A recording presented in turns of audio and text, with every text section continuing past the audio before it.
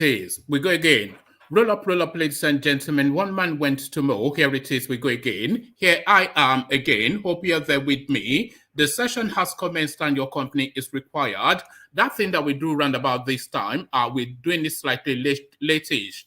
Apologies. I was watching my team play football. We won. We always win. One man went to mow. The eagle has landed. Another Savior, holy, holy, holy, holy, Adimebujuku. Another Savior, holy, holy, holy, holy, Adimebujuku.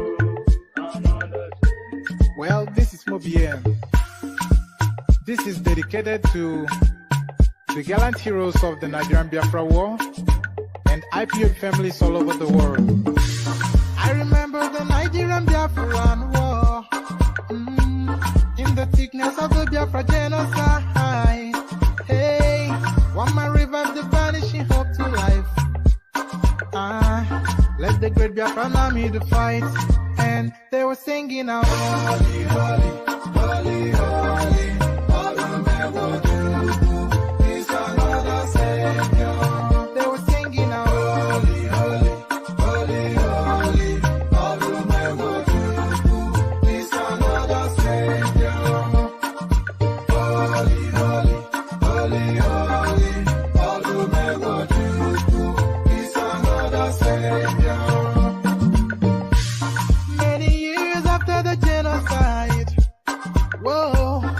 Another great leader has risen up now. Oh, and he's leading the Biafrans to victory. In your madika, yabika kokwanam no wow. Hey, anamekele mazuche mefo. Manemo, it's an honor having you on board. When I'm singing along, holy, holy, holy, holy.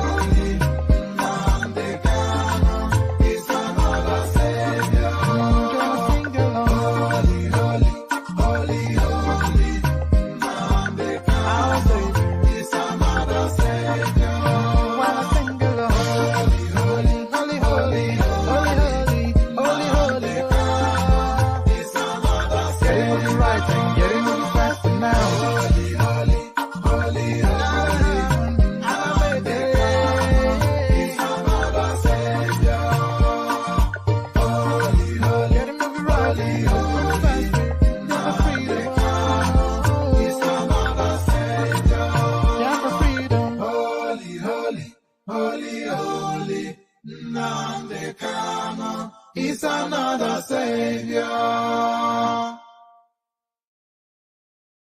Another Savior, holy, holy, holy, holy, Adimebujuku.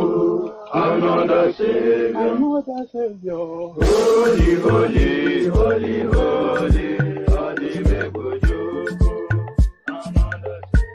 Well, this is Mobien. This is dedicated to the gallant heroes of the Nigerian Biafra War and IPO families all over the world. I remember the Nigerian Biafran war, in the thickness of the Biafra genocide. Hey, one man revived the vanishing hope to life. Let the great Biafran army to fight, and they were singing out, holy, holy, holy, holy.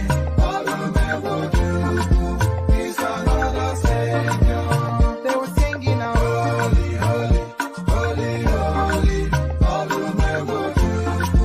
is another Savior.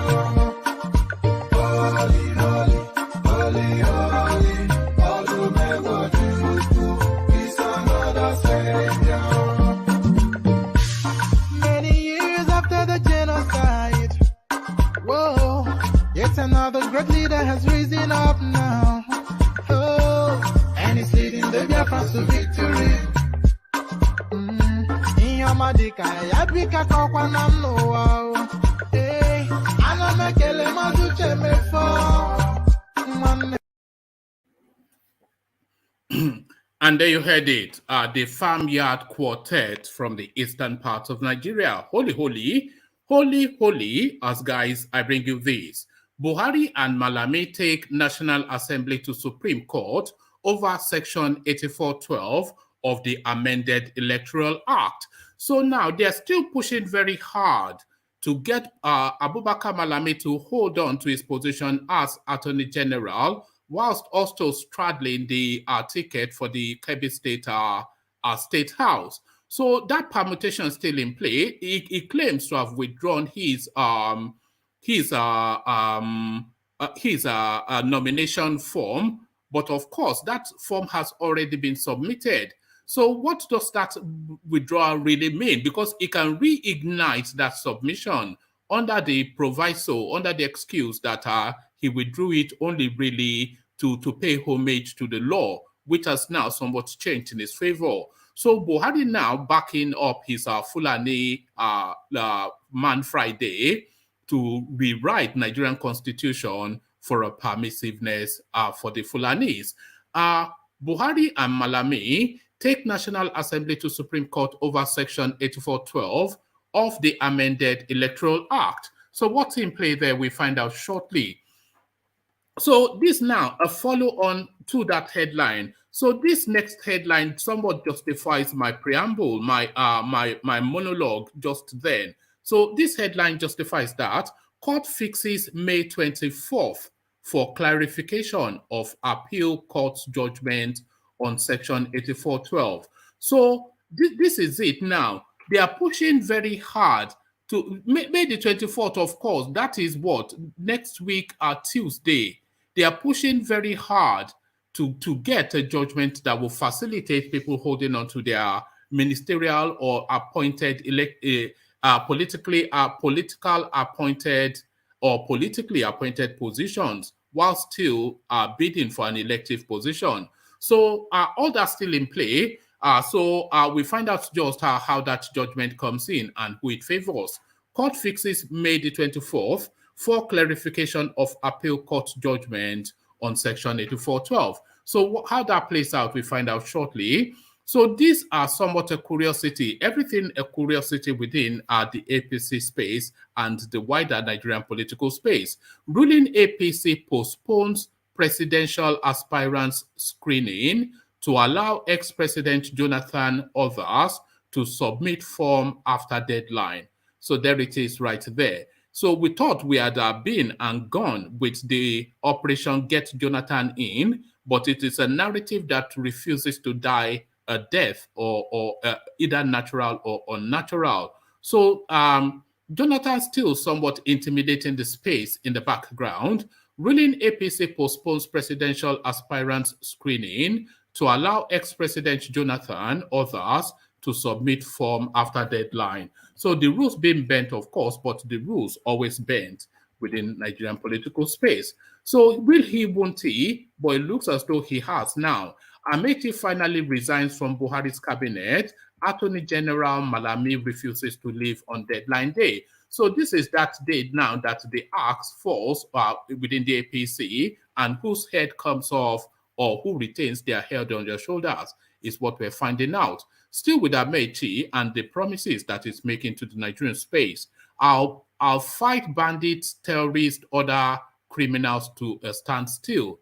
This is AMAECHI making the promise. Under his watch, of course, we know what happened to Kaduna Abuja train, and we know what his response is to that space. After that incident happened, the very next day he announced that he wants to be president. So that is the fight against banditry that you can anticipate under an AMAECHI presidency. I'll fight bandits, terrorists, other criminals to stand still, a headline attributed to ROTIMI AMAECHI. So Tinubu now, we thought he had died a natural death for reasons of starting too early with this coming out to say he wants to be president. So we thought he would have run out of steam, but it looks as though new life being breathed into his candidature. We just heard El Rufai endorsing him, then endorsing him. And in the earlier session, we went through a list of about 12 leading governors that signed his nomination form. Endorsement comes again. Tinubu most qualified to lead Nigeria as president, Gambari. So the Gambari, of course, the emir of Ilorin, Sulu Gambari, this is the person now giving this ringing endorsement. So one of the most seniors of the Fulani space has now come out to speak to the presidential race. Tinubu's hand he raises. Tinubu most qualified to lead Nigeria as president, a headline attributed to the Emir of Ilorin, Gambari. Oh, all right. Okay, I'll bring you one more. I'll bring you one more because sometimes the talking points are a bit too many. But let me bring you one more. This is a human interest narrative. So it's of single women praying for husbands. So this is more of a. There's a little caption, but it's more a video thing than something that needs to read out. So I'll play you the video in the course of the session. So that is the menu. So lean back, kick back, take it easy, relax into it. Click on the like button, of course, and the subscribe as well. Then just lean back and let the session take over you. We come in via the Eastern Quarters as we partake in another Python dance. Oh, you do I fall. Oh, Mary, one in this Mama Daora, Ola Bori Mary Nandi, Nandi win the war. Python that's one, Python that's two, now Python that's a three. Ola Bori Mary Nandi, Nandi win the war. Python that's one, Python that's two, now Python that's a three. Ola Bori Mary Nandi, Nandi go, oh, you do I fall. O Mary Wone Nizu Ambiroya Abakare Mamanda Ora Unaburi Mary Nandi Nandi win the war. Python that's one, Python that's two, now Python that's a three. Unaburi Mary Nandi Nandi win the war. Python that's one, Python that's two, now Python that's a three. Unaburi Mary Nandi Nandi win the war. Python that's one, Python that's two, now Python that's a three. Unaburi Mary Nandi Nandi win the war. Python that's one, Python that's two, now Python that's a three. Unaburi Mary Nandi Nandi win the war. Python that's one, Python that's two, now Python that's a three. Unaburi Mary Nandi. And there it is right there. Just bear with me one moment. I'm just downloading that video of the women praying for husbands because it struck me as somewhat of a curiosity, and it is something that I want to bring to your attention to see what you are making of. Anyway, let me not say too much. Come on now, download you yam here. So just give me one moment. I should have done this prior, but then of course, you know, what would be the fun of that? So now I'm clicking on download now, but the thing is not picking it up. I may well just all right. Let's leave that for a moment. Let it settle into. Come on, you bastard. All right. Look, okay, let's get straight into it then. Buhari and Malami take National Assembly to Supreme Court over Section 8412 of the amended Electoral Act. President Mohamed Buhari and the Attorney General of the Federation and Minister of Justice, Mr. Abubakar Malami, SAN, have filed a suit against the National Assembly at the Supreme Court. In the lawsuit, which has the National Assembly as the sole respondent, the plaintiffs sought for an interpretation of the controversial Section 8412 in the Electoral Amended Act 2022. The plaintiffs are claiming that Section 8412 of the Electoral Act Amended 2022, which says that no political appointee at any level shall be a voting delegate or be voted for at the convention or congress of any political party for the purpose of the nomination of candidates or for any election is inconsistent with the provisions of sections, and then it goes on to quote a series of sections of the Constitution, as well let me take this entirely all over again. President Mohamed Buhari and the Attorney General of the Federation and Minister of Justice, Mr. Abubakar Malami SAN, have filed a suit against the National Assembly at the Supreme Court.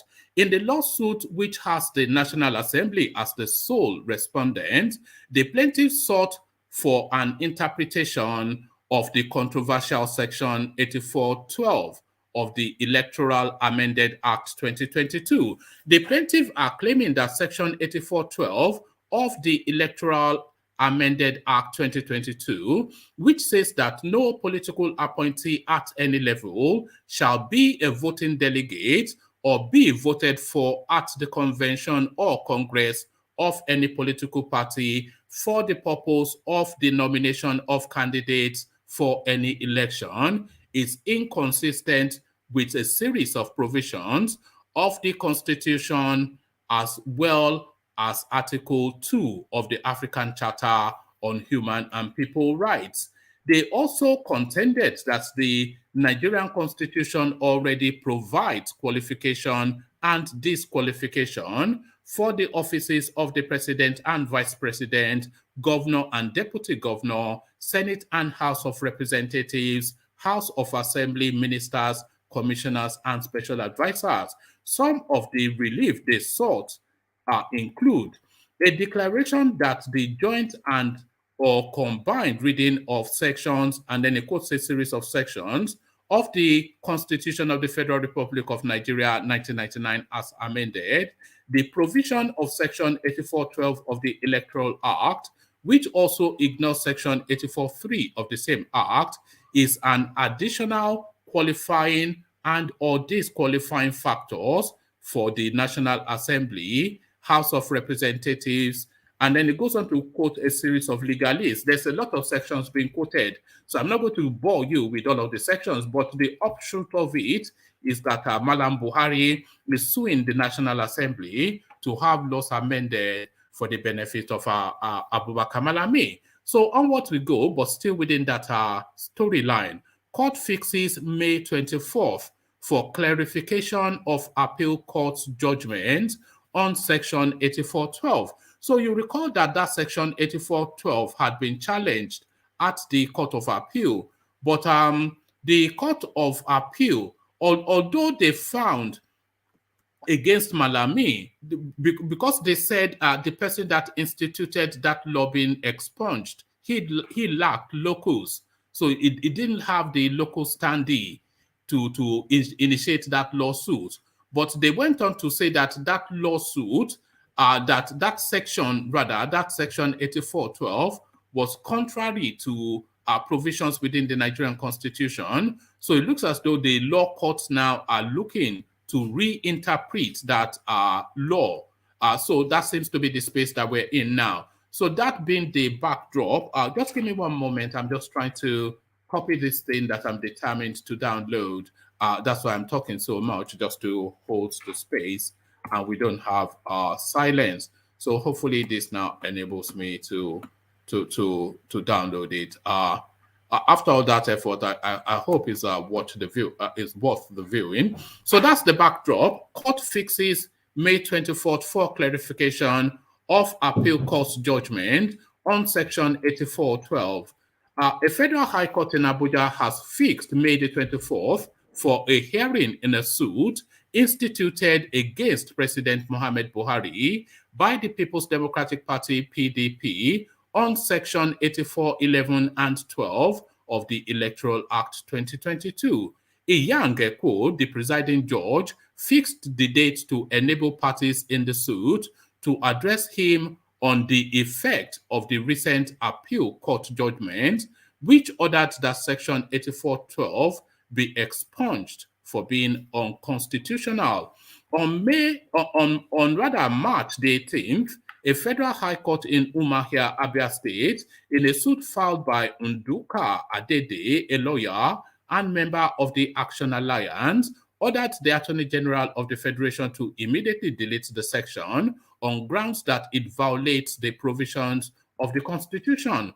But in its ruling on Wednesday, May the 11th, the appellate court judges headed by Haman Bakar held that Evelyn Ayandike, judge of the Umuahia court, did not have the necessary jurisdiction to make such an order because the plaintiff did not have the locus to file the case in the first place. The appeal court, however, held that if the suit had been properly instituted, it would have ruled that the provision is unconstitutional because it violates sections 42(1)(a) of the Constitution and denies a class of Nigerians their right to participate in elections. At the resumed session on Monday, the judge asked the plaintiff represented at the resumed session on Monday, the judge asked the plaintiff represented by Joseph Dauda, a senior advocate of Nigeria, if the court can still proceed with the matter. Responding, Dauda answered in the affirmative, explaining that there is no issue of fundamental rights before the court. He said the appellate court held that Section 8412 contravened Section 42(1)(a) of the Constitution, which has to do with the fundamental rights of a certain class of citizens. He added that the fundamental rights were not amongst the issues before the court, hence the court can proceed. He noted that the appellate court also held that Section 8412 did not violate the provisions of the Constitution on requirements for qualification and disqualification, as the said portion of the Constitution concerns public servants, whom the court said are quite distinct from political appointees. The senior advocate of Nigeria added that the judgment of Justice Ayandike was set aside because the court lacked the jurisdiction to entertain the suit in the first place. However, Olade Pupo Okwesheyi, who represented President Buhari and the AGF, insisted there is no difference between the suits. After their submission, ECWO advised the PDP to take a second look at its process and fix May the 24th for a hearing. In the suit marked blah, blah, blah, the plaintiff is seeking a declaration that Buhari's power regarding lawmaking is limited to assenting to a bill of the National Assembly or withholding assent and does not extend to giving conditional assents. The PDP also wants the court to hold that Section 8412 is constitutional and is to be enforced by INEC. So this is a somewhat convoluted and very much technical space of law. So anyway, we'll go through that in a moment. But what is happening essentially is that Abubakar Malami had procured a court judgment to expunge that Section 8412 from the Nigerian Constitution. Then somebody had, PDP had got to the Court of Appeal to have that that judgment set aside. So he got that judgment to expunge that clause from the Constitution, and he then removed it from the Gazette of that Electoral Act. So they've then gone to appeal the judgment from Umuahia, which the appellate court said the Umuahia court lacked jurisdiction, and the person who instituted the case lacks locus. So they didn't have enough of a status or a stake in the matter to have instituted that law case. So that is the locus. So the claimant lacked locus and the court lacked jurisdiction. So it was on that basis that the Court of Appeal set aside the judgment of the Umuahia court. But the Court of Appeal also then went on to add that the offending Article 8412 is unconstitutional, which then opens the space for it to be challenged properly to have it expunged. But PDP are already in court insisting that Article 8412 is constitutional and insisting that Abubakar Malami nor Buhari have the powers to expunge from the Constitution. So that lawsuit now, they are now going via the judgment of the of the appeal court to say if the judgment of the appeal court applies to their particular lawsuit. So it's a convoluted legal space anyway, but let me not bore you with the details too much. Let's move on to the next one. If we do land on that topic, and if anybody is interested to label it, I'm happy to have a conversation around that. But let's label this instead. Ruling APC postpones presidential aspirant screening to allow ex-President Jonathan and others submit forms after deadline. Nigeria's ruling party, the All Progressive Congress APC, postponed the screening of its presidential aspirant to May the 23rd to allow former President Goodluck Jonathan and others to submit their nomination forms after the deadline, correspondents learned.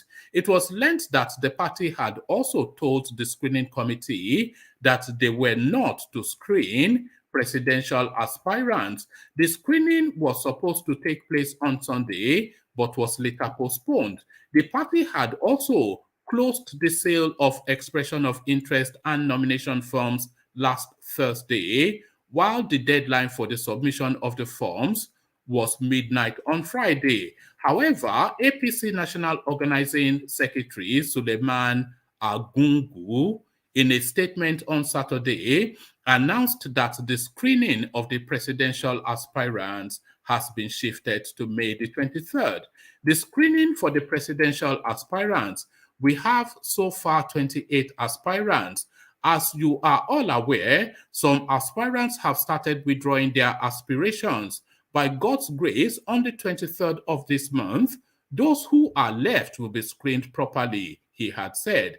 A party source, however, told correspondents on Monday that the action was taken to allow Jonathan to submit his nomination and expression of interest forms. They did that because they want to give room for Jonathan and a few others to submit their forms after the deadline, the source had said. The party has also told the screening committee that they are not to screen presidential aspirants. A Northern coalition had purportedly purchased the APC presidential nomination and expression of interest forms for the former president. The forms were purchased days after Jonathan had asked his supporters to watch out after he was asked if he would contest.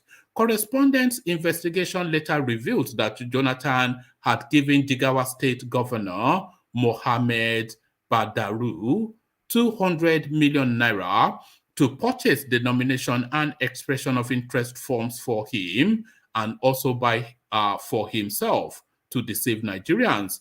Jonathan was said to have already joined the Bayelsa chapter of the APC. So there it is right there. The rules continue to change within the APC. They still have till the end of this month to complete all of this. So tick-tock, the clock ticks. So tick-tock, onto this. AMAECHI finally resigns from Buhari's cabinet. Attorney General Malami refuses to leave on deadline day. The Nigerian Minister of Transportation, ROTIMI AMAECHI, has finally resigned from office. The minister's resignation is in line with the directive by President Muhammad Buhari to cabinet members with political ambitions. Buhari last Wednesday, at the end of the weekly Federal Executive Council meeting in Abuja, directed members of his cabinet seeking political offices to resign on or before Monday, the 16th, 2022. AMAECHI had declared to run for presidency in 2023.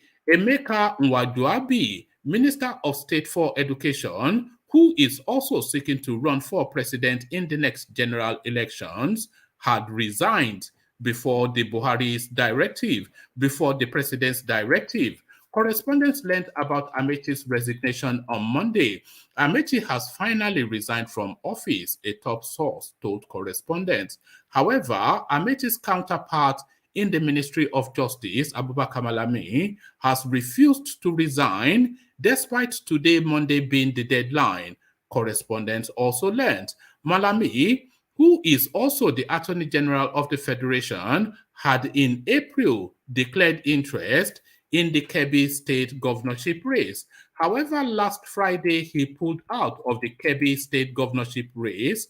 Multiple sources had told correspondents he had distributed over 200 executive vehicles to party members ahead of the governorship primary in the state. He had also submitted his 50 million naira party nomination form at the International Conference Center. Several sources close to the minister said he withdrew from the race over fear that he may not get the ticket. So there it is right there. We'll continue to suffer Abubakar Malami for a little while longer. But it looks as though finally now, we did report that he had resigned a few days ago, but then he resurfaces in that office. But yesterday, then we did the storyline that he said he was going to resign on Monday. And it looks as though finally now he has resigned. And still with AMAECHI, I will fight bandits, terrorists, other criminals to a standstill. ROTIMI AMAECHI still. ROTIMI AMAECHI, an All Progressive Congress APC presidential aspirant, says fighting insecurity in Nigeria is his foremost priority if he is elected as president. In a statement on Monday in Abuja, Mr. AMAECHI, who visited the Bayelsa State Traditional Rulers Council in Yanagoa, said the solution to crime was to give people responsibility and make them have their source of income. Once people have a source of income, crime will reduce. So the solution to crime is to create jobs and create a source of revenue, because if you don't create that source of revenue for them, they will create it for themselves. So this is his answer to Boko Haram: give them jobs. He identified land reclamation as a critical factor in the development of Bayelsa, just as he assured that he would massively reclaim land to attract development in the region. So I come to you with full knowledge of the Niger Delta as one who has governed the Niger Delta. If given the opportunity to be president of Nigeria, I will reclaim lands in Yenagoa to enable the people of Bayelsa own lands with the support of the federal government. I assure you that if given the opportunity to serve our country, there shall be changes and there will be progress. I assure you that you will be of special interest to the federal government, AMAECHI had said. In his remark, the chairman of Bayelsa State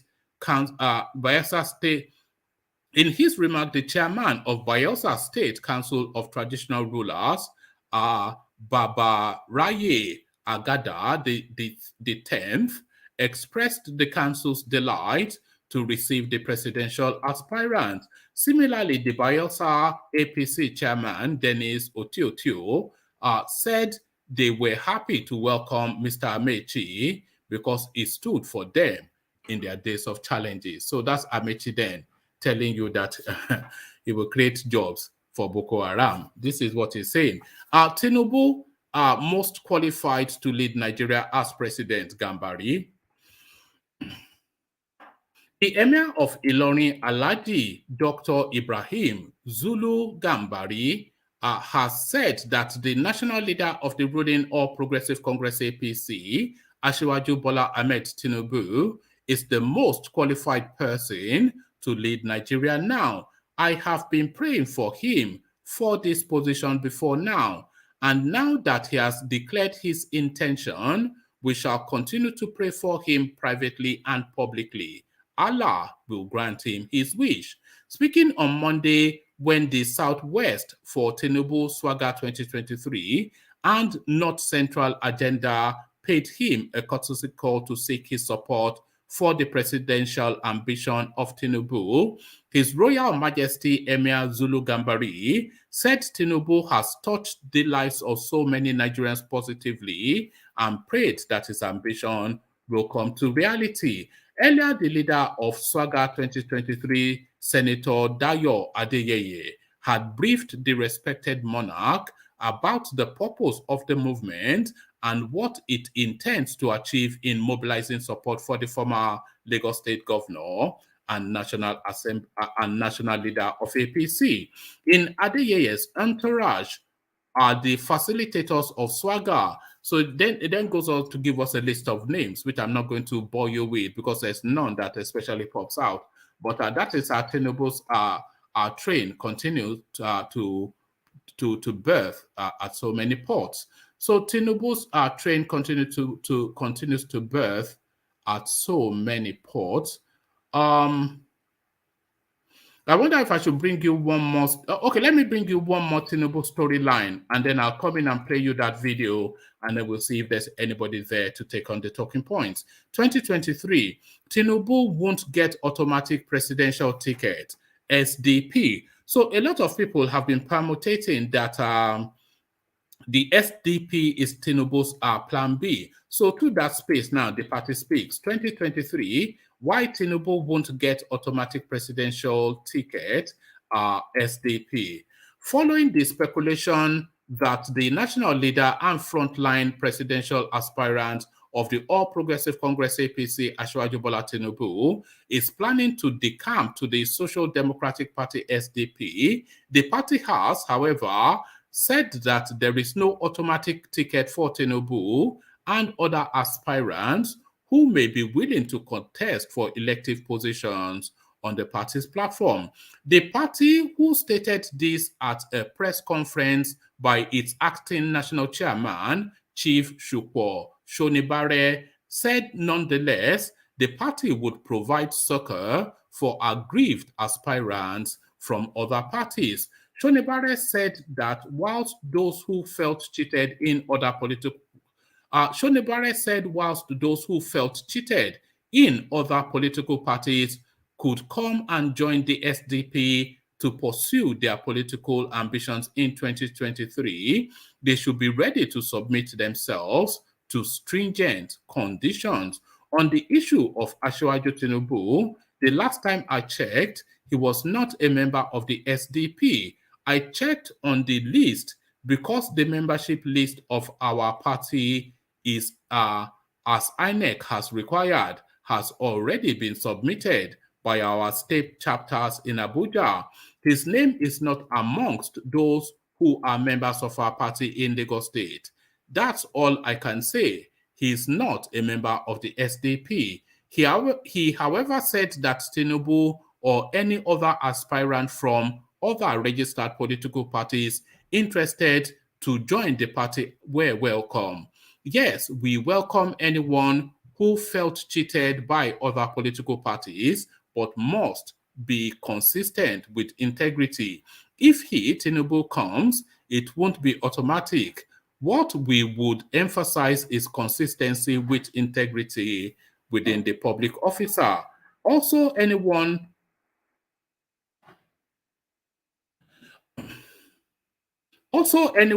who is controversial, rated low, or with baggage, who doesn't have integrity will not be allowed. SDP leadership does not want the party to be an opportunistic vehicle, he said.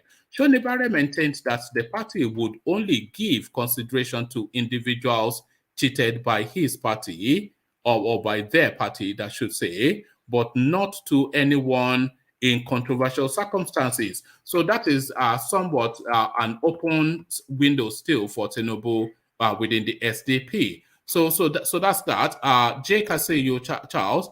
Babati, I see you. I thought we were not seeing you for a while anymore, Babati. Baba Kore, I see you. Thomas, I see you. Ajan Lekoko, I see you. And Ete, I see you. Good to have you all, gentlemen. So let's get straight to it then. And let's kick it off then with Babati. Babati. So now this possibility, they've been actually, let me, hold on. Let me actually play this video, which I've been trailing for so long. So I've managed to download this. So let me just play it really just out of the effort that it took me to.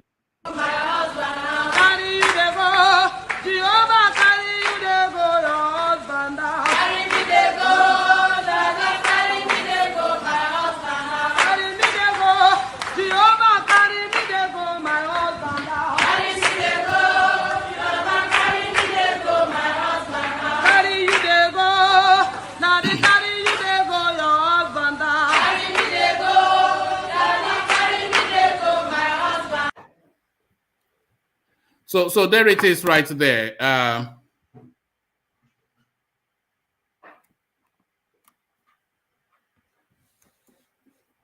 So there it is right there. Babati, what are you making of that? Good evening, everybody. Good evening, one man. Go Celtics, go. We won yesterday, and it was exciting. No, don't worry, we won today as well. I was watching football and my team won. We beat Arsenal 2-0, so that pleases me. Arsenal, that's sad. So you're a Newcastle fan? I'm a Newcastle fan. Oh, I'm Man City. Yes. Yimba, yeah, go and watch Yimba will be United. But anyways, will be United, uprooting. Anyways, yes. Unknown to many in that congregation, those so-called single women, they're actually single because of that same church. That is the reason why they are single. So that's not even, but that's a different. Well, let's even go into it now. The way people look at church today, especially if you're a red pill man. I hope most people in here understand what a red pill man is. I don't. For the benefit of. Okay, so pretty much a red pill man is very high valued. He understands. All right. Okay. He understands, the stake and the manipulation, pretty much. So, and he's very territorial. So when you have women like this, they're very vulnerable to manipulation of the church. He does not want to compete with the pastor, so they won't get the kind of man they want. So people like that in this kind of environment, they get into hookups from the church, of course, because God told the pastor so, to hook them up with this kind of man. So they get into those kind of entanglements. So I don't take, if you're a very attractive woman and you play your cards right, you don't need a church or any pastor to start. You say attractive women, but look at them. They're young and attractive, I would say. Right. You wouldn't expect this sort of women to need help to find a husband. Yeah, but you got to understand that the nature of women in the single ministry in the church has changed over the years. Before, you were raised in the church as a woman, right? So when a guy comes in, they can say, "Oh, we know her from 20 years ago, 15 years ago." This woman just came in like 3-4 weeks ago. You can tell they were never raised in that church. They've played the field outside, obviously. They've had their fun. Now they're looking for a sucker, aka Mr. Nice Guy, to pick up the baggages and all the stuff they've done. Come on, look at the one even before. You can tell that she was. You can tell now. Come on, it looks more like Ron's girls. Yeah, if you know, you know. If you've been out there, you know. All this, once they've had their fun outside, they'll come to church looking for a nice guy to sucker up. And if you're a good guy with no game, I'm not saying you should not be a Christian and believe in God, but even a Christian brother, like I tell my brothers, you gotta have game, man. You gotta have some street game so you understand the way women work. If you don't have that, you're gonna get played. So all these kind of women coming to saying carry they go carry whatever they're carrying they go. They are looking for a sucker to pick up whatever they've done. So they've been out there, had all their fun, and they're there in the church to pick up a nice guy to to marry. So hopefully, guys. All right, but it's just because when they say single woman, you have certain expectations. Scriptural union, sort of heavily sedated, sort of looking person. But that wasn't what we saw. We saw they were almost like babes. Those ones. You can tell, like if you make up and they'll be good to go. You can tell that. Yes. You can tell that So you can tell that they've been out there. They're not your typical church girl. And even the so-called church girl is not what you think it is anymore. I don't subscribe to. If anybody asks me, like, "Oh, I'm looking for a wife," I'm like, "Bro, church is the last place to find any wife in this modern era. Don't even bother going to any church to go find you any wife." I've always said to people that if you don't find your partner in university, you struggle somewhat, because when you come into the open market, it's a different space. I agree somewhat, but I will also disagree slightly, because I've always said, in my own opinion, a man should not even think of marriage before 30 years old, 32, 33. That's when you should start thinking, because at that time, your third leg is not the one doing the thinking. You're more mature to pick When you're in your 20s, your third leg is still making some decisions for you in terms of attraction. But when in your 30s, you should be established, know what you're doing, have your business, have your things together, so that when you make that choice, you have an option to pick from. You're not, you're not begging any girl, buying 12 flowers every day, calling you. Actually, you are the catch at this point. You get my point? Because you're established. So I would say no man should even think about marriage in their 20s. That should be time you're putting in the work and the effort to build yourself as a man. That way, when you are I go to weddings. I'm 6'3", bro. I'm 6'3", 240 pounds. When I walk into any room, I don't do that much talking. I'm just being honest with you guys. Look at this guy. Look at this guy. No. It's probably some fat boy punching on. But look at this guy. Even somebody as handsome as myself, I'm not that boastful. Look at this guy. Look at everybody making themselves up. Are you intimidating us? Are you intimidating us? I'm saying that I'm an educated brother. I'm 6'3". I'm 6'3". I played sport in college. Come on now. When I walk in with my tuxedo suit, I don't have to say that much. Bro, you know what time it is. They want your boy. You know what I'm saying? They want me. And I know that. You know what I mean? So I don't have to say that much. So you have to build yourself as a man. It's time for you to get yourself a wife and settle down, my man. You're not as young as you once was. Pray for me, man. They're just too much. I can't help myself. No, don't worry. It gets to a point where every player has to hang up his boots. Hang up your boots. I know. I need to try. Now I'm teaching the younger ones to get that game on. But on a more serious note, a man has to get his body right. His financials right. I don't believe in all these women that gold diggers anything. It's just a natural thing for them to find a nest. So you have to provide that nest, and you have to have those things. Social proof. That means if a woman walks into a room with you, you earn that respect. Like she wants to be with a winner, so you have to be a winner first. You have to earn those things as a man, and I think that in your 20s is the best time to do that. Now, when you're in your 30s and you're well established, then you can think about marrying. Then you're more mature to make a better choice and to find a younger woman. By the way, 24, 25. Give you like a 7-8 year gap. Fresh meat out of the kitchen. Just fresh young one. No, settle down. This is not that kind of show. Let's move on. Let me move you quickly on back to the politics of it. So quickly, so now.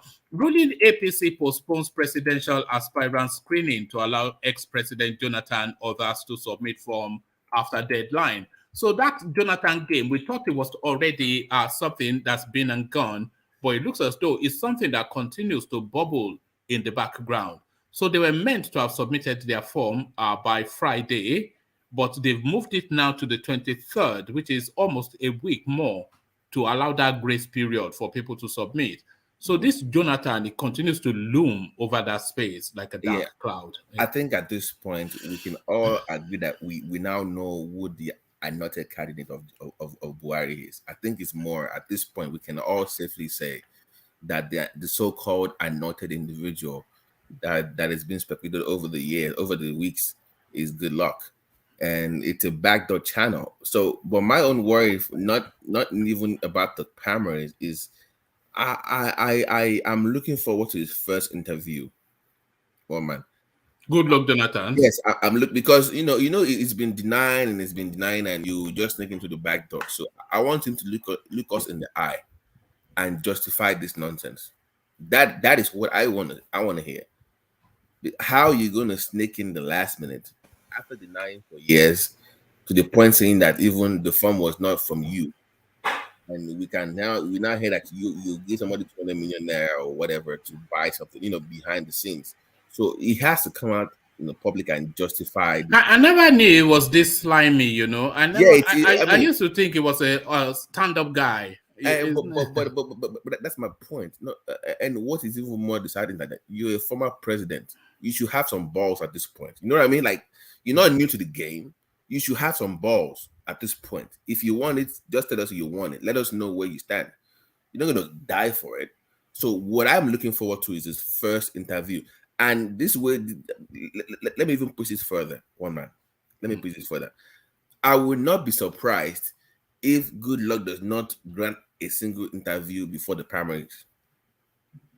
Or you go and do soft, sell interview with Sheung or some AIT guy or whatever somewhere.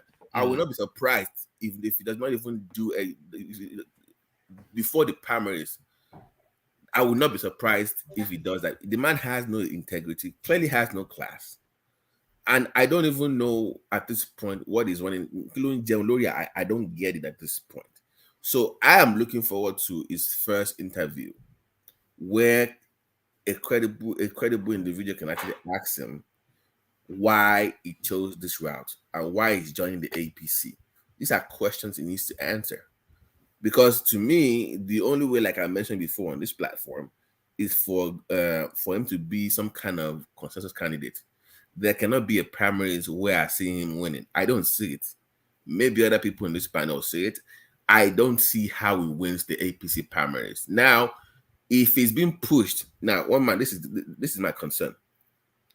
If Goodluck is being pushed to the point where the party is actually extending the window, that means they already have their game plan mapped out already. And they're going to pull the rug on a lot of people during the primaries. And that is what I'm actually looking forward to, because there has to be some kind of game plan for him to come out this last minute. You see my point? There has to be some kind of backdoor agreement, even amongst the candidates, for Goodluck.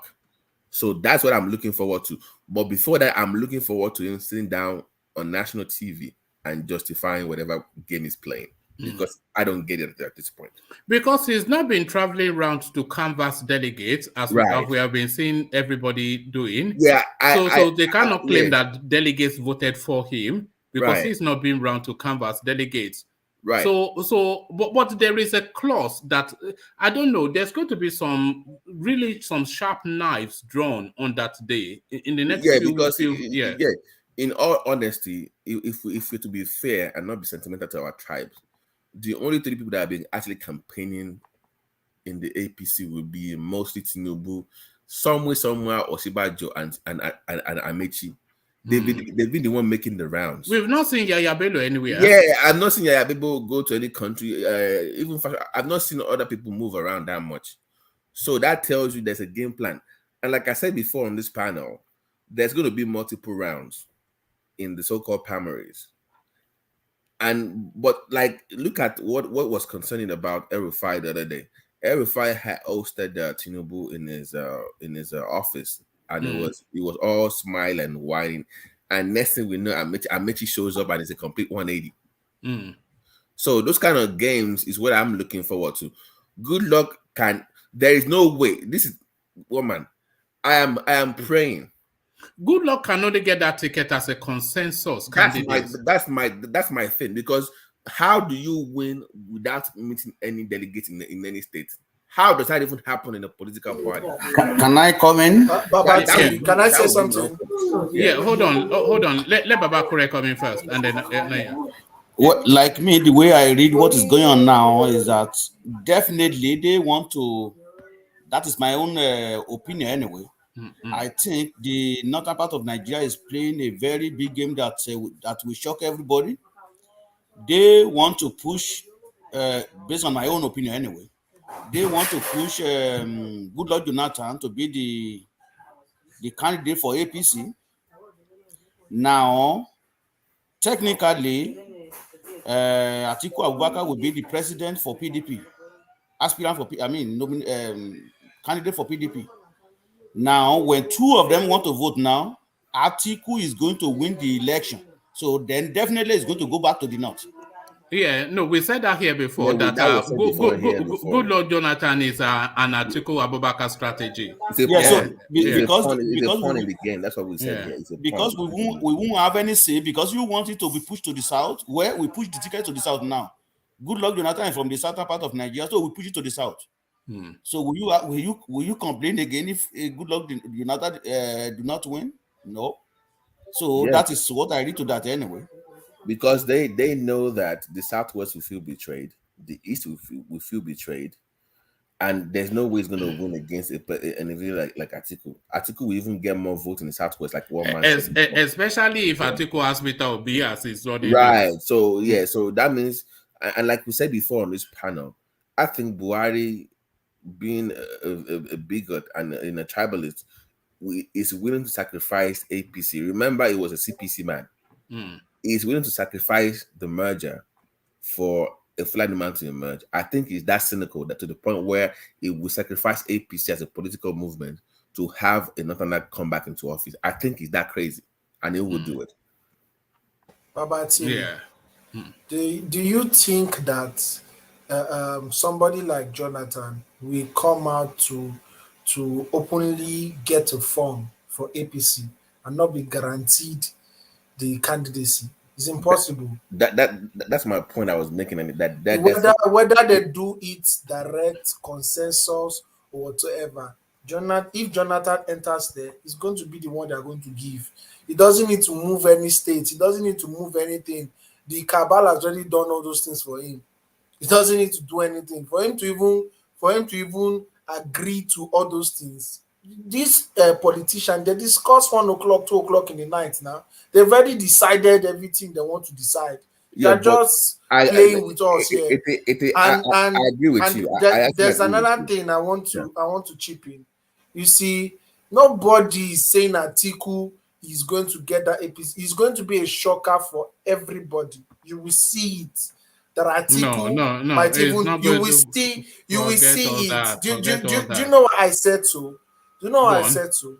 Yeah. I said so because of we have people like Wike in the South. Wike has already gotten that party before Atiku returned. Wike has that party. Forget about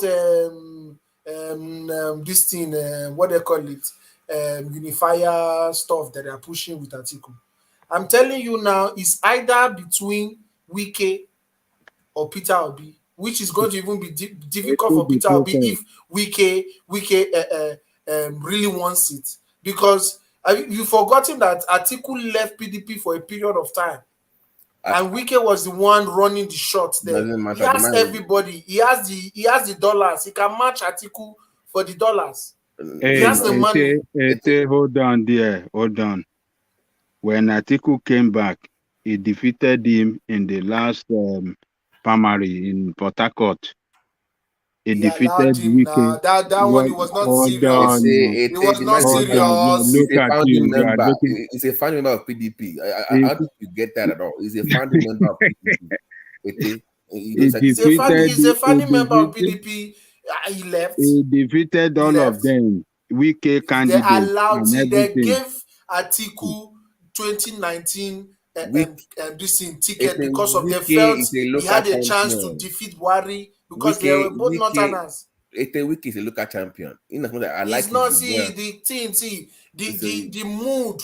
You don't know the mood right now in Nigeria. The mood right now in Nigeria is they don't want anything North. So Wike they don't want anything North. That one is the one I would like. Come on, man. No, I'm not saying that the people in Nigeria are wanting Wike. But I'm telling you, so you think the delegates are in the same mood with you? The delegates, the delegate goes for the best option now. Primary is first.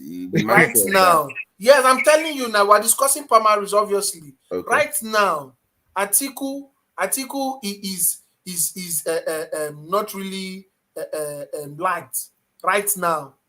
Atiku is not liked. All this one was saying if they give Jonathan, then Atiku will come. It's just fallacy.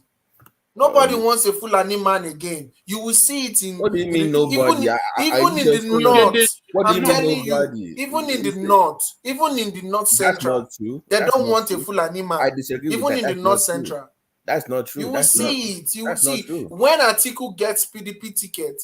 That's when the campaign will go from a Fulani to a Fulani. Hold on. Don't build yourself up for a disappointment, because politics in Nigeria is very tribal. The North, they want to continue to hold on to power. They are not fed. How can they be fed up with them being in government? They are not fed up of it, of course. They want to hold on to it. That is the problem when we say the North. Not the North. The Northwest want to hold on to power and the cabal, not the entire North. There's a large chunk of the Is Kogi going to go for Atiku? Of course. But Kogi is not going to go for Atiku. Kwara is not going to go for Atiku. They will go for Atiku. They will go for Atiku over Goodluck Jonathan now. No. I'm telling you that if it comes down to the lesser evil, Goodluck Jonathan is going to defeat Atiku. Why? And by the way, Atiku is not the offending Fulani. Buhari is the offending Fulani. In Nigeria, do we have offending anything? Is it not everything is tribal? Is everything not generalized in Nigeria? Let me ask you, where would Goodluck get the vote from? Where would Goodluck get the vote from? Give me numbers. Where will his vote come from? If it goes against Atiku. If it goes against Atiku. Yeah, give me that where his vote will come from. His vote will come from the south, obviously. From the north central. No, we have to be. He's going to get the north central. Wait. Let's slow down. We have 6 regions. I break it down for me. By region. Goodluck, Atiku. No, it's very important though. Break it down to me where and Goodluck. Goodluck will not get Yoruba land, so you can remove Yoruba land. I mean, this is easy. How you will not get Yoruba land? Then Atiku will get Yoruba land. No way. If a Yoruba man does not get the APC ticket, Atiku will get Yoruba land. There's a good chance of him. But what interest will they have if they don't, after all they have done and invested in the party? The Yoruba land might even go for a party like SDP. Because we're just assuming that every region is going to vote for APC and PDP. Yeah, you may well be right. If that kind of atrocity happens, my question. You're dodging my question. I said I'm not dodging your questions. I'm telling you that. Break it down. Wait. Okay. Break it down by region. We have 6 political. Now, give me a scenario where you see Goodluck against Atiku winning by region. Go. Okay. Goodluck is going to get South. Goodluck is going to get Southeast. Why I said Goodluck, even though they bring Peter Obi as his running mate, the Southeast now don't want to hear anything Fulani.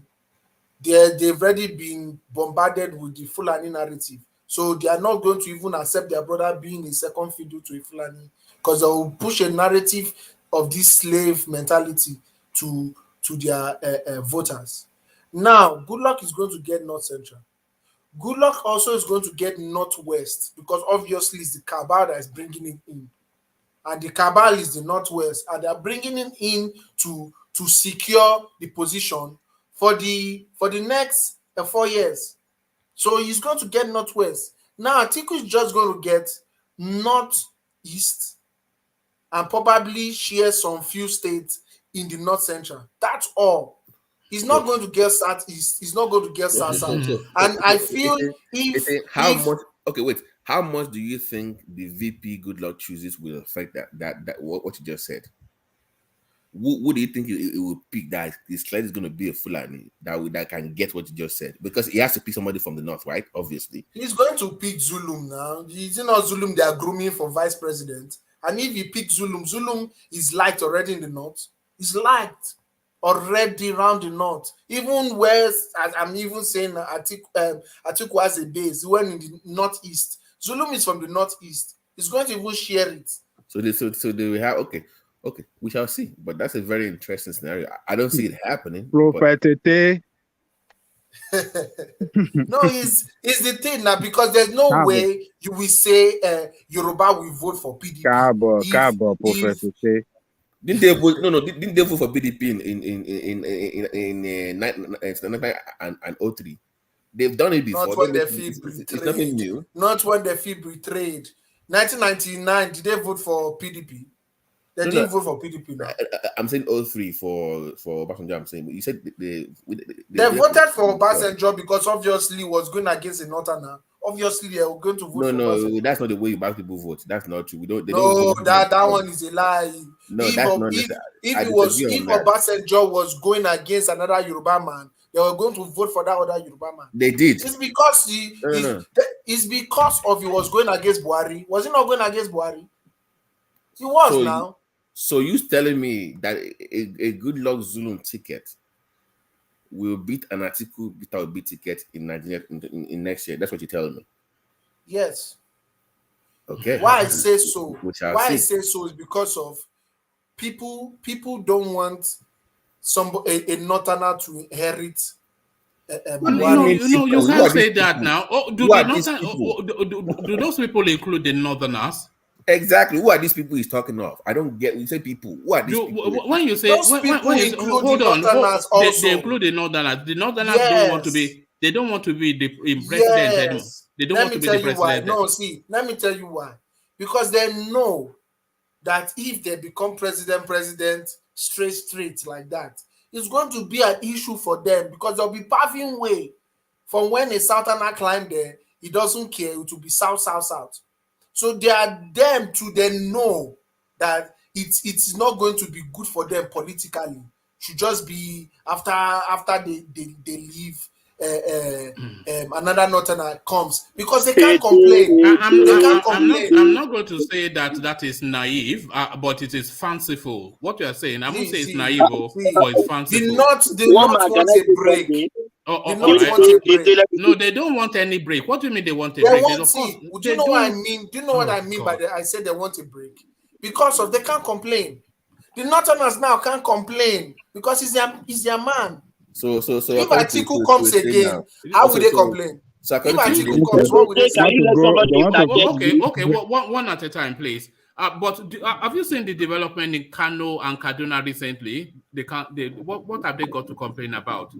They've transformed Kaduna completely, Kano completely. But let's hear from Thomas, and then we go back to Babati.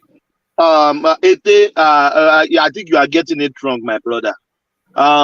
If Boko Haram wipe away half of Kano today, if a Fulani man come on the ticket come 2023, they will still vote for him. What are you saying? They will jettison their own for another region? No, my brother. No. It is not going to jettison. Did they not jettison their own Fabiola? Did they not jettison? You are doing like it never happened before. Did they not jettison their own Fabiola? You are not getting it. You are not getting it. That was what you're saying is that the northerners will never vote against their own, but they've done it before in the past. 30 years ago. Did they not do it in the past? That's the old Nigeria. We discussed. To be fair, they did it in 2011 as well. There's nothing like old Nigeria. There's nothing like old new Nigeria. Look, these people, they want to talk. They want to have free mouth to talk. Immediately, Goodluck Jonathan comes again. That's when you see the activism will wake up. Goodluck Jonathan is their savior. I know that he did more for them. He did more for them than Buhari did. He did more for them. Jonathan is another savior. I'm not campaigning for Jonathan. No, please. Are you not? Yes, are you not? Yes, you are. I'm not campaigning for Jonathan. I mean, Peter Obi fan. No, I'm not campaigning for Jonathan. But if Peter Obi goes against Jonathan, he's going to win hands down. So let me get this straight. According to your logic, Goodluck will win Southwest if you just APC. According to your logic. No, I didn't say that. Like you did now. Southwest. I didn't say that. Don't deny. This is what I said. I said that Southwest might go for a third choice, like SDP. What? No. That's what I said. Now, don't. Let's leave. Come on now. No, see, I said you're just assuming that every region must vote for APC and PDP, which is wrong. I'm saying that. The Nigeria political reality is that pretty much we have PDP and APC, all this SDP, HRDP. So it's just no. See, let's be honest. Who's on the ticket of SDP now? Yeah, who's the one running for SDP? What is SDP? I'm not sure, but I did bring just this story. The SDP somewhat keeping their ticket open for Tinubu. That seems to be the reading. But one man, remember there was a time ago I mentioned that story like a few months back that was kind of the possibility of him going to STB to run. But I don't even see the viability of that happening. But he cannot win election there. Exactly, that's just the reality of Nigeria. And he will never go there. Space. So, but let's keep this to APC and PDP. All this SDP, NNCP, and NTA will be on the ticket of SDP. Yoruba will vote for him. And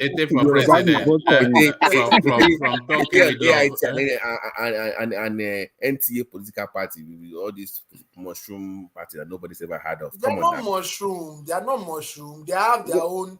What do they have right now? Give me their political pool that they want. See, the problem now is that okay, these people that all right. I don't want to labor this space too long, but I'll round off that, and then I want to move about T on. But just round off thoughts on that space, yeah. Okay, these people that are vying for position that are going to be aggrieved. When they leave the party, where would they go to? Is it not to go and form a third choice? Is that not how a second big party came as APC? So the Tinubu and the AMAECHI, they can go and form a third choice. You don't know. And it might be strong enough. So we cannot just assume that it's only APC and PDP. The political race there's still more drama to happen. More drama that will shock people. Very soon. All right, that we all agree on. There's still more drama to come. It's just, in fact, it's still just completely unpredictable. So close to we're like what, 2 weeks to the primaries, and you don't even have a sense of where anything is going. Usually, we'll be able to narrow it to about 2-3 people. But now we've narrowed it to Tinubu, AMAECHI, and Oshibanjo. But then Goodluck Jonathan comes in. You know, but round of your thoughts on that space, Babati, and then I want to take you to Tinubu, who has been endorsed by the Emir of Ilorin Gambari. So is there a re-energizing of his campaign? Is the question? Right. So this is the thing. Just to say, I appreciate ET's effort to push this narrative that we are not buying on this platform at this point. By the way, that's the caveat. At this point, it's very fluid. It might change, but I think back to Tinubu's issue. I think let's just be clear. Tinubu is pretty much battling the cabal. It's Tinubu versus cabal right now in the APC right now. That is the war going on. So what he's doing is building up his own. But his approach right now is my concern. Because it feels like more like a general election campaign as opposed to politicking in the APC space. You see what I'm saying? It's like the way his campaign is like he's running for president already. Like he's guaranteed the post. Like everybody in that APC for some reason is behaving like they have this thing in their pockets. I don't know who's assuring the 28 people that they're going to get the same ticket. So something is wrong with that. But Tinubu going to those political. Is playing the old-fashioned, the conventional political play in the Nigerian space. You know what I mean? Go to those Obas and the rural. He's playing that game, but I think that one is more suited for general elections. I think he needs to go for the delegates now. If it's money or whatever he can do, that should be where he's going. Not all these kings, because those kings don't vote, and unfortunately, in my opinion, they cannot persuade the delegates to vote for one man. But the optics is part of it, though, isn't it? Yeah, the optics. But when it comes to delegates in Nigeria, in the political party, it's money. Forget optics. Is who can pay more. That's what it should be focused on. I know it's not right when I say it, but it's the reality of the Nigerian political setting. So I think it's good for him if he gets a ticket in the long run, because that means he's built enough political capital to move on into the general election. So he has less to do as we move towards May for election. But I'm saying that right now it should be more focused on the delegates, because there is more going on behind the scenes than just meeting one king that is not going to affect the votes. Those kings don't have that much leverage over those delegates. So it should but be more all the candidates, though, they've been touring all the royal houses in Nigeria. They've been doing that, but he's been doing way more than I thought. Way more than I thought. So I think the opposite is okay, like you said, but you should focus more on the delegates. get those guys to bind. Like the one in Kaduna was very concerning to me. For you to have those people come in and see you one day and the next minute they're already switching or talking about AMAECHI being somebody, that was kind of like troubling. So you should pay more attention to those guys than all these royal kings and whatever. They don't move any needles in my moment. Yeah. Babati, how many states has Tinubu visited for this campaign? Quite a lot. There I don't was know, a time it was never it's more than everybody else. It's not more than everybody else, so because Peter Obi has visited 35 states. We are discussing APC, for God's sake. We're not discussing PDP. Stay focused, my brother. We are discussing APC. The question was APC. I'm not discussing PDP. How come? Sorry, Ete. You know, if I share, let me share something with you, Ete. If you've ever wondered where I get these things that I read out, it's from this space. Let me share it with you. Essentially the bulk of the news that I bring to you is from this website. It's called News Now UK, and it's the Nigerian space. So this is the Nigerian space. So if you look at the latest news right here, it gives you the latest news that is happening in Nigeria.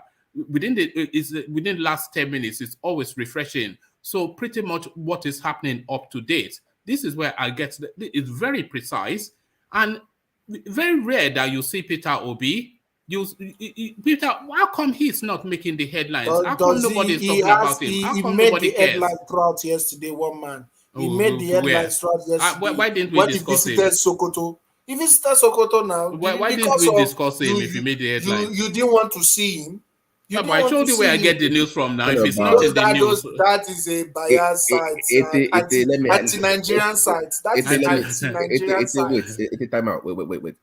Like I said here before, you have to be interesting as an individual in the political space. He's not interesting enough, sadly. Nobody cares about him. Enough.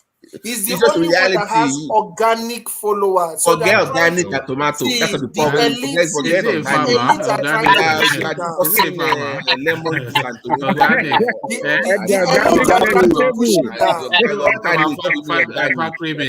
Look at this guy.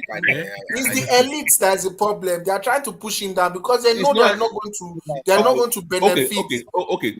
Go and ask the average man on the street about if you just type in Tinubu, you see the news that will just pop up. It's a lie. They're happy. Peter Obi is now radio choice. Peter Obi is now all the radios. It's not radio choice. It's not Twitter choice. Even AIT had to bring down the poll because of Peter Obi was winning 80% everywhere. People are talking about him right now in Nigeria. Don't lie to yourself. Don't lie to yourself. It's the truth. See, I'm not lying to myself. It's the truth. Can he even win? No. You don't want to see it. You know when you don't want to see something, you won't see it. All right, thank you. You'll be put out of your misery in 12 days' time. The 28th. This time next week. I like him. Like before this show, like I said, it's my candidate of choice on this program. I said that it's my candidate of choice. Peter Obi is my candidate of choice. But there's more to politics than being smart and being articulate and having the knowledge. So if he wins the ticket, hold on, Yes, of course. That's my position. I've not changed on that one. That's my guide now. I've said that before in this program. It's my choice. Don't change the goalpost. No. One man can vouch for my position. No, people actually like Peter Obi. Even I like him. Everybody likes him, but I don't hate him. But there's more to it. It's just lightweight. It's lightweight. Yes, there's more to it than just having those skills. That people's skills, he lacks it. That's my point. You can't compare him to even with Fauci, that kind of personality. It's probably at that level. It's a Fauci level politician. So that's my point. It's not about what he knows. He's very brilliant. Like people like what's that former CBN governor guy, the young guy from Mogado. Yeah, very smart guy, but the man is boring. He's too nerdy from my opinion. He cannot, he's not a people person like that. They will be my ID choice for the post, but they don't have that it factor. Can I say something? Yeah, come in. Let's hear from Meadowman, yeah, come in. Good evening, everybody. Good evening. How you all doing? We're good. Yeah, Ete, my brother, I feel your enthusiasm. But with all these things going on in Nigeria, one man was saying that nothing is predictable, but I think differently. I think it's very, very predictable. You forget Goodluck Jonathan, forget Osibanjo, forget everybody. It's going to be Atiku on one side and Tinubu on the other side. That is what it's going to end up being. I don't even, what I don't understand yet is what Goodluck Jonathan is. I mean, why his name is popping up. Because I don't see him winning an election in Nigeria, even if he becomes a candidate. So what I think is it is going to be, unfortunately for Nigeria, it's going to be Atiku and Tinubu. That is what we should be calculating, who beats who in the general election.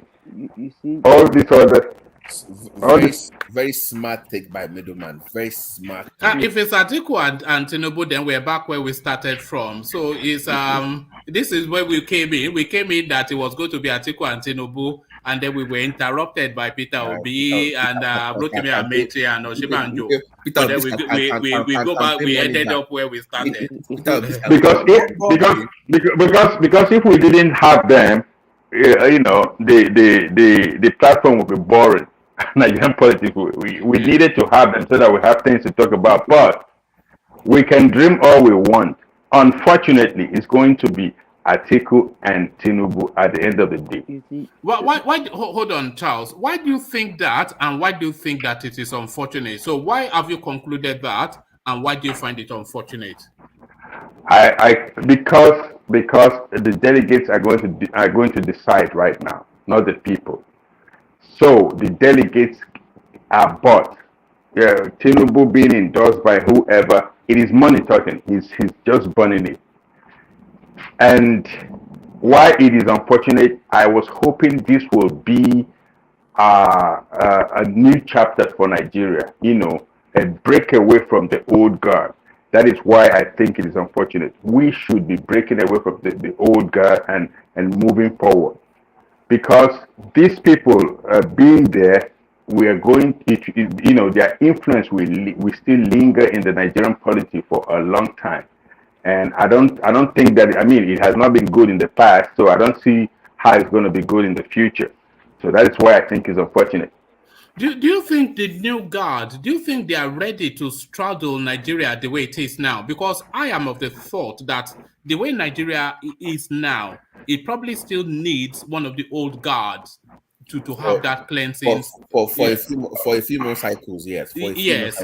I don't think somebody like Peter Obi can handle Nigeria the way it is now. No, you're thinking like a typical Nigerian. No, let's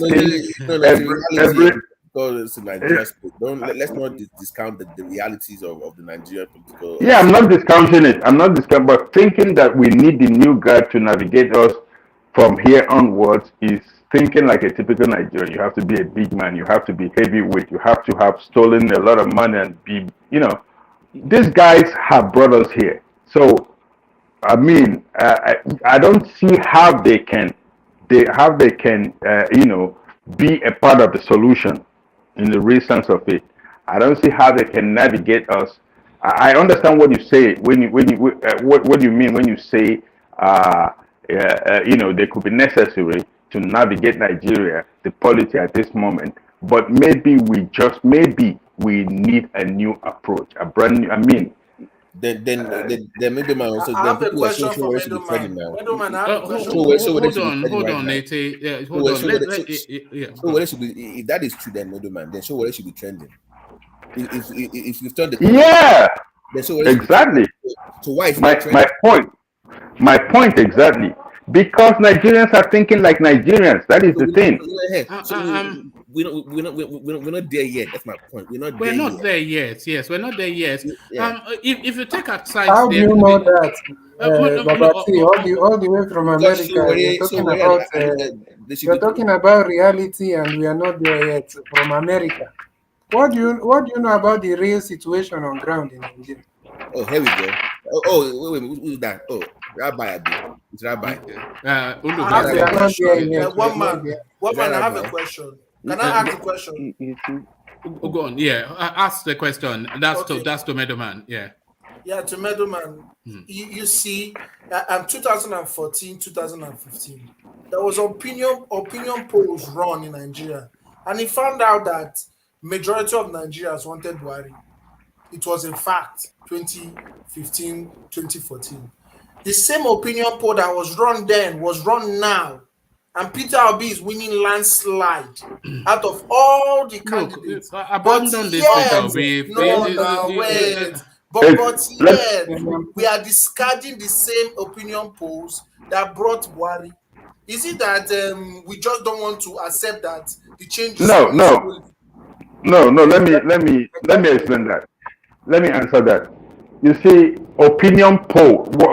Why I say Peter Obi stands little or no chance right now is because that those that give their opinions for that poll are not the people that we decide. When has these people ever considered opinion poll? If they ever considered opinion poll, Nigeria will not be the way it is today. Since 2011. Sorry, I think you're missing the point. It is referring to the popularity of the candidates, which is what people are understand. Yes. Just wait. Not the fact that the delegates. Obviously, I get your point. So what was the choice of the opinion polls popularity something online in 2019? Was it not? No, it was not. That was not the flavor of 2019. Well, it was not the flavor or anything. I was there. I don't know why people make up stories. Showore was popular, but he didn't go. Don't trigger that Michael. Don't trigger him with your Showore thing. No, it's just the point. It's all this online talk that he has never been trending online. Even Mr. Macaroni is more popular than. Hold on. I'm talking about 2019, not now. If you're being honest, you can't compare. Popular now. It was not. Sorry, if you're being honest, you can't compare Showore and Peter Obi. Peter Obi is going around the entire northern state. Why are people making it look like some only an online campaign? The man is winning, is getting popular by the day with the northern. Even if you're saying that they are not going to vote for him, Rabbi, which may be true. Can you win delegates?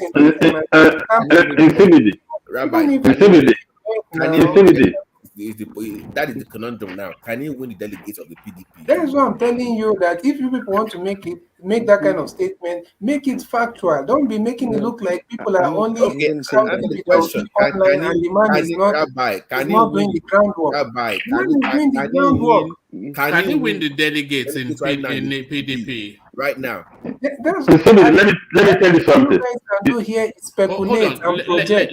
No, that's what we can't do now because Exactly. it's a political platform now, so we speculate based on what we know. So I'm inviting you to do that. Speculate based on what you know. As it stands now, do you think Peter Obi can win the PDP delegates to defeat Atiku, Saraki, Wike? If it's going to, if this most of the delegates are just going to go based on merit and forget all that. Answer the question now. Let me answer the question now. Wait. Don't forget if they want to do the right thing. They are not going to do the right thing. So don't say if they want to do the right thing. The man has been not now. Yeah. Wait. The man has been going. I don't know where that feedback is coming from. I think it's coming from Middleman. Okay. The man has been going to, he has been meeting these delegates. He has been, talking to them. And you've been seeing online. Everybody has been meeting them. The question now. Wait now. I'm coming to that. I'm almost landing on that. Money? Is he paying? Wait. And answer that question honestly, please. I expect that of you. Answer it honestly. Yeah. You know me that I don't like. I like saying the truth. Now, the man has been meeting delegates, and we've been seeing the kind of reception that they've been giving to him. And definitely, that's why I said if it's for merit, if it's for likability and all that, he stands a chance. But if you're talking about money politics, and if you're talking, obviously, he's going to be disadvantaged because he's not a man that believes in. Okay, so what do you think is going to play out? The goodness of the heart and the zeal to do the right thing by the delegates, or old politics? Is it old politics or this new space that will play out? I think there will be. I think it will be a mixture of both. But I think in the end, from my own opinion, you've asked me my opinion. Yes. I think it will be a mixture of both, and in the end, the new politics of merit will supersede the other. Because if you look at the listen. Why are you laughing? Let me tell them what will change your mind. They are going to be a These 1 people million will match. collect money. You will see, they will collect you will money see. and they'll vote for the and they'll vote the other way. I'm telling you the truth. Some of them, maybe not all. The 1 million match is going to change a lot of people's mind. Let me tell you something. I hope the 1 million match changes minds of the That's delegates. A big gamble, by the way. That 1 million match. That's a big gamble. I hope it changes, and if it does change, I'll come here and say, yeah, you are right. But you have to understand. Somebody talked about polls on in Nigeria. I've even done my own polls with people in the north, and if today was if the general election was today, I will not bet that let's say between Tinubu and Peter Obi, I'm not going to bet that Peter Obi is going to lose to Tinubu, and I'm telling you this, Oh, right, we've lost Medoma. Yeah, the connection was poor, but I can understand that the wish and desire, just the burning, and you just want it so much. But the reality of it, of course, the reality. Let me for that. One man, do you agree that it's not right to use the word reality because even the result has no? You can't say reality. We can say that based on antecedents. Now we know the backdrop of Nigerian politics. We all know it. Rabbi, I'm with you like everybody else on Peter Obi's issue. Unfortunately, like, if you don't know, I am with you. But like what man is saying, there's reality and there's wishes. We all wish for a better country where you have delegates that can vote reasonably. But all the talking up and down, you can talk all you want. Is he dropping anything for the boys? That's the main thing in Nigerian political scene. And we are not even sure if he's not doing that. You get? We are not he sure. Doesn't have the money. He doesn't have the money now. We are talking about dollar billionaires. Remember he said that the integrity. Remember Mr. Rabbi said that the man has integrity. He does not have any money to give anybody. He was a saint. So you cannot justify him giving people money at the same time calling him a saint. It's kind of like, but my point is that it doesn't have that has enough to move the needle. Sadly enough. Let's be realistic. But are you aware that Atiku paid more in 2011 more than Jonathan? In fact, Atiku was more popular than Jonathan then. The man was an incumbent. Jonathan, it was an incumbent. So let's stop that. You forget about incumbent. Jonathan was not popular. Forget about incumbent. What do you mean? Jonathan was not popular. What do you mean? Are you saying Jonathan? Rigged himself? Are you saying Jonathan rigged himself in? Do you know what it means to be a city president in an election? Why is Buhari still president today? Was he not a city president when he lost to Buhari? Was he not a city president when he lost to Buhari? He was. So we can't say that incumbency. Thank you. Let me ask you. Atiku was more popular than Jonathan, and it was even for the time of the North. During Jonathan time. All right, good luck to Peter Obi, but that is more in hope than expectation. But good luck to him, but more in hope that is wishful thinking. Wishful thinking. That's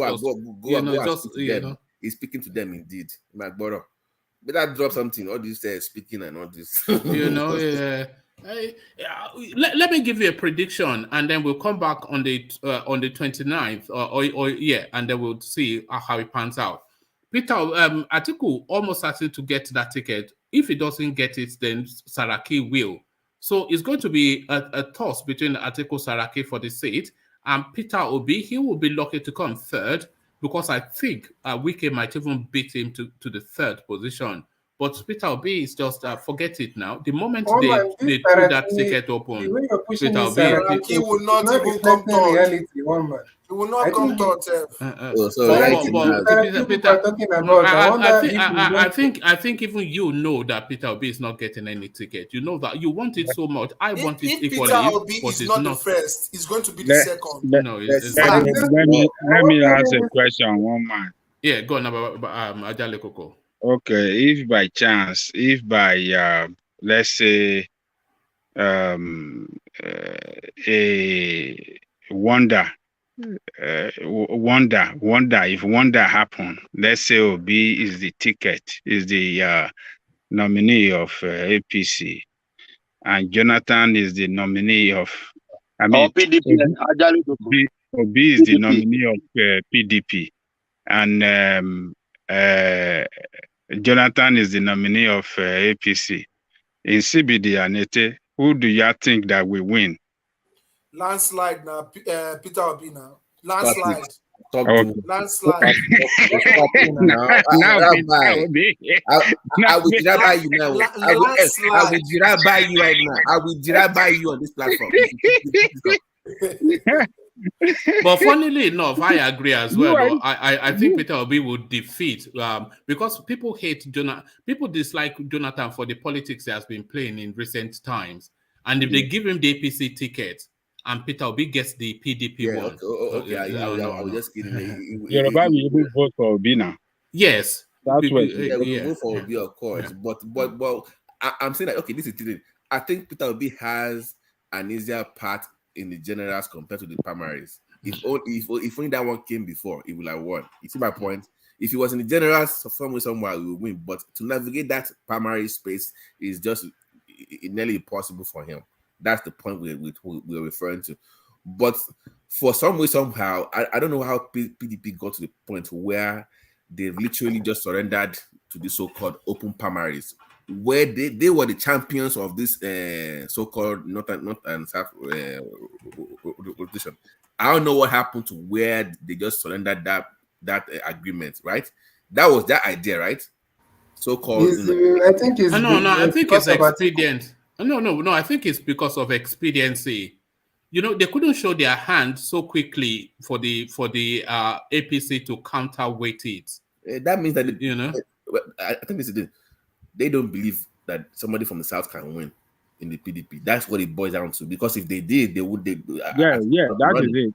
I have a feeling. I have a feeling that Atiku will. It's just my thoughts. I have a feeling that Atiku will decide to do what Ekweme did for. He will step down for Obi. What is that? When I tell you it's wishful thinking, this is daydreaming whilst you are daydreaming, my friend. I'm sorry. Do you know that there's a conspiracy going around that it will endear the north to the south and to the southwest. Southeast especially. It will endear because I feel like Atiku is a more. I think there's something that's going to happen that we are not yet thinking about. And I have a feeling what Ekweme did for Obasanjo, because of what they did to Abiola, I think Atiku will do the same for Peter Obi. Prophet CBD, tell us what is going to happen in APT. Now you told us about the one for PDP. Tell us the one what you see on APC. Ajale Koko, ETE and CBD, you win. One man, let's move on. The win. Let's just agree. It's just it's daydreaming. You should have. But let me answer Janiko question about APC now. In APC, answer, then I will also say something. Answer. No, it's a CBD. I'm asking you. CBD is the one that the prophet that just told us what God just showed him about on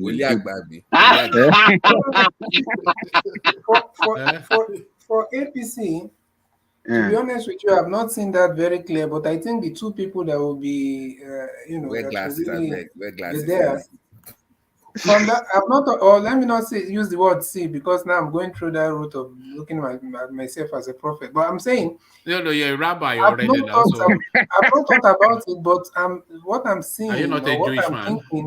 what I'm thinking is that it will be Tinubu and Amechi that will be front runners for that nomination. Pick one. Because I feel like Tinubu is going to use a lot of money, and pick one between them, please. Amechi has a lot of money too now. I'm not sure that Tinubu is richer than Amechi. Amechi is filthy rich, you know. Rabbi, pick one between them, please. Which one is it? I know that, and I feel like they might also want to use Amechi to. If I'm going to pick one, and to be honest, I'll go with Amechi because I feel like they might want to use him. There we go. Ajani Koko, you know, this is what you remember I said here sometime you said back it before. You said it before. Amechi will come out even before he came out. So now I'm feeling like these people are going to use Amechi to try and they are going to use him as like the stone to kill two birds, because they are going to want to appease the South, because they feel like Amechi can claim Igbo anytime, and he can also, you know, he's also from the South, you know. So I feel like there's something there, and also don't forget Buhari.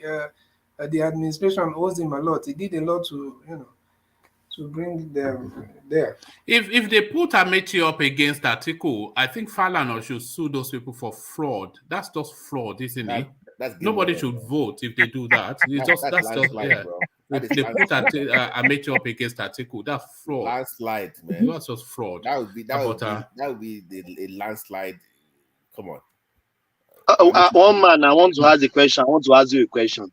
Go on. Did Buhari have any like a strong power to influence the delegate in APC, or maybe the delegates will just decide on their own? I think he has influence over the delegates, but I don't think they'll be using the delegates in these primaries. I think through some strong arming, they will have more influence than they will.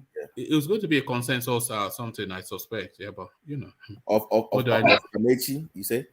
No, of Goodluck Jonathan. If Goodluck Jonathan is going to submit that nomination form, you know, and if they tell us that he has submitted the nomination form, then we have to be looking at a good possibility of a consensus, because Goodluck Jonathan, he has no base in that party. Right. You say that it's a lot of PDP crossover, but really, he doesn't have he's not worked the party the way everybody else has worked the party, worked the delegates. Right. So, I mean, what will he be there to do? Who will be his people? Is he his PDP stalwart? I mean, it's just I don't know, man. Rabbi, so what happens when Goodluck gets the ticket on APC? What happens to your boy Amechi then? He didn't want to answer. Sorry. Oh, you're asking. You're saying but because you said you saw a vision that it was Amechi, and I said that it's I didn't say vision, no. But I'm saying that. But if Goodluck can join this last minute, and they're even giving him an extension, that tells you he's the one that they've been talking about. Yeah, so what happens to Amechi then? No, but if Goodluck joins, he's already joined now. It's not like he's already going to join. But there's a lot of speculation with that. Goodluck speculation. Come on, I mean, they are giving him overtime now to join. Yeah, but I have a very strong feeling that Amechi stands a very strong chance in that party, against Goodluck. No matter who is up against. So the cabals will pick Goodluck over Amechi, is what you're saying. Forget about the cabal. The cabals is not just the people you guys are thinking. The cabal is not some 2-3 people somewhere.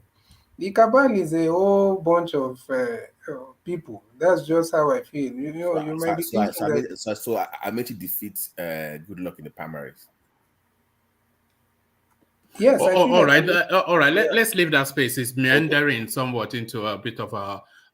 Let's go to the space. Buhari and Malami suing the National Assembly for that offending Section 84(12) of the new Electoral Act. So that plays still.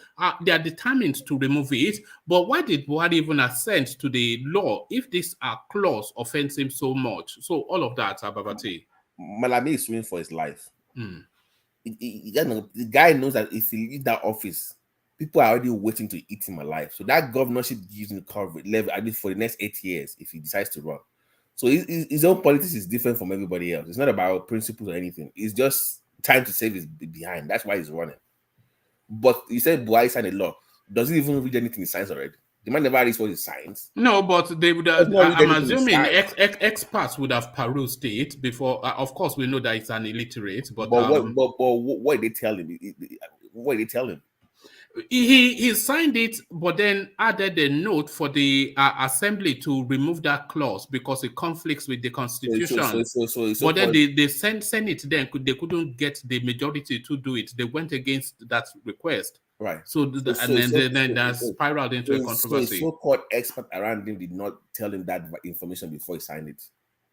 See my point? But there was a lot of pressure for him to sign it because he needed to sign it. But the Electoral Act that governs the election has to be in situation about 10 months before the voting date.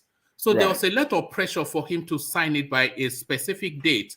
Otherwise, it will be time barred for this coming election. And people wanted it for the electronic voting and all of these things that seeks to sanitize. Okay. So he signed it with the proviso that the National Assembly, they delete that offending clause. But then the National Assembly met, they had the first reading, and then at the second reading, they jettisoned it that no, they're not going to remove it. So then they've now been scoring around all the law courts to try But let's also understand that Buhari also has a political interest at stake here. So that kind of factored in the delay of the bill. But my bigger point is that if you say that he does not read any bill and people around him tell him what is in the bill, that means they must have skipped that part of the bill, right? For him to not. No, they didn't skip it. They didn't skip it. Why he signed it? Hold on. He signed it, right? But then he added a footnote for the Senate to delete that clause. He signed it because there was He signed it because there was a time pressure for him to sign, so that this act could be used for the upcoming election. So he didn't have the room to delay it, to send it back, and then if he sent it back to the National Assembly to delete that clause, then it would have been time barred for this election. So he had to sign it because he delayed it. In America, they do it all the time, where they send it overnight and they do it the same day if they really meant it. No, I think he signed it on a Friday, and that's essentially what it is. So But let's just keep that for a second. But I'm saying that let's say they even send it back to the House and they did not amend it. I'm saying that Malami, that's even my own focus, not even Buhari. Malami's stake in this so-called case is because he knows that if he leaves that position, if he dare resigns, he's going to jail. The next guy that goes into that office is locking him up with the kind of stuff he's done in that office.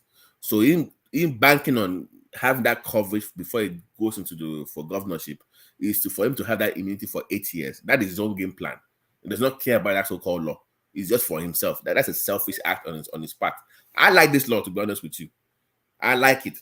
I like it too. The people like it, but the politicians don't. Yeah. So keep it that way. Malami has to resign that office. He has to. If he does not resign, they should just kick him out, because he knows the man does not even care about the governorship of KBC or whatever he's from. No, it's just for his own political survival. That is why he's doing the whole thing, and he has enough money to do that. So keep the law the way it is. Don't change anything. And let's hope for the best. But and also, Babati, Malami has Aso Rock ambitions. So he has presidential ambitions. So he has to be politically relevant for that ambition to be fulfilled. Right. You understand? And traditionally, the president comes from this. Well, I say traditionally, only one instance, but usually, the president should come from amongst the state governors. So he wants just to have that political relevance as well as the immunity of our Kebbi State. Right, but I am more focused on the immunity part. That is what I think is more. He might have that political thing, like to become head of the country, like you said. But I think that his immediate need for that is more geared towards having the immunity for at least 8 years, and he can do whatever he wants to do. But that is, I think that is the most important thing to him right now. So the law should stay the way it is, and I cannot wait for this guy to leave the office. He's been a disgrace locally and internationally to the country, and an embarrassment to the country, to the military, and I can't wait for him to just leave this place and we can have a fresh start for the country. All right. If he doesn't get that Kebbi State, by the way, I suspect that he will run. He will end up. Yeah, he will just fly out of the country and just he will run. Country. Yeah, he'll probably keep his office and leave the country. But I don't see him. All right. Let me take you to this talking point. I'll fight bandits, terrorists, other criminals to stand still. Rotimi Amechi making the promise. So does that then get your vote? Of course, the banditry being the number one thing. So he'll fight bandits, terrorists, and other criminals to a standstill. This is what Rotimi Amechi promises the Nigerian citizens. Does he get your vote, Babati? It never had my vote in the first place. I used to like him. He came to New York once, and remember when Showore confronted him in New York, because they had a huge back and forth. This is, I used to like him before. He was kind of like a funny guy, very interesting. But when that Maradi train thing came up, I'm like, I'm done with this guy, because it could not justify that on TV. They kept asking him, like, why would you build a train from Kano to Maradi? And I think now we know why he was doing the whole thing. He was building his portfolio to run for office. That was the whole passing gift for Buhari. So, but it never had my vote in the first place. I don't trust him. I don't see him viable as a president. He's a very likable guy, but I don't see him as a president of the country, in my opinion. Let me keep it short and brief.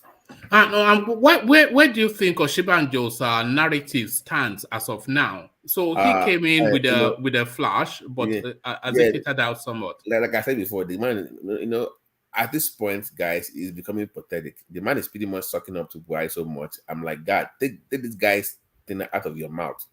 It's like, I will continue his work. I will it's so like, at this point, it's just annoying for a VP to be sounding that way. Like, Buhari is my this, is that. I mean, at some point, my bro, just tell me what you will do as a person. Leave Buhari out of this type for a minute. Osinbajo has no political base. He has no political base. Tinubu is his political base. He has not built anything. And once Goodluck comes into the fold, he will just fizzle out. You won't even hear anything about the VP anymore. I can bet you that. Once Goodluck signs, okay, let's say tomorrow. What's tomorrow? Tomorrow is Tuesday, right? By Friday, once Goodluck declares for APC, you will never hear anything from VP again. You will only hear Tinubu, Amechi, and Goodluck. VP will just fizzle away to the back. Because a lot of these people outside of Tinubu, everybody else, they are pinning their presidential ambitions on Buhari endorsement. Yes. Only Tinubu is relying on himself. Oshibanjo, he's relying on it. Without Buhari's backing, it just is finished, because Tinubu has already dumped him. Without Buhari's backing, Rotimi Amechi is going nowhere. Without Buhari's backing, Goodluck Jonathan will be a joke. So only Tinubu stands on his own 2 feet within that space. Right, he still remains the formidable, the candidate to beat in the race. Clearly, the VP sadly has kind of stained his legacy, because he's been seen as a betrayer, like a Judas Iscariot in the political party, and that was a wrong move. I don't know who encouraged him to run in the first place, and he's not played this game right. He's kind of fizzled out, like you said. Quite unfortunate, and I think that yes, sir. Yeah, sorry. Let me just put a very fast question to you and one man. Yeah. Do you agree that, or do you believe that the North, their main target for coalition is South, Southeast, let's say South, and that the coalition they have with Tinubu now is just something they are trying to get themselves out of. Do you believe that theory, or that? Okay, so I had to go look at the Nigerian voting pattern, right? So if you rank by region and by the numbers of voters over the last 20-25 years, The South Keeping in mind that they are seeing the South and Southeast in their mind somehow. No, don't direct his response. You put the question. Let him respond. Otherwise, you answer for him. No, it's a question. No, don't put any. No. You've put the question. Let him answer because you have this thing of always guiding people's thoughts. So a Fulani coalition with the South or Southeast only works if you get 4-2, like a 4-2 game. You gotta clear the north and have both two. If you look at the numbers, it's a numbers game now. So I don't see a scenario in the APC where they will put somebody from the South, like you said, because nobody from the Southeast is viable in the APC, sadly. That should have been their best bet anyways. But I don't see a situation where they will put somebody from the South in the APC, dump the Southwest, and hope that some way, somehow, they will get a coalition of the South and Southeast to defeat Tinubu. That would be a dumb political move. And even if they did, Amechi might be the best bet to even play that game. Not Goodluck. Exactly. Not Goodluck. Goodluck will not be just come the person. Amechi might be the person that that might do the trick for them if they played it right. But definitely not Goodluck. Because Amechi has been in the folds from the beginning in APC. So even if they betray Tinubu, quote and unquote, he can still sell himself some way, somehow to the Southwest or, be more persuasive. You see my point? But Goodluck is not going to be that guy that can do it. Maybe Amechi. I think Goodluck's time has passed, honestly. If we're being honest, I like him. If I see this guy on Monday on TV on APC, my God, the shade. Okay, let me just. I wonder what they are trying to use him for, because every purpose that he serves, as in CBD was indicating, Amechi serves it equally. There's nothing that Goodluck Jonathan, apart from him having the name as an ex-president, which might well even be a baggage, seeing how he was rubbish so much. Right. So what are they trying to? What's in play here? Is that the man only has one thing and one thing going for him to join APC? Is because he can only run for 4 years. That is the only thing that can keep him there. You see my point? Because he can only run for 4 years. That is the only thing that is even keeping him relevant to this so-called cabals or whatever. Maybe there's a deal with Amechi that says, listen, we'll campaign for you, we'll vote for you in APC. That means that you only run for 4 years. That might be the backdoor deal. But that will only be, the northern delegates alone cannot, because Amechi definitely will get some delegates in the north, and he will get, let's say, like 90% of the south and south. Rabbi, let me make this more interesting. Let's say Amechi and Goodluck are in APC, right, during the primaries. Where do you think the delegates from Southeast and South will vote between Amechi and Goodluck? Amechi and Goodluck, at this time, they will vote for, I think South most will go for Amechi, and Southeast delegates of APC, they'll go for Amechi also, because like I said, Amechi is an Igbo man at the end of the day. So they will still, if they want to look at Igbos have been marginalized and all that. Okay. So beautiful. If you have Obi as the vice president to Atiku on PDP, you people see like that question every time. I know the question. Will you people still vote for Amechi? Yes, over no. We will not accept Peter Obi. Let the CBD talk. You are not an Igbo. Let the real Igbo man talk. You are from Akwa Ibom. Okay, CBD talk. No, but Adani Koko, to be honest with you, Amechi they'll vote for him more if Obi will be vice, because like I said, this thing of an Igbo man not being a president is something that is still, it's disturbing. I disagree in CBD. So what is going to happen in the future? Ajale Koko, because in CBD not the only Igbo man, Meadow man and Igbo man too, but let's say from Meadow man, he a more moderate voice. Yes, Meadow man. This Meadow man is a Lagos Igbo. you not Lagos born? You are Lagos born. It's Yoruba Igbo. It's a diet Coke Igbo. You stand accused, Meadow man. The CBD, the CBD is organic Igbo. Well, I don't think if Obi is becomes Atiko's vice, it will depend on the if Atiku comes out looking like he's going to win, if he's if he has that that momentum, they're going to vote for him. They're going to vote for Atiku, because the issue, the issue with there is this thing about Fulani people becoming another Fulani person, another northerner becoming a president, but the issue with of the southeast is not with the full, is specifically with Buhari. Buhari is the thing, So that Fulani narrative has been dragged so much, and I think it has really superseded. I agree with Meadowman, and I think I tried to hint at it. Buhari is an entity on its own. The fact that it's Fulani is just what brought a lot of hatred to. People have always liked Atiku, and he has always been Fulani. So it's not as though it's only just this Buhari. Actually, I got to know that Atiku is Fulani maybe in 2018. Yes, nobody ever remembered that. Yes.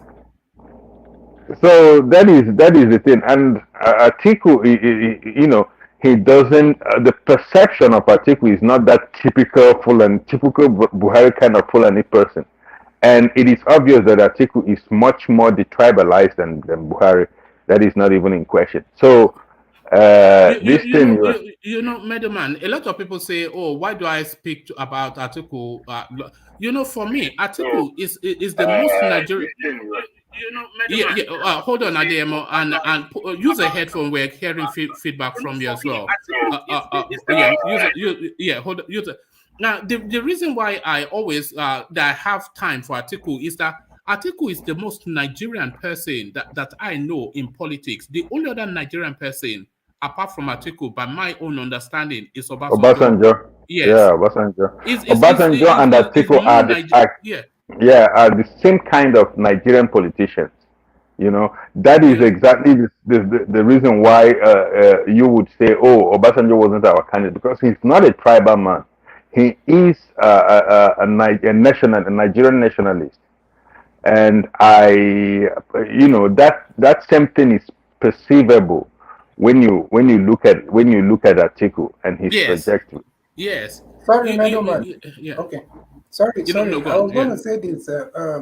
When you look at it that way, I think we are neglecting the fact that people know that no matter how the tribalized and the likable Atiku is, he will never do anything against the will of his people.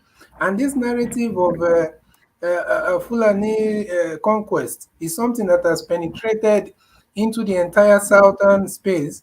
And at the end of the day, people will see him that, okay, as much as we like you, as much as you're detribalized, you can never do anything against the interest of your people.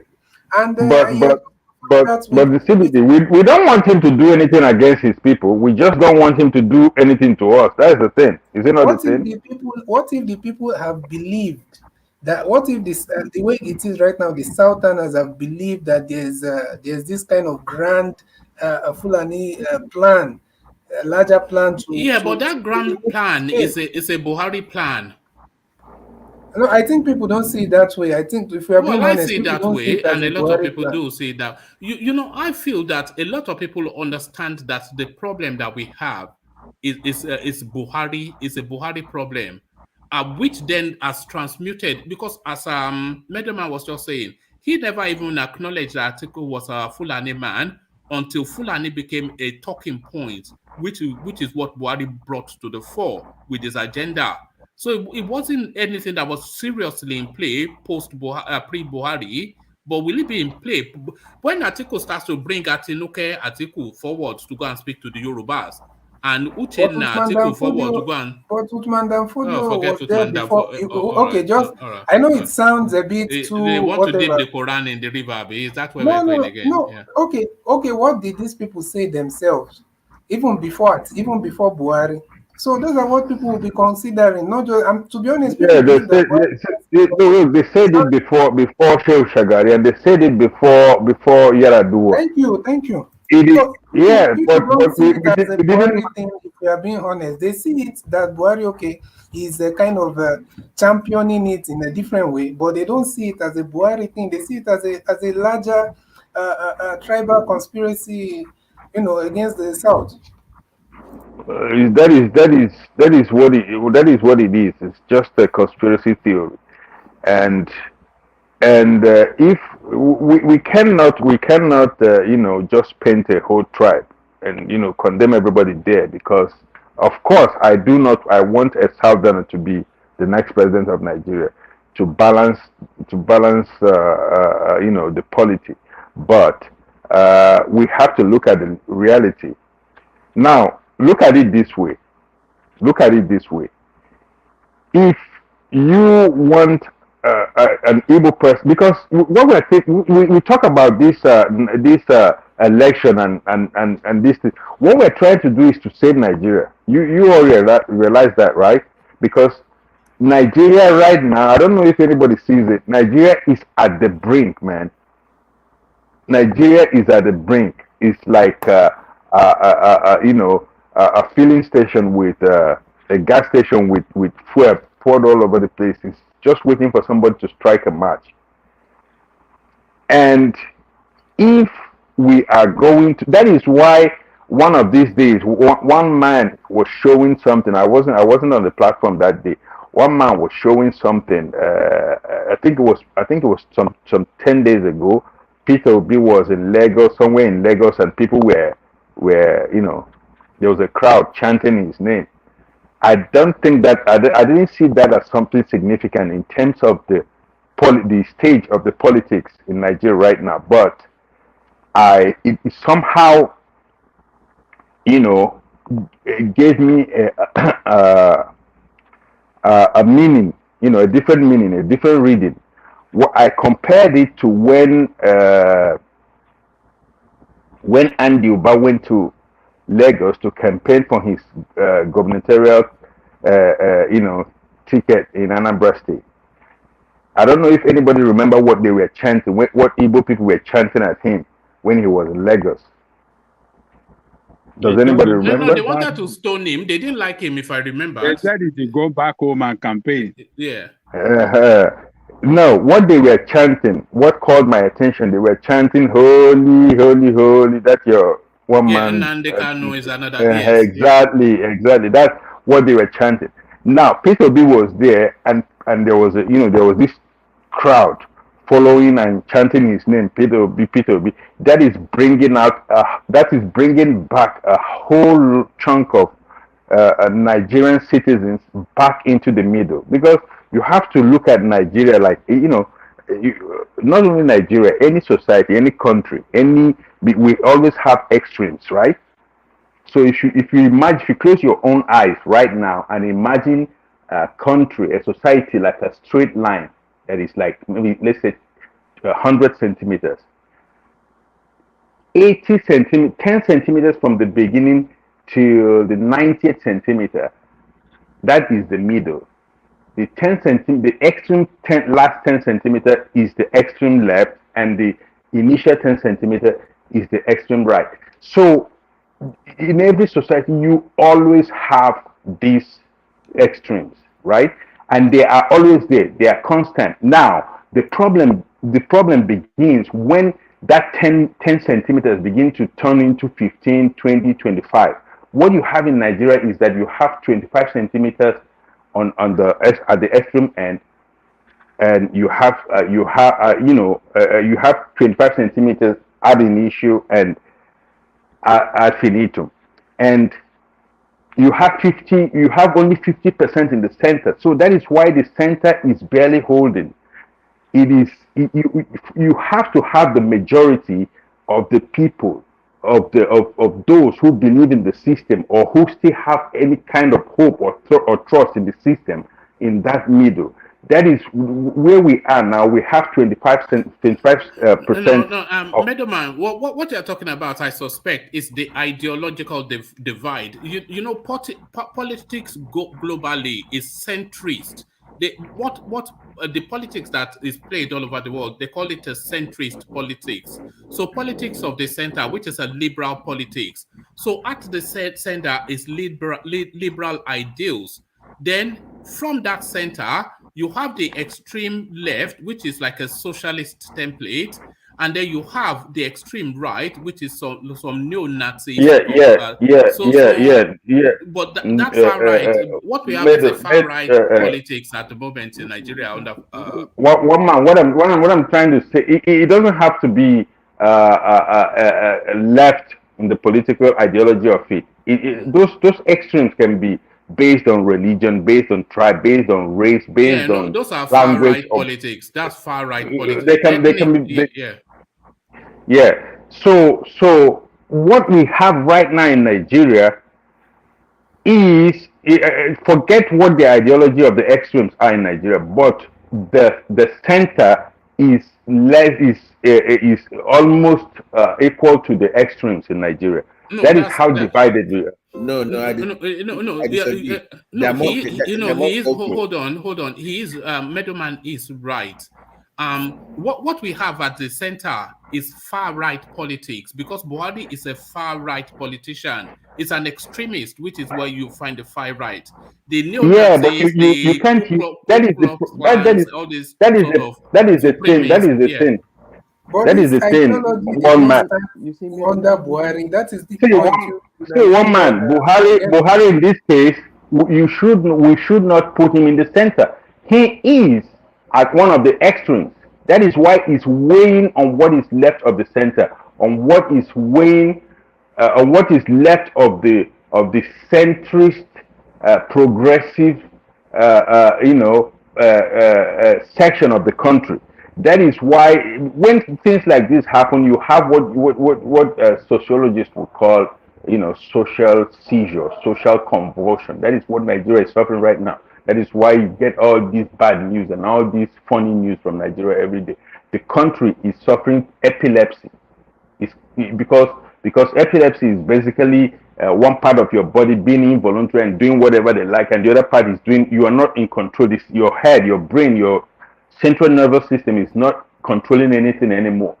That is where we found ourselves. So this election that I was hoping would be a transition away from the old guard into a younger, a newer generation, not necessarily younger, but a newer generation, a newer vision of a progressive Nigeria, where we can start breaking away from, that old system, so that we can bring back people, we can bring back the crowd back into the center, because once the center is larger than the extremes, they're just in the fringes. They just make noise. They will not disturb the politics. They will not disturb the majority. They will be overpowered if they cross the line. That was my hope for Nigeria. But from what I'm seeing, we are still going to be in the same place. Oh, all right, thank you, Middleman. So, Middleman, Alexander Super chats to celebrate your contribution. It says, Middleman, Megida, your northern accent is so pronounced. So where is Megida there? Where that's the Jara. No wonder. No wonder all this. Okay. Fulani they were accused of being a Lagos Igbo. Now you are Borno Igbo. I think it's a Kano Igbo. So it's a Nigerian Igbo there. So it's from Lagos to Borno. He captures all of it. So thank you, Medoman. Sorry, one man. Sorry. Yeah, go on. I saw a comment on the, but I've been asking for you to give me access to the comment section. I don't know what is happening. No, you should have access. I don't know. I went through all the band names today, and I couldn't find any, or even all the names that have been traditionally banned. I unbanned them, so I'm not quite sure why you cannot access it. You know, so you are not on a the only things that are banned are all those virus some things. That's it. Oh, okay. Because yeah, so I don't know Aison was why. asking there that we are talking about delegates and all that, but he's saying that Jonathan has okay, definitely. If we look at it realistically, I think definitely Bayelsa, this Ijo, is it Bayelsa and where? Which other states has maybe some part? Delta is not Ijo. I don't think Ijo are the majority in Delta. All right. If we want to be So bringing the conversation of the chat space into it, then we'll never leave here. no. But It's because it's part of what I we want to. talked about. So that's why I We've just not even wanted to started, answer and him. we are already 2 hours in. It's just meandering the session somewhat. But let's go on to Ajanle Koko. Hopefully, who will bring us back on stream. So Ajanle Koko, let me take you to the space then. Hold on. I wanted you to speak on this one because it struck somewhat as a curiosity. It's an endorsement, not only an endorsement. This person actually says it has been his lifelong prayer. Tinubu most qualified to lead Nigeria as president. Sulu Gambari is what we're talking about. You, of course, know who he is, the Emir of Ilorin, Alhaji Dr. Ibrahim Zulu Gambari. So there it is right there. Does that endorsement somewhat catch you off guard? Sulu Gambari endorsing Tinubu's candidature. His endorsement. Let me first of all greet everybody on the platform and everybody listening to us around the world. If you have not hit the like button or thumbs up, please do that now. Share and subscribe if you have not subscribed as well. You see, the endorsement of Sulu Gambari cannot help Tinubu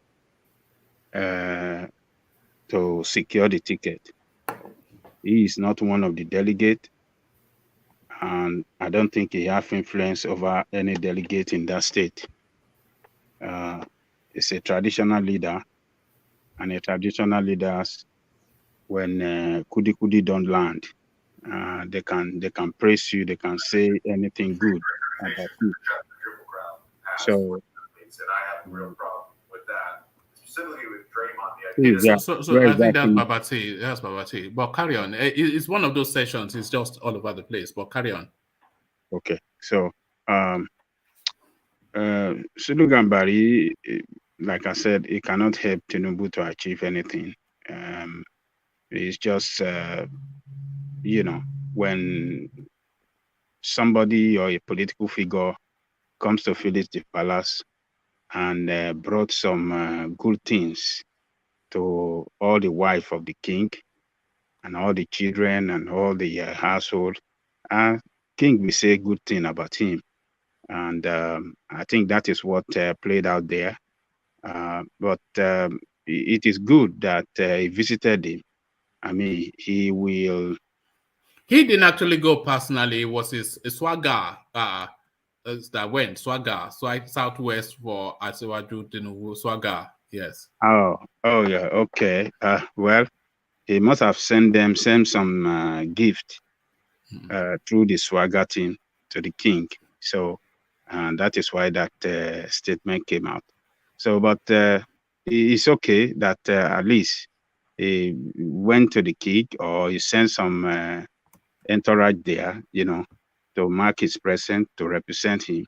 But the statement of the king cannot sway anybody, to vote for him, because if Tinubu does not have the support of the top-notch politicians over there that are in control of the delegate, he won't get the vote of the delegate in that state. But right now, I think it's APC that is controlling Kwara.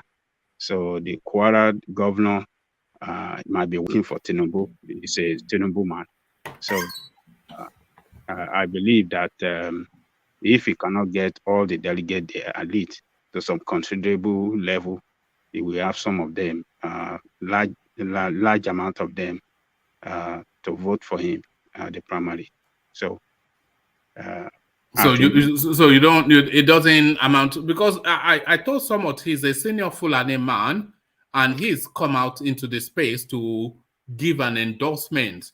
So I thought that was somewhat a signal that that space they're not averse to a tenable tenor. You see, the traditional king, they can play their own role by just being the leader of their people in custodian of the tradition. But when it comes to politics, politicians, they have their interest they are pursuing. No traditional king can influence them.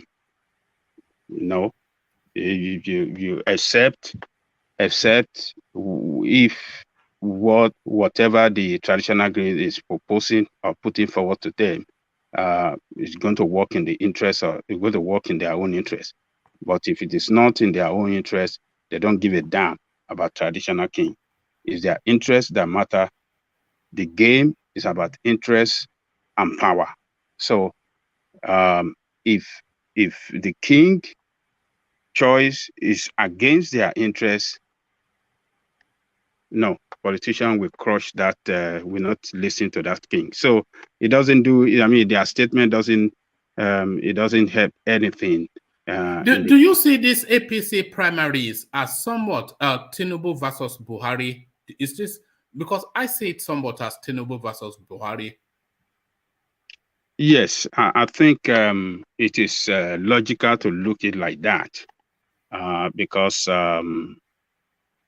if what we had before now, before, the information out there since 2016, is this 2000? When was the time that Buhari won first? 2014. I mean, 15. Yeah. There's agreement between him and Tinubu that, okay, Tinubu, I mean, Buhari, you go first. And when you finish your full term, 2 terms of office, then the power will come to the South, and I'm going to. That's a mutual agreement that is out there. That's the agreement between them. But with what we are seeing now, they're trying to lure former President Goodluck Jonathan into the race, and some others that are coming in. It doesn't look like Buhari is actually, because outside of Tinubu, every other candidate in APC, they are somewhat reliant on Buhari's endorsement. You say Oshibanjo, because he has no structures politically, so he will rely on Buhari. AMAECHI, of course, on Buhari, Goodluck Jonathan on Buhari, and the rest of them you can discount. But Tinubu, I think he's fighting his own battle, just saying, look, I'm here, Would you agree with that? Yeah. Oh, yes, I agree with that in totality. Yeah. Tinubu have the capability, to carry the cross on his head, and carry the campaign around, and he's a strong politician and a very strategic as well, and he's been coming a long way. He didn't just jump into this game, like some people are just jumping into it now. So he's been in it for a long time, and is connected to a lot of big politicians. And remember, his position in the party is the national leader. Is the only one that is a position of honor to him as the biggest weight politician after the president in the party. So what do you call him? Buhari definitely his endorsement, whoever that Buhari win, back at the end of the day, will surely secure the ticket. If Buhari back Jonathan will secure the ticket. whoever Buhari backs is going to secure the ticket, because Buhari is in a position of power and he has all the resources at his advantage to manipulate the primary in favor of his candidate. So Tinubu cannot compete with him when it comes to all that resources that matter. Buhari have the control of the police, he have the control of the military, he can deploy as much money 10 times than that of Tinubu. He can do everything. He has the control of the party at the national level, he have it, and he can dangle carrot to sway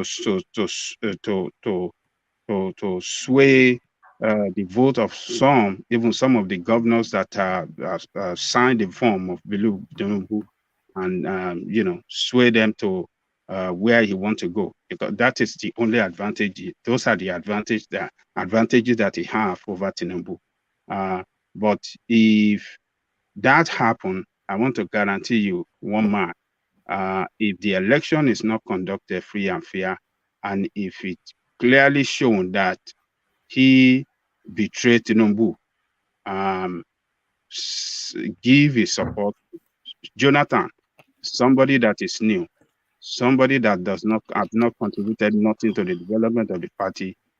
That is the end of APC. APC will implode, and Tinubu will possibly. There is no way that Jonathan can get that ticket, and the conclusion not be that Buhari endorsed him, because nothing else gives him the seat. Yeah, right. That would be so obvious. Yeah. Oh yes, even Oshibajo, it's going to be the same thing. Oshibajo, AMAECHI, all of them, they don't have that structure around the country. Tinubu have the structure. I might not say he have it around the country, but I mean in all the state of the federation. I'm not going to say he have it all over the state of the federation, but he have it he have structure in more states across the country than any other candidate, any other aspirant in that race. So the fact that 12 governors among, how many governors do they have? I think they have 24 or so. 19 or so. Huh? Is it 19 or 20 or 20? I think it's 20 something, maybe 22 or 20. Yes, 20. So if 12 out of 12, let's even give it 24 or 25. If 12, that is half of the totality of the delegate following him right there. So is the candidate, is the aspirant to beat in the race, and Buhari is the only in a fair primary, he would defeat all of them. Almost twice over. Yes, it will defeat them in a fair primary. I mean, we are seeing it. It's written clearly on the board for everybody to see. And, APC, if they play game, if Buhari play game, and the chairman, if they play game against Tinubu, Tinubu will play the game against them as well. He will make them lose the election. The party will implode. What he did in 2014 to help them win the presidency, he will do it again to make help PDP lose the presidency again this time. It wouldn't mind striking a deal with Atiku. You know, he has history with him now. You know, they ran under this party on AD when Atiku ran in. Is he? Tinubu is more an Atiku man than a Buhari man. Yeah, it's more. Yeah, and they've been coming a long way. They were both in SDP. They were both in. Atiku was his leader when they were in SDP. There was a time they were pushing hard for Atiku to adopt him as his running mate, and then he picked another OB. It wasn't Peter Obi, but this is way back, when he ran with some other OB, So they've been coming a long way. Oh man, what did Obi do to you now? No, I'm talking about Atiku's vice. What was the name? I think that was under SDP or something. ACN. Rabbi just had Obi. Didn't even know. Didn't even know what I just jumped in immediately. Yes, ACN. Under ACN, he ran with another Obi, not this Peter Obi, but another Obi. So you mean it was ACN second name was the guy's name was Obi? Yes, but not this Peter Obi. Not this Peter Obi. But then they were pushing hard for Tinubu to be his running mate then, but he rejected it and picked that Obi, but not this one, because Atiku has been long in the game. So they have been coming a long way since the day of SDP. They were in the same Yaradua group. Tinubu was a senator in Lagos State, while Yaradua was one of the leaders at the top national level of the party then. So they are still friends. So he might go and strike a deal with him in order to teach APC a lesson and regain its relevance. You know, he has to do something to regain its relevance. You know, if Buhari, you know, kill his chances in clinching the ticket in APC, if they kill his chances fraudulently, then he will team up with he might team up with Ajani Koko, can I ask you a question? Yes. Now the music, please. Yeah, you're going to. Yeah, sorry. Let me just reduce the TV. Yeah. All right, carry on, Ajani Koko. Okay, so he might team up with strike a deal with what do you call it? With Atiku, you know, to regain its relevance and give Atiku the chance, give him the support to win the presidency. So it's a matter of interest and power. So that's what the politics is all about. Interest and Ajani Koko. Yeah. Ajani Koko, do you think that instead of a Tinubu going to endorse Atiku, which already is a godfather in his own right, don't you think that it's more good for him, for example, to join a party, for example, like SDP, become a godfather there, and maybe endorses Obi as he did with Fashola? Do you think that would change the game? Endorses Obi on which party is going to be Obi? On like SDP. Why would that change the game of everything right now in Nigeria? Because obviously South and Southeast will vote for Obi no matter the party. South and Southeast will vote for South and Southeast. Yes, they'll vote for Obi no matter the party. So if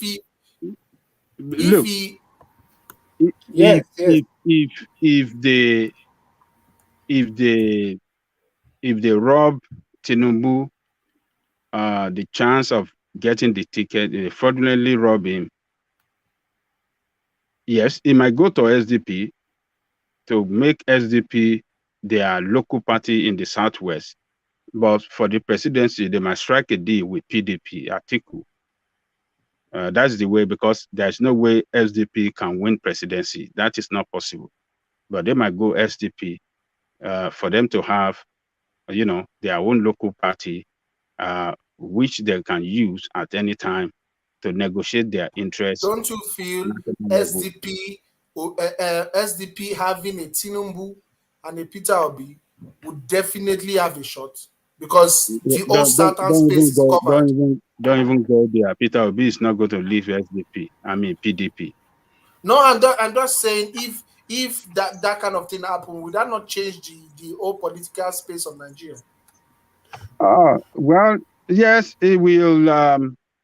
We don't know how it's going to work. Yeah, I don't know. And this is the right time for them to take advantage. People are tired of. People don't care as much as for APC or PDP. If any of those guys are wise, Obi will not leave PDP. He will still like to stick with PDP, even though he could not secure the ticket. If he's going to be the vice president, he will still like it than to go and join a party that, you know, is not going to doesn't look that have any chance of winning anywhere. PDP still look a good chance of winning, particularly if A good Tinubu chance has of still rigging. Not if it's for winning, if it's for people vote. The popularity now that the man has, if they reject him in PDP, he should just go to another party and capitalize on that. Even if he will not do anything, at least he will bring another party into the main main political space. Give us a well, name. somebody like PDP. you as an outsider who is not a politician can think like that. For politicians, they always think about interest and power. If it's looking bright for PDP that okay, APC has imploded, and it's looking bright for them that they will surely win the presidency, why will he leave PDP? He's not going to leave. He will stick in there, even though he's going to be the vice president. You think vice president is a small position? It's a very big position. No? Yeah, that's what I was going to talk to It's a CBD very about. big position. It's a very big position in that country. Very, very big position. And when you are in that office, you are just a step below being the president. And you could easily step into the shoe, into the presidency anytime. Osibanjo made it look like a very a very irrelevant position now because we cannot feel anything. Because he's a vice to a quasi tyrant. That is the thing. Buhari Exactly. is. So we don't know what Atiku's politics will be if we know his Do you personality. remember the vice of Jonathan? Do you remember the vice of Jonathan? You don't now. Thank you. Yeah, Sambo. We remember Sambo.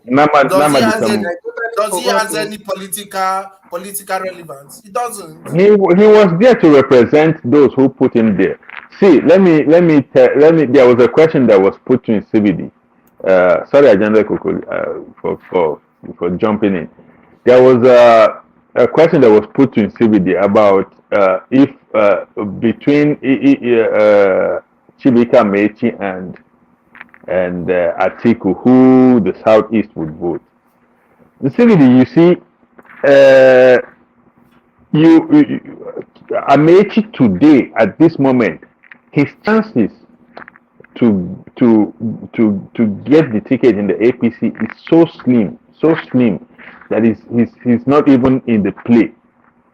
Now it could be manipulated. They could give him the ticket, but if he ever comes out as the front runner for the APC, you can be sure that he has sold everything, including his soul. You might as well call him maybe Usman Amechi.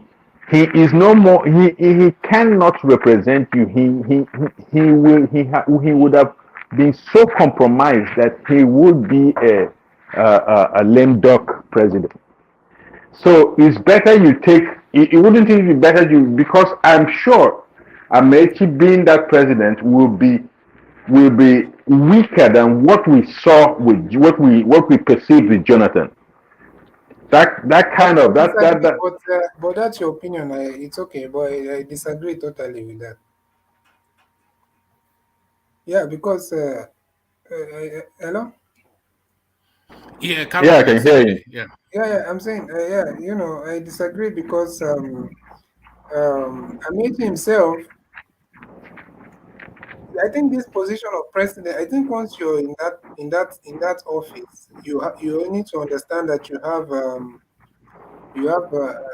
we need to understand that those people have power and they have the responsibility. And also apart from that, Amechi does not strike me as someone that will be totally controlled. In fact, if anything, I'm even wondering if they will ever allow him get to that position. And not to be tribal or anything.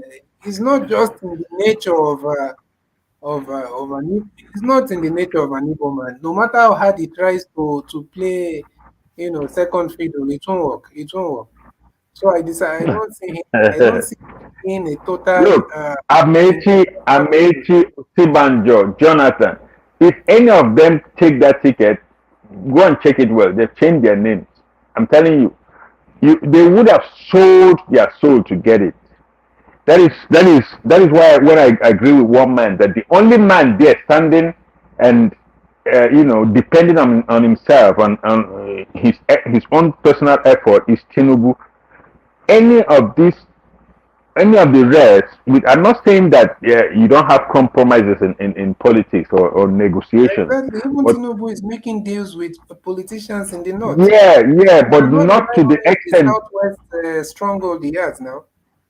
So they are all selling. If we are But going by you have to understand that Tinubu has a base. He has a political base that he can always lean back to. These others, they don't. They do not have anything. It can only be given to them. They cannot. They cannot fight it.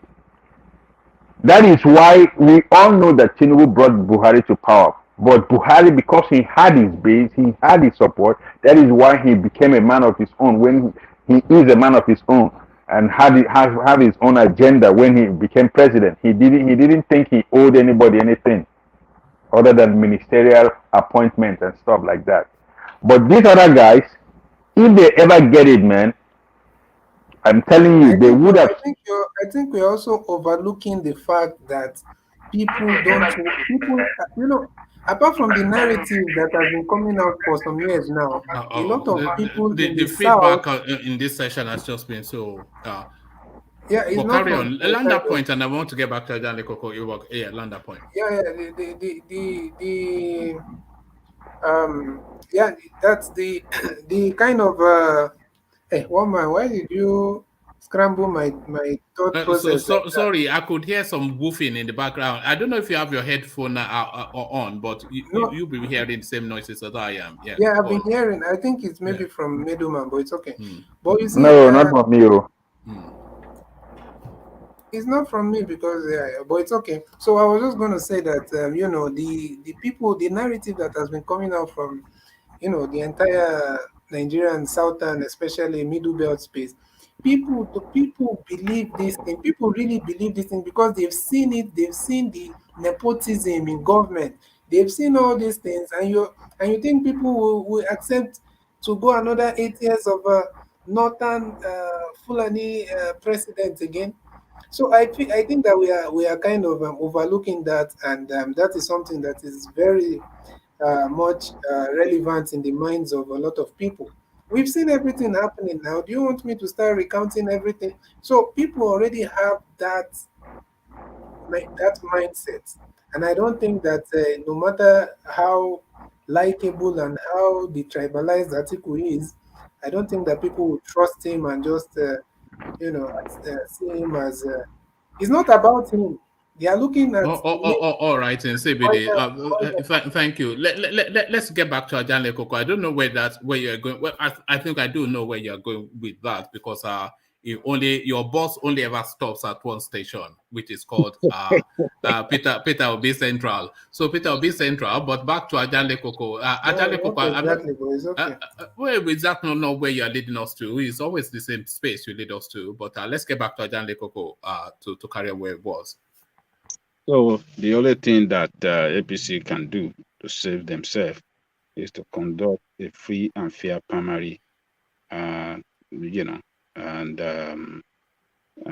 whoever that emerges as the winner, it will be clear to everybody that there's no rigging, there's no manipulation, there's no imposition, and then they can go ahead as one family to general election. That's the only thing. But if a game is played, that will be the end. They play game against the core members. I mean, the core leaders, those that have been there since day one, contributed immensely there to the development of that party. They play game against them, brought Jonathan in, imposed it on them, forget about it. That's the end of that party. There's no way to save it. That's the way I see it. All right. Thank you, Dan Lekoko. So to this idea that the PDP, APC rather, they are moving their presidential screening to a later date to allow for people who have not submitted, especially Jonathan, to submit their forms. So what are you then making then of this proposal by the APC? Well, we don't know about Jonathan yet. Clearly, it's not clear. We are just hearing he got form, he denied it. Then we hear another story. He gave money to somebody else to buy the form on his behalf. So, but what I can see as driving APC, why they postponed the deadline could be a way of making more money, because money is still coming in from the sales of form. No, the sales of forms has finished. That has closed, but the submission period, the submission is meant to, because the screening is meant to be on Friday, but they've moved it to the 23rd, which a lot of people are saying is facilitating for Jonathan to be able to perfect his politics and submit his form. Okay, yeah, it's clear now. So, well, let's wait. If Jonathan is the one that they are waiting for, we will see. I don't think a politician like Tinubu and the rest of them will be that much threatened. I think if you just give them that urge to work harder more than ever before, to see how they can defeat the power behind Jonathan and the rest. So, but like we said earlier, the battle might end up between Tinubu and anybody that the president is putting his weight behind. So let's wait and see what is going to come out. If it's Jonathan, it will be welcome, and then the dimension of the politics will change in entirety. That's the way I see it, woman. All right. It's just a shame, that Tinubu doesn't get the backing to put up that. All the people that you expect to rally behind him, they are already in the game too. But we'll see how it plays out, because like you said, a lot of carpet crossing on that day when people will start to do last minute realignment. So how they realign then to, if it's only about 2 weeks away, and it seems so far, but by this time, the 1st, 2nd of June, we'll be talking about then X versus Y and what sort of votes they will get. This is just as earlier, where today's the 17th. Can you imagine? So in about 2 weeks' time, we'll know the two candidates, and then we'll start to permutate who wins which region, which politics is in play here, and all of that kind of good stuff. Well, but there is this, because I was expecting Tinubu to, there was a time we thought he was dead and buried just about 2 weeks ago, but he refuses to die. Kokumo, Tinubu Kokumo, I mean, he has, he has sold some seed of politicians across the country, and is just trying to do some harvest now. So it's different from people that did not sow anything, and they want to jump into the race and think that they will get, they come and harvest. It's going to be very difficult. Yeah, so corruption. Well, yes, it could be corruption, but what we are saying is that he has planted some politicians across the country working for him right from day one that they formed the party, and those are the ones that are driving his campaign vehicle, and those are the ones that are going to bring out candidates. And we have seen it clearly with 12 governors backing him, signed his nomination form. So is the candidate to beat in that party. And on the other side, PDP is the same game. If you have not sold anything, there's no way that you can come and reap. You reap where you sow. So Peter Obi. It is not is my candidate. It is not a matter of we should not run sentiment here. He doesn't have that. What do you call it? He doesn't have that. It doesn't have the reach. It It doesn't have the doesn't. reach. No, no, no. And I'm the not. depth. No, I'm not gonna say that. It doesn't have that vehicle. It doesn't have. It doesn't have that structure around the country. He has not planted well inside the country. I mean, inside the party. It's a flash in the pan, politician. At least I like one man. He's honest. People like Ajane Koko, Babati, you'll be coming here saying Peter Obi is your candidate, but everything people say is just to. No. You are driving it with sentiment. You want them to go against facts. You are driving it with sentiment. Okay, tell him what he wants to hear. No, Tell him Peter Obi will get the ticket now. No, we shouldn't be lying. We shouldn't be lying to ourselves. We shouldn't be lying to ourselves. We can lie to in CBD. He wants to hear a lie. In CBD, this is a delegate primary. This is indirect primary. It is not a direct primary. Right. You should understand. Do you want to explain the distinction? Maybe as part of the education of this platform, we need to, because sometimes we speak as though everybody understands the language of politics, but it might not be as widely understood as we imagine it is. So there are three options within Nigerian space. There's the consensus, there's the direct primaries, and the indirect primaries. So the consensus, that's already self-explanatory. The direct primaries, which gives all party members the opportunity to ballot, for a candidate. So all party members. But the indirect primaries is the delegates, which is about 5,000, 7,000. They get that say.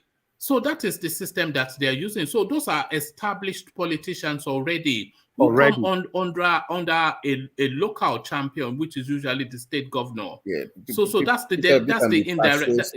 They can be persuasive in a direct primary, but not in an indirect. Not an indirect, but because you say he has mass appeal, but you're talking about long-toothed politicians who have been steeped. They don't want to hear fancy ideas. They want to hear about pockets being aligned. So. Yeah, pockets and their group interest. Now, if you understand politics, you know that it's wishful thinking. It's not popularity; it's delegates. But we have to give it to Peter Obi. He's driving his campaign. He's campaigning around. We are seeing it. He's doing a good job. He's on the field. Yeah, but he's complaining from vice president now. Is that not?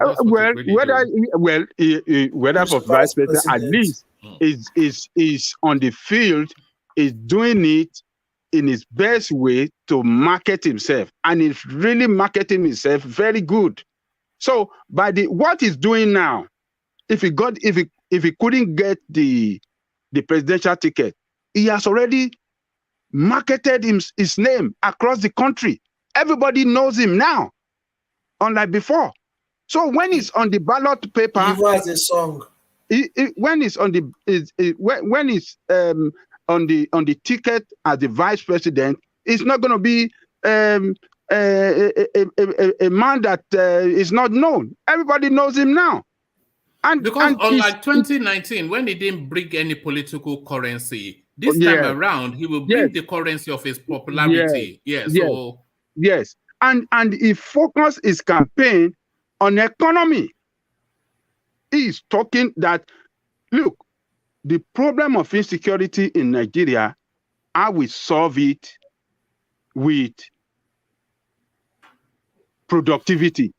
I will use economic productivity to solve this problem of insecurity you have around the country. So his campaign is centered on solving our problem with productivity, economic productivity. That is his campaign. And that will really, that has positioned him better than any other person in that party if he's occupying the vice president, you know, the vice president is the chairman of the economic committee of the country. So it shows that PDP have somebody that can handle the economy of the country well. He has marketed himself well. He has distinct himself among all of them in analyzing economic problem and providing solution to that economic problem in that country. He is number one. Whether we like it or not, we have to give it to him as the man that really understands the economy and he have solution to our economic problem. And that is the most important. Ajale Koko, would you say that Peter Obi's presidential journey ended when PDP declared the primaries open as opposed to being zoned? Because I thought that was when his journey ended. No, no, is ended. We don't have to deceive ourselves. We have to say it clearly. It does not have that. It doesn't have that that structure around the country. It doesn't. Do you want to explain? Do you want to explain what you mean by structure? Because people, as part of the education, we need to let people understand why we are saying these things, not on prejudice but on reality. So maybe just a brief introduction of structure to when we are saying structure. What do we mean, Ajanle Koko? Well, the structure means the group within the party, the caucuses within the party. Like in every state of the federation, every political party, even though they are one party, they have groups like caucuses within that party, and the groups that control the state is the structure of that state, is the strongest structure in that state within that party. And that is the group that we surely bring the delegate, majority of the delegates to the primary venue of this, what do you call it, of the presidential primary. So, but Peter Obi doesn't have it. Atiku Abubakar have been coming, is one of the founding fathers of this party, and that structure is still intact in that party till today, and they are loyal to him. That interest is there that their own man, if their own man become the president, he will do well for their own. It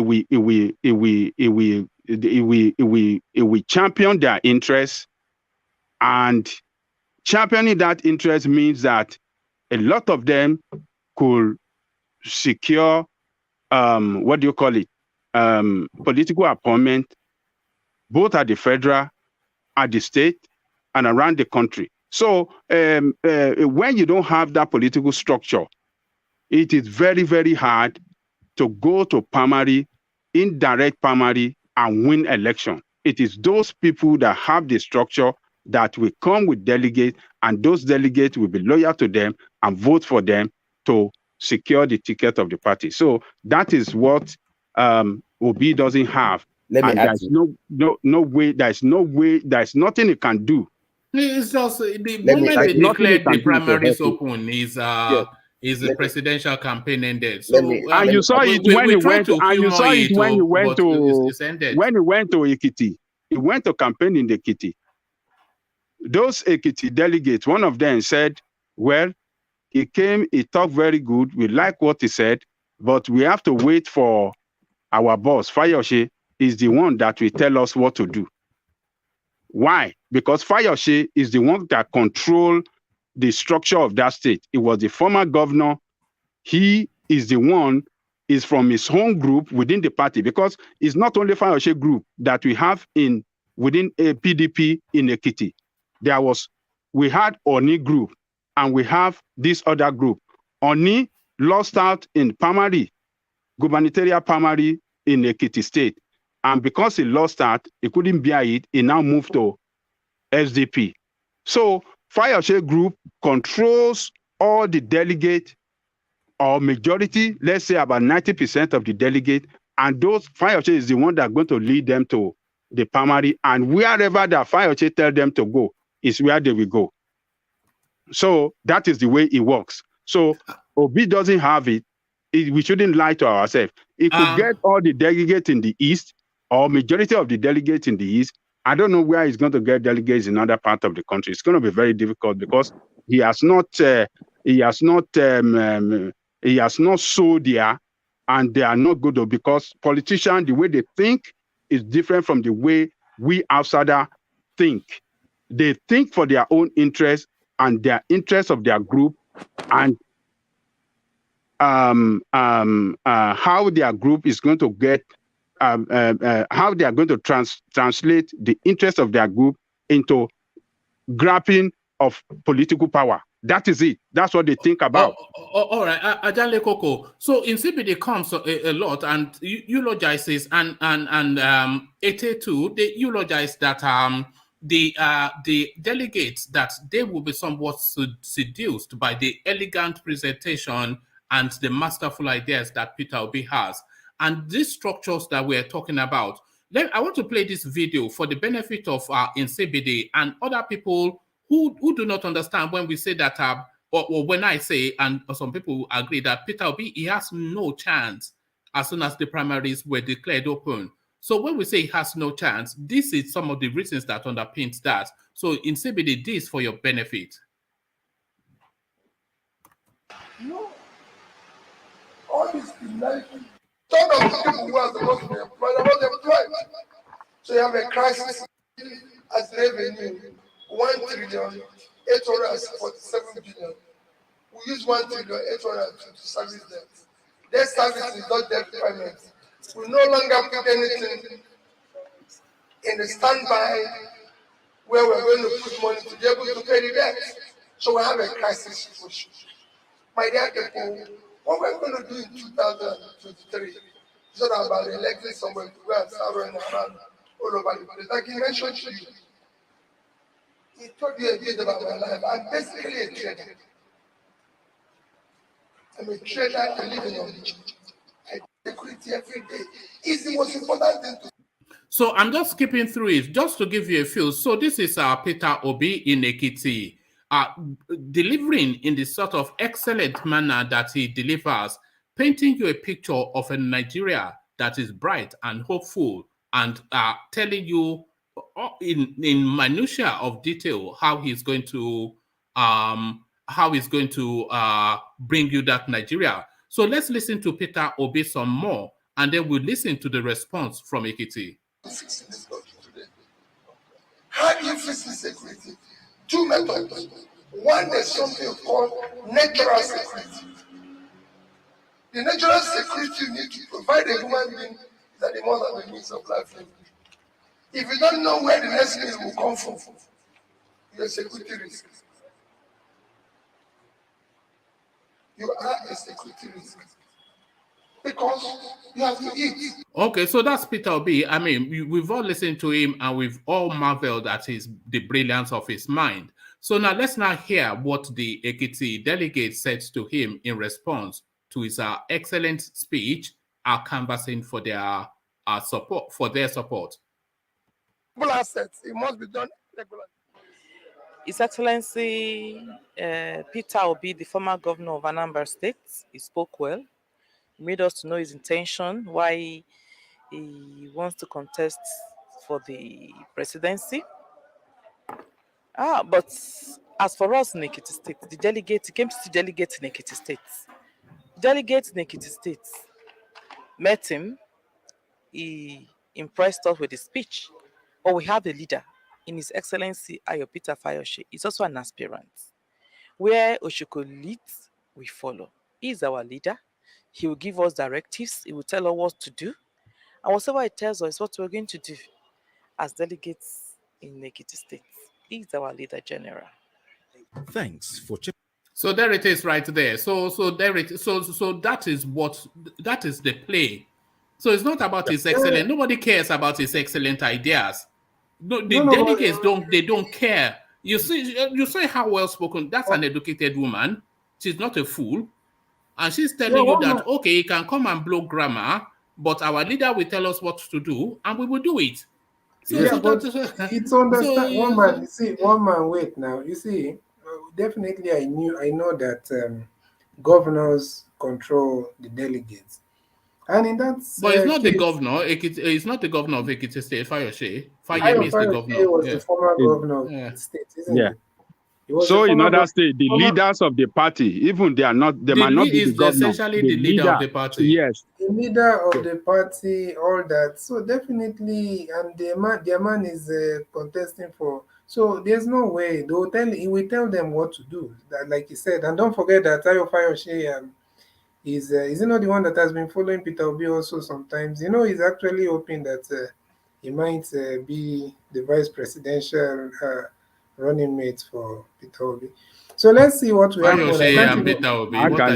are you talking about? I'm not sure. You are sounding somewhat politically naive in CBD. Well, Woman, I don't think you were fair in the way you presented this case against Obi in Ekiti there, because for one, it was just one lady that spoke, and we don't know the more others failed. They were there. And two, someone can make the same case if, let's say, Tinubu would have gone to Imo State and the body language of the people there. Of course, we can't go by that and say, oh, because of that. Let me respond. You know what I'm saying? Hold on, Ajanle Koko. It wasn't to counter Peter Obi, but to make a point that the using that to make a point that he doesn't stand a chance just because the delegates in the Ekiti felt this way. Why do you think he didn't go there? Because it's a waste of time. It's very calculated. Why is it going to go to Imo State? Because come on now. It's not going to go to Imo State. I have a question. But if Obi would have gone to Lagos, you think the Lagos delegates would have? I mean, the Lagos delegates would have. Hold on. Well, the point that I'm making is that these delegates, they're not especially persuaded by your rhetorics. Ajanle Koko was explaining what a political structure is, and what that lady also described was a political structure right there that is under the authority of Ayo Fayose, and she told you that she was especially impressed by Peter Obi's presentation, but she would do as her leader tells her. So cascade that woman. Can you hold on, please? Cascade that woman throughout the 36 states of the country, because it's not unique or peculiar to Ekiti State. That is what obtains all the way through politics. So that's the structure right there. So Fayose controls the structure in Ekiti State. Some other champion controls the structures in all of these states. And it is those people, they have a vice grip on that. You see, that's not a stupid woman. That's not an uneducated woman, and she's submitted totally to Fayose. Obi also control the structure in Anambra State too now. So I mean, what the hell? It's not fair and balance. What are you talking about? You don't understand what we are talking about. You just come in and just. It doesn't even know. Can I ask the question? To be going to the north, is the state to be going to control? Sorry, Ajanle Koko, can you explain this thing? Because maybe I'm not finding the wordings. First of all, guys, APC is not as influential in the southeast compared to southwest. So of course, there's no need for him to be canvassing for votes there for right now. You can't compare. That's a different comparison. But let me just make one point to add to what I just said earlier. Structure also means access. Tinubu can pick up a phone call in Lagos and he knows who to call and says, that guy over there can get you 10,000 votes for the price. He can get you. That's what we call structure, access to people. So if you don't have those kind of access to people on a bigger scale nationally, you cannot be talking about presidency. It's more than just rhetorics. It's more about talking people. This is not Obama here. What are you saying, bro? This is not Obama here. Can I say something? You see, I get the old delegate thing, but we should understand this. The southern delegates and some part of the middle belt delegates are different from the core north. Now we are let me explain myself. Already, the governors which are controlling these delegates, has come out to say that power must come to the South. The governors of the southern Nigeria has come out to say this. Now, do you think these delegates in the southern part of Nigeria will vote for Atiku? Do you think so? Okay. Can I answer your question right there? Can I answer? Let me answer your question. Go on, Ajahn Koko. You see, don't follow those governors. Don't stick out your neck for what you are hearing from the governors. You see, PDP set up, is it zoning committee? What is that committee that they set up that? Yes, that was Autumn, yeah. By Autumn. Yeah. Every governors within PDP, they said it's one from each state. And the representative from each state that have governors, PDP governors, are people sent by their governors. Do you know the outcome of their report? All of them, no one person single out, favored no zoning. What does that tell you? It tells me that they want to cash out. Hold on, just listen now. If a representative from River State that represented River State sent by, what do you call him? By Wike, signed to no zoning of presidency, that they should make it open. What does that tell you? You see, this game they are playing in the face of the public is a different game. They have to play it like that. The game they got to play behind the door is a different game. That is the way politics is played. So this zoning idea is what all of them adopted, all the leadership, including all the governors. Forget about your Udom from your governor that bought a form that is camp. Forget about Wike. That is just the game. To you, the public, the game behind the scene is different. So what I'm trying to say here is that they have adopted it. They are not zoning it. They are going into primary. All of them are going to contest, and the delegates are going to vote. An article visited Wike yesterday or a day before yesterday, and today Wike release a statement that if he did not get it, he will support anybody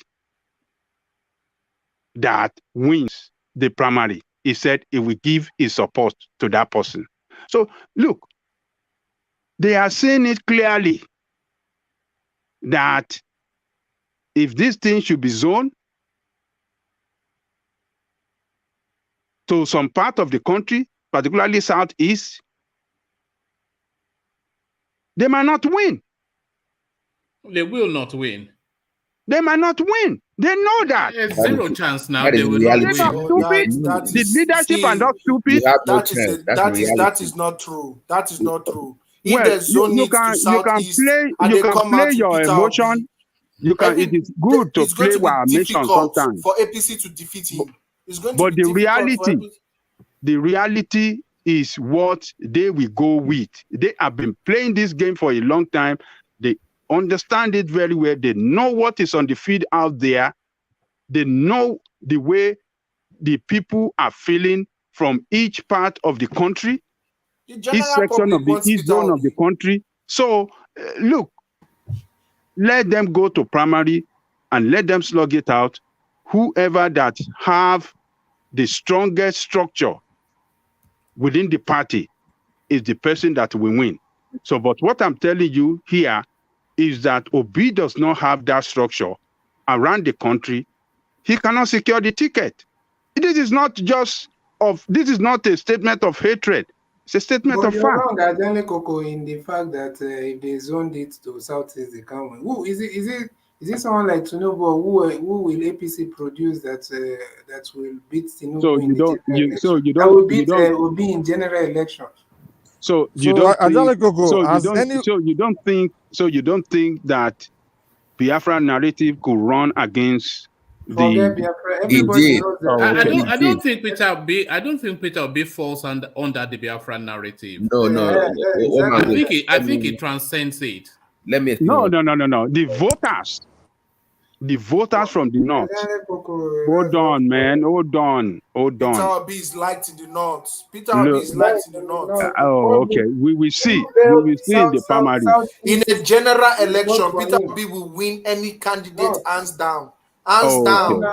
Bring Oh, your okay. I Tinubu, don't agree with bring that Osibanjo. analogy, but None of it's Oh, okay. them It's okay. your, can it's your defeat own. Peter Obi. Don't say bring your election. Tinubu. If I they am forget not the for north, man. Tinubu. Don't say bring your Tinubu. Tinubu is not my man. I'm not supporting him. So, you can don't say bring your. I'm not on the side of Tinubu, and everybody know that I'm not supporting Tinubu. It's So, only this delegate thing now that so, is the problem but for someone like yes. So the Forget about delegate is the problem. The delegate, even if they make it, But he if you can't put, get past the delegate, so that means his presidential ambition has ended. even if they make it direct vote, he cannot still win. No. He cannot win if they make it direct, direct primary. He won't win. Why won't he? Because He doesn't have the structure. He doesn't have the structure. But I got. But Ajale Ajale Koko, Koko, I have you one think they question all though. took a vow to vote for Atiku instead of Obi? How do we know that Atiku, everybody has agreed, all the North, everybody has agreed that it's Atiku that they want? Rabbi, forget what you're hearing on TV. It's the point. But I have a question for you guys though. With the structure, Forget- Atiku lost to Jonathan. With the But, structure, no, with the founding primary father, here. he lost to Middle. Jonathan. We're discussing Let me ask this question. here. But let me, Ajale Koko, let me ask you guys a question. Like, what candidate do you think has the best case to present to the delegates? Like among all of them, don't you think like a Eastern candidate has some a case of hey, it's our turn to present? Don't you think that's a stronger case to present to the candidates to the delegates than anybody else? You know that our turn case is a strong case to present to the delegate. Now, I think to me this is what I believe. I think they have a stronger case to present to the delegates. But as far as the general election, I think that Biafran situation, the general public, they will hold out against them. But among the delegate, I think that case is our turn. That means you're not following politics. Then, if you believe It's that this one they people talk. are thinking of Biafra, So you spend 7 years insulting Northerners, and you think they'll vote for you when election comes. See this guy. Sorry, gentlemen. Sorry, gentlemen. With your permission, let me. This is from 2 days ago, but let me just bring a couple of paragraphs to Ete and CBD. This is midway through. This is Senator Shehu Sani telling us why, if the two parties don't present northern candidates, then the power almost certainly will go to the north. So this is midway through. Sani noted that the ruling APC party was only playing a cat and mouse game with PDP, adding that if a northerner picks the ticket of the opposition party, the APC may likely follow suit. Senator Sani, however, advised the ruling party to honor its words if there was Senator Sani, however, advised the ruling party to honor its words if there was any agreement that there will be power transfer to the South in 2023.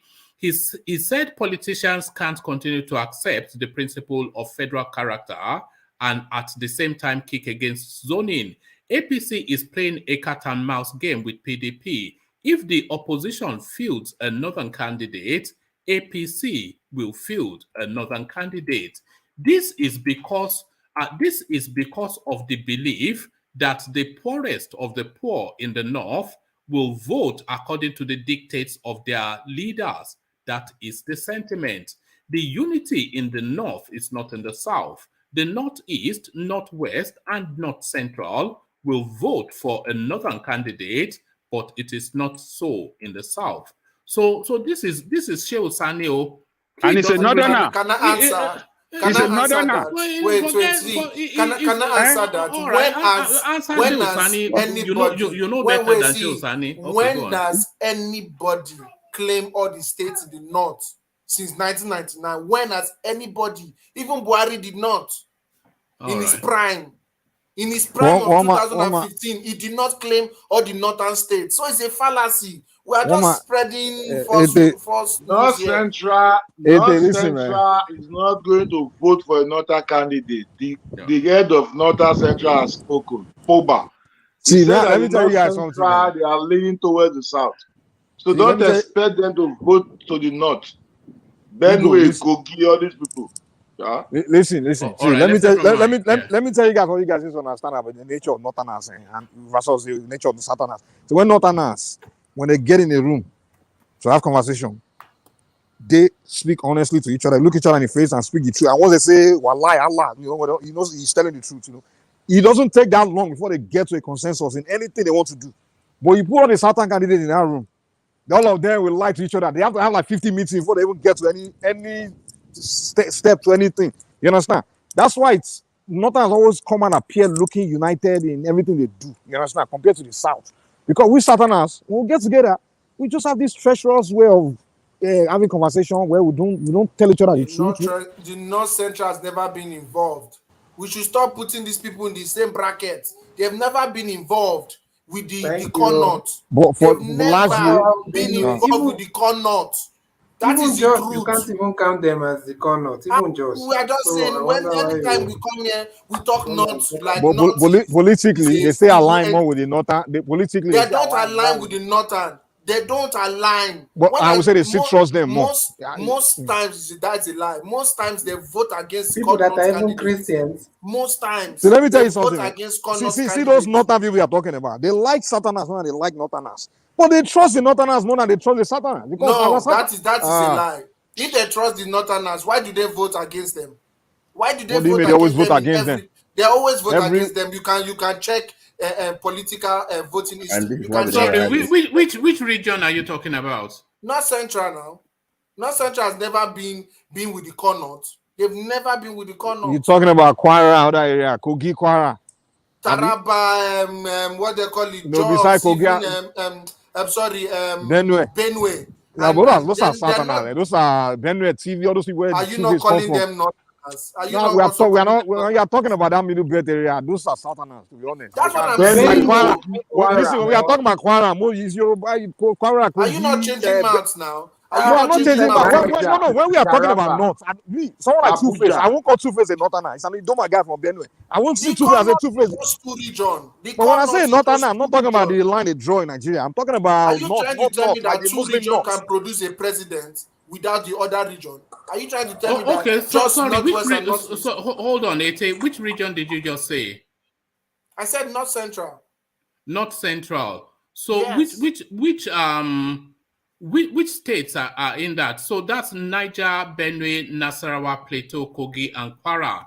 So those are the No, Taraba is not. It's Niger, Benue, Nasarawa, Plateau, Kogi, and Kwara. So those are the North Central. No, can you hold on? I've got the list on my screen. So let's marry that against 2015. Marry that against 2019, please. Recent election. No, that was Fulani. No, that was Fulani now. So that it doesn't really matter. That was Fulani. So let's marry that against 2015. So so let's go to Benue. So who did Benue vote for in 2015? 54% Buhari, 44% Goodluck Jonathan. Who did Nasarawa vote for in 2015? Yes, they actually voted for Jonathan. Jonathan took Nasarawa. Who did Plateau vote for in 2015? They vote for Jonathan as well. So there might be some veracity to what you're saying. Who did Kogi vote for in 2015? Yeah, they voted for Buhari. And Kwara, who did Kwara vote for in 2015? They voted for Buhari. But that They are has to going. do with APC. It has nothing to do with They are going That's to what I'm lose saying. those Kogi states is right APC now. now. They are going to lose those states because there's no way they are getting Benue again. There's no way they're getting Benue again. There's no way they are if they mess up Tinubu. There's no way You they're mean getting Kwara. You mean Benue will not vote for Atiku? Is that what you are saying? No, I'm not They talking will about not. Benue They not will voting not. for Atiku. Ah, They will I'm not vote talking for about Atiku. you don't know anything. I'm talking about having a southern Why you candidate say here. so? Because Tom is politically aligned with Atiku. See, Go right and now, check as I it. speak to you, this See, country is Ajani boiling. Koko, He's what do you politically say? aligned, and President Atiku have now. a very strong chieftaincy title there. Strong #1 chieftaincy title in their land. But No Otom You don't know Southern what citizen you're talking want about. to see any Ajani Northerner coming to Koko, run for Ajani president. Koko, you said that if Peter Obi is given that ticket, he's not going to win in general election. And I'm proving to you that he's going to win it in general election. Hands down. Oh, Not okay. just If they give him the just ticket, not he can just win normal. election. Why You not? can Hands win down. election. I wonder what people are Hands saying. It's down. only this delegate thing that is the the obstacle, that fallacy is that the people are hurdle. spreading. If Just they to give cross. him the Saying ticket, he can win election. That's one. Why do not? not every time. How many You states people they are call out? How many saying states? Mike is there saying Biafra. Nobody's thinking of Peter Obi in that way, my brother. When did I say Biafra? Nobody's thinking. Look at Ete and If they Igbo here. support him and give Peter Are they the not ticket, he will win anti-Biafra? election. Why Are they not? not the ones still talking with Peter Obi? Yeah, nobody is looking at it that way, my brother. It's only this. The only people not looking at it that The only way Peter Obi can lose is when they face him with Osibajo. No, gentlemen, let me put And the this to you. Nasarawa governor, Sule. So, would A you very guys good agree man. with me? Hold on. Would you guys agree with me that we are playing tribal politics in Nigeria? Yes, we are. Okay, we are playing tribal. So, Igbo people will vote for Igbo candidate. And you think that Hausa people will see another northerner on the ticket and they will come and vote for your own candidate. How many states? Omar, That is what I'm telling you now. How many How states? many It's states? only Why are we thinking like that? How many states? How many Do states are we you talking guys about? know? Do you guys Let's know see. that we are more Ajani divided? Koko, let's start naming the states, and Do I'll you tell you know? how many states Peter will Do be you win in the north. do you know that we are more divided than ever before in the history of that country now? Do you guys know that? Yes. Okay, so how does that sound to you? What does that mean to you politically? It means that the northern tribes, the other tribes in the north, most of them are also not pro-Fulani as before, because they've seen how they have suffered some injustice in themselves. Let me ask my Igbo. Because you are thinking that the whole So north because is they one suffer tribe. among themselves, they won't vote for themselves anymore. I mean, that's what you're saying. The whole north is not one tribe. The whole north is not one So tribe. you're saying Igbos won't vote for themselves anymore because they were shooting each other in CSN and killing each other. Are you trying to tell me that Atiku is from the same tribe with Autumn or with the governor of Forget Autumn is more Atiku an a Hausa Southern man? guy, man. Forget that one. Autumn is more from the Southern Benue. The Northern Benue is Okay, more from the forget about north. Autumn. The Southern Benue is from. Atiku an Hausa man? Is Atiku an Hausa man himself? What are you talking about, man? What are you arguing? No, What are that is a simple question. Is Atiku an Hausa man? Because we feel like the north Yes. is one tribe. But the North, man, they vote North, vote man. for Igbo because they are not Fulani. It's the point. It has been shown. Just because they are Northern, not. see, Northern Can you Muslim. bring in Listen, history where the North has voted North? Stop saying So the North vote North. Bring So the this proof. lady that so the North has been voting East. this lady that they proof killed the other day. One at a time, please. Guys, Wait, this lady that they killed the other day. Am I even on Wait, camera? now. Can you guys hear me? This lady that they killed the other day now, you're telling me that her tribe are so much pro Fulani. The North doesn't mean Fulani. The North is the North. The North doesn't mean Fulani. Forget that one, man. But Ajani Koko was talking about tribal politics. That's what we are talking Even about. you are talking about the girl that got killed. It has nothing to do with Fulani. It has to do with Islam. What are you talking about, man? But her tribe, most of them, they are Christians. Don't you know No, that? most of the Northerners are Muslim. The majority of the Northerners are Muslim. So you're saying about there are no 90% of Northern. Christians? Where you can't, if you are saying the Christian vote in the North is what you are relying on, good luck for that. Good luck on that one. No, Ajani Koko pointed out tribal politics. That's what we are talking about, not when we say that, what he meant is the Northerners vote North. That they see themselves as one, the Northern Muslim North. That's what they see themselves. Then In the I'm south, asking in the you, south, Mike, in the south, please, listen, they are tribal in the north is their let me religion. answer him, Isibili. Let me answer him. I'm asking you, Mike, when in the history has the North voted North purely? When? There's nowhere where anyone has voted purely, but largely is what we are saying. Largely. So which largely? Which largely are we talking about? Apart from 2015, when has the North voted largely for Northern? When? 2007 or 2008. Thank you. Why did they Yaradua was a consensus candidate. Nobody would have defeated Yaradua. Nobody what are would you have talking defeated about? What do you mean by consensus candidate? You are talking about general vote, general election. Consensus candidate. What do you mean by consensus? It was a consensus because it was placed there. What political background did it was zoning that placed him there? Zoning. What did when zoning was still working? Was he a superpower in the North? I just told you that we are more divided today than ever. We are talking about now. Everything is so tribal now, man. And even me, I never thought I was tribal now. As educated as I am. As educated as I am, I never thought I would become this tribal. With this now, Nigeria, we are so tribal now. And you are ignoring the fact that we are more tribal than ever before. They will not vote for you now. Oh, and I'm trying. If you want to know, just go and become a trial. Go outside there, go see. Yoruba men want Tinubu to be president. Igbo want to be. I mean, what are you talking about? Somebody from Inewiabi, really? Yeah, what are you talking about? You are championing your own candidate. So you think Northerner will not champion their own candidate? You expect them to come for your own candidate for you because they are foolish people. Yes, it says that the Northerners are fed up with Northerners being not enough to vote for that. They are fed up. Imagine that. Why don't you make your statement straightforward? You're talking about tribe and you're talking about Northern. Are you saying the entire North is one tribe? They not see themselves as one. When it comes to national, when it comes to national, when the South and the whole country is involved, the North come together against the South. They see themselves as one tribe when it gets to that point. You understand? Shehu Sani just told us that.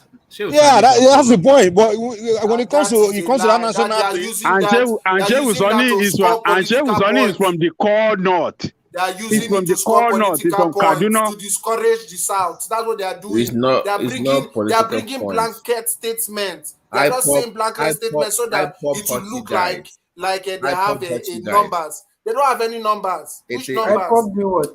But let me tell you guys this. Any Northerner that will win election in the North, believe it, that is a Northern candidate, even though he's a Southerner, is a Northern candidate. If you are not a Northern candidate, you can never win election as a Southerner in the North. Take that. That is a lie. The North has always voted for everything is a lie. Everything is a lie. How can you say that, and one man? Okay, we have historical evidence to this fact. Bring it, please. Obasanjo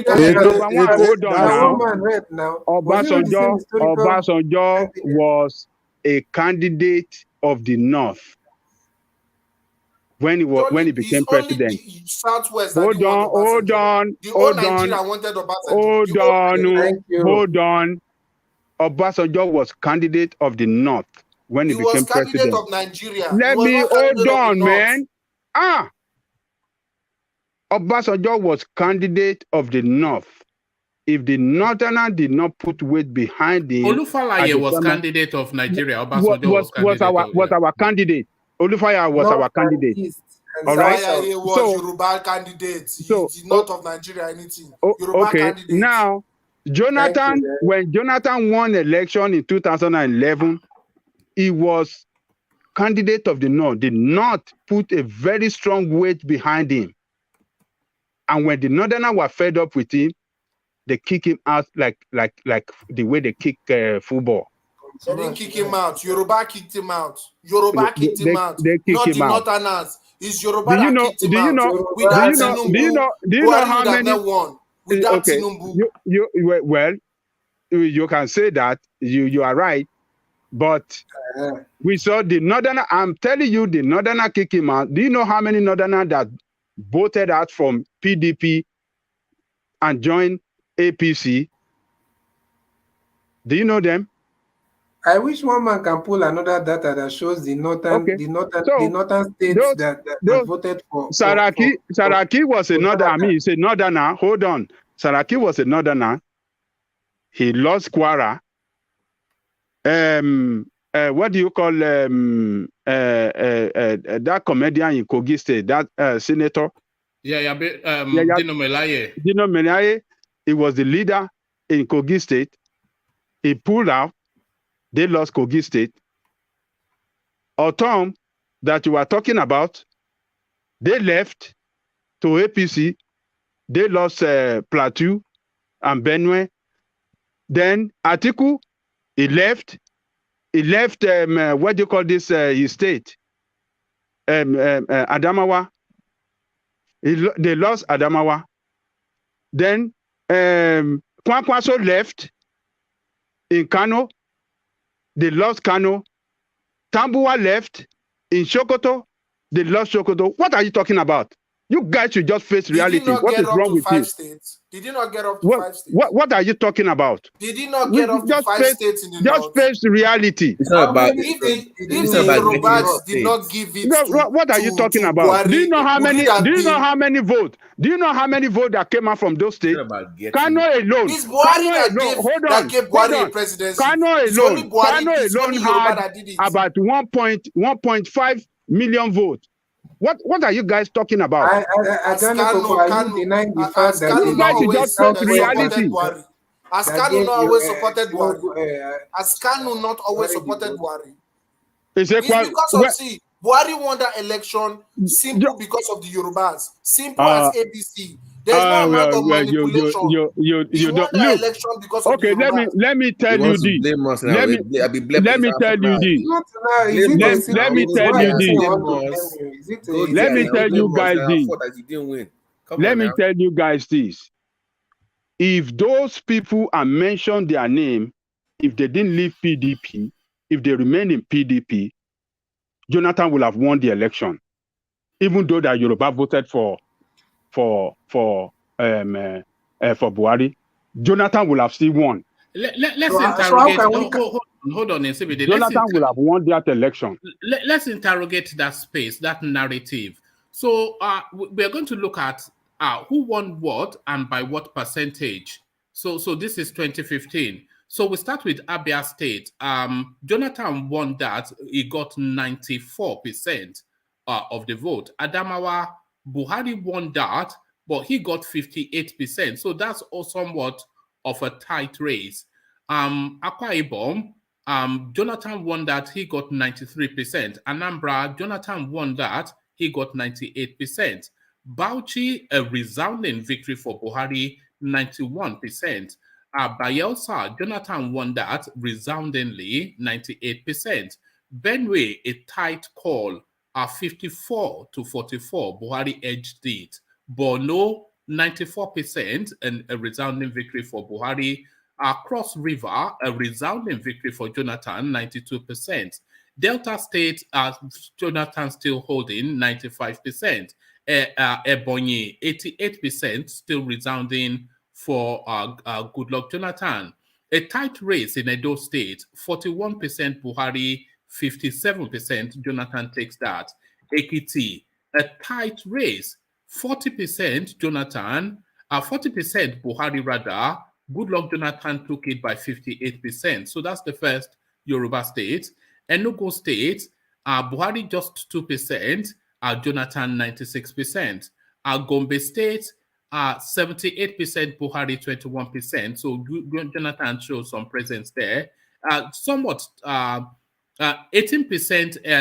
to 79% Imo State, Goodluck Jonathan takes it.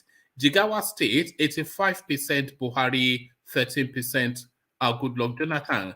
Kaduna, closer than you would think, 69% Goodluck Buhari, 29% Goodluck Jonathan. Kano, 89%, Buhari 10%, Goodluck Jonathan. Katsina 92%, Buhari 6%, Jonathan. Kebbi 83% to 14%, Buhari takes that. So Kogi State 62% to 35%, Buhari edges it, you would say, a performance by Jonathan.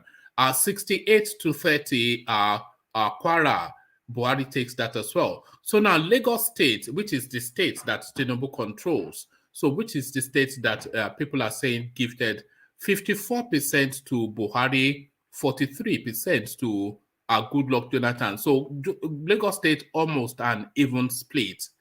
46%, this is Nasarawa State, which Jonathan stole from Buhari, or did he steal it?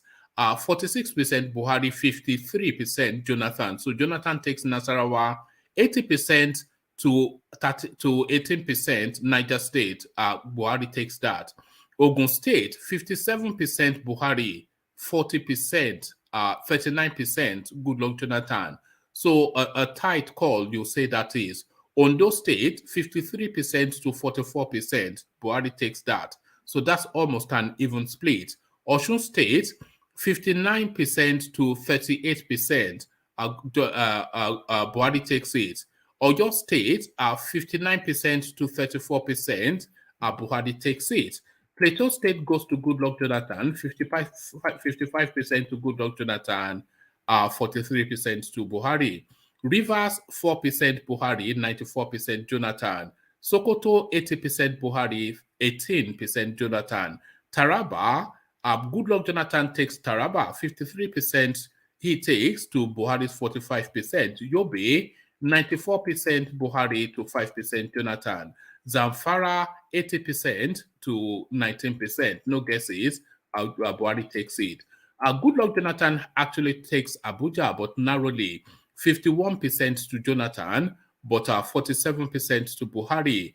So that's been the thing. If you look at the Yoruba spaces, Goodluck Jonathan actually takes Ekiti, and the spaces that Buhari did take is a near 50-50 split, but with Buhari edging it somewhat. So it wasn't as though the Yorubas resoundingly. I think it's actually the North that gave Buhari the presidency from the readings of the data.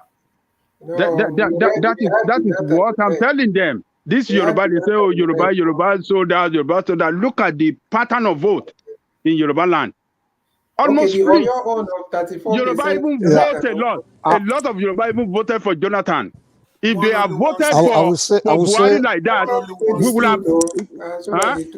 I would say two things that messed Jonathan up in the Southwest was, one, it ain't campaign for one, and two, the marginalizing of the Yorubas in his cabinet. Those are the two things that mess him up. Because the first election, he won the Southwest. No, the first election that he won the Southwest, put him in. But that second election, when he started listening to his Igbo friends telling him, don't trust Yorubas, marginalize them. And he was, that's what killed him in that second election. That's what happened, man. We all know that. They start telling him, they don't trust those Yorubas. Man, kick them on the side. I have a question. I know how you guys talk when you get together with South. I have a question. You guys hear me?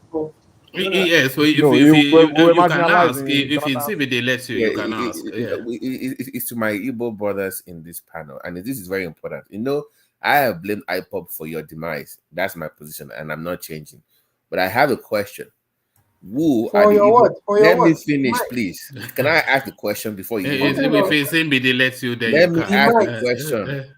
Let me answer the question so you can then jump inside, please. It's a very important question. Who are the prominent Igbo people in the APC that you think that they should have put down as candidates to run against PDP? Why are you trying to change the direction? No. I'm going somewhere here. Who are you said that the party should have put down for fairness? It should have, no. I'm going somewhere. You said they should have put down Igbo people to run from both parties for fairness. So give me names. No. Nobody said that. We're advocating for Peter Obi. My brother, don't change the No. Because they brought up that in when it was your last turn in 1999. Even that voting pattern does not favor Peter Obi. I said no. I'm saying that even the Igbo people in the APC that can have run for office, you guys can publicly destroy them. APC? We don't care about APC. I wonder who said that. Okoro Hausa, You kind of finish them publicly. Now they're not viable. No party's going to put them in a platform when people hate them.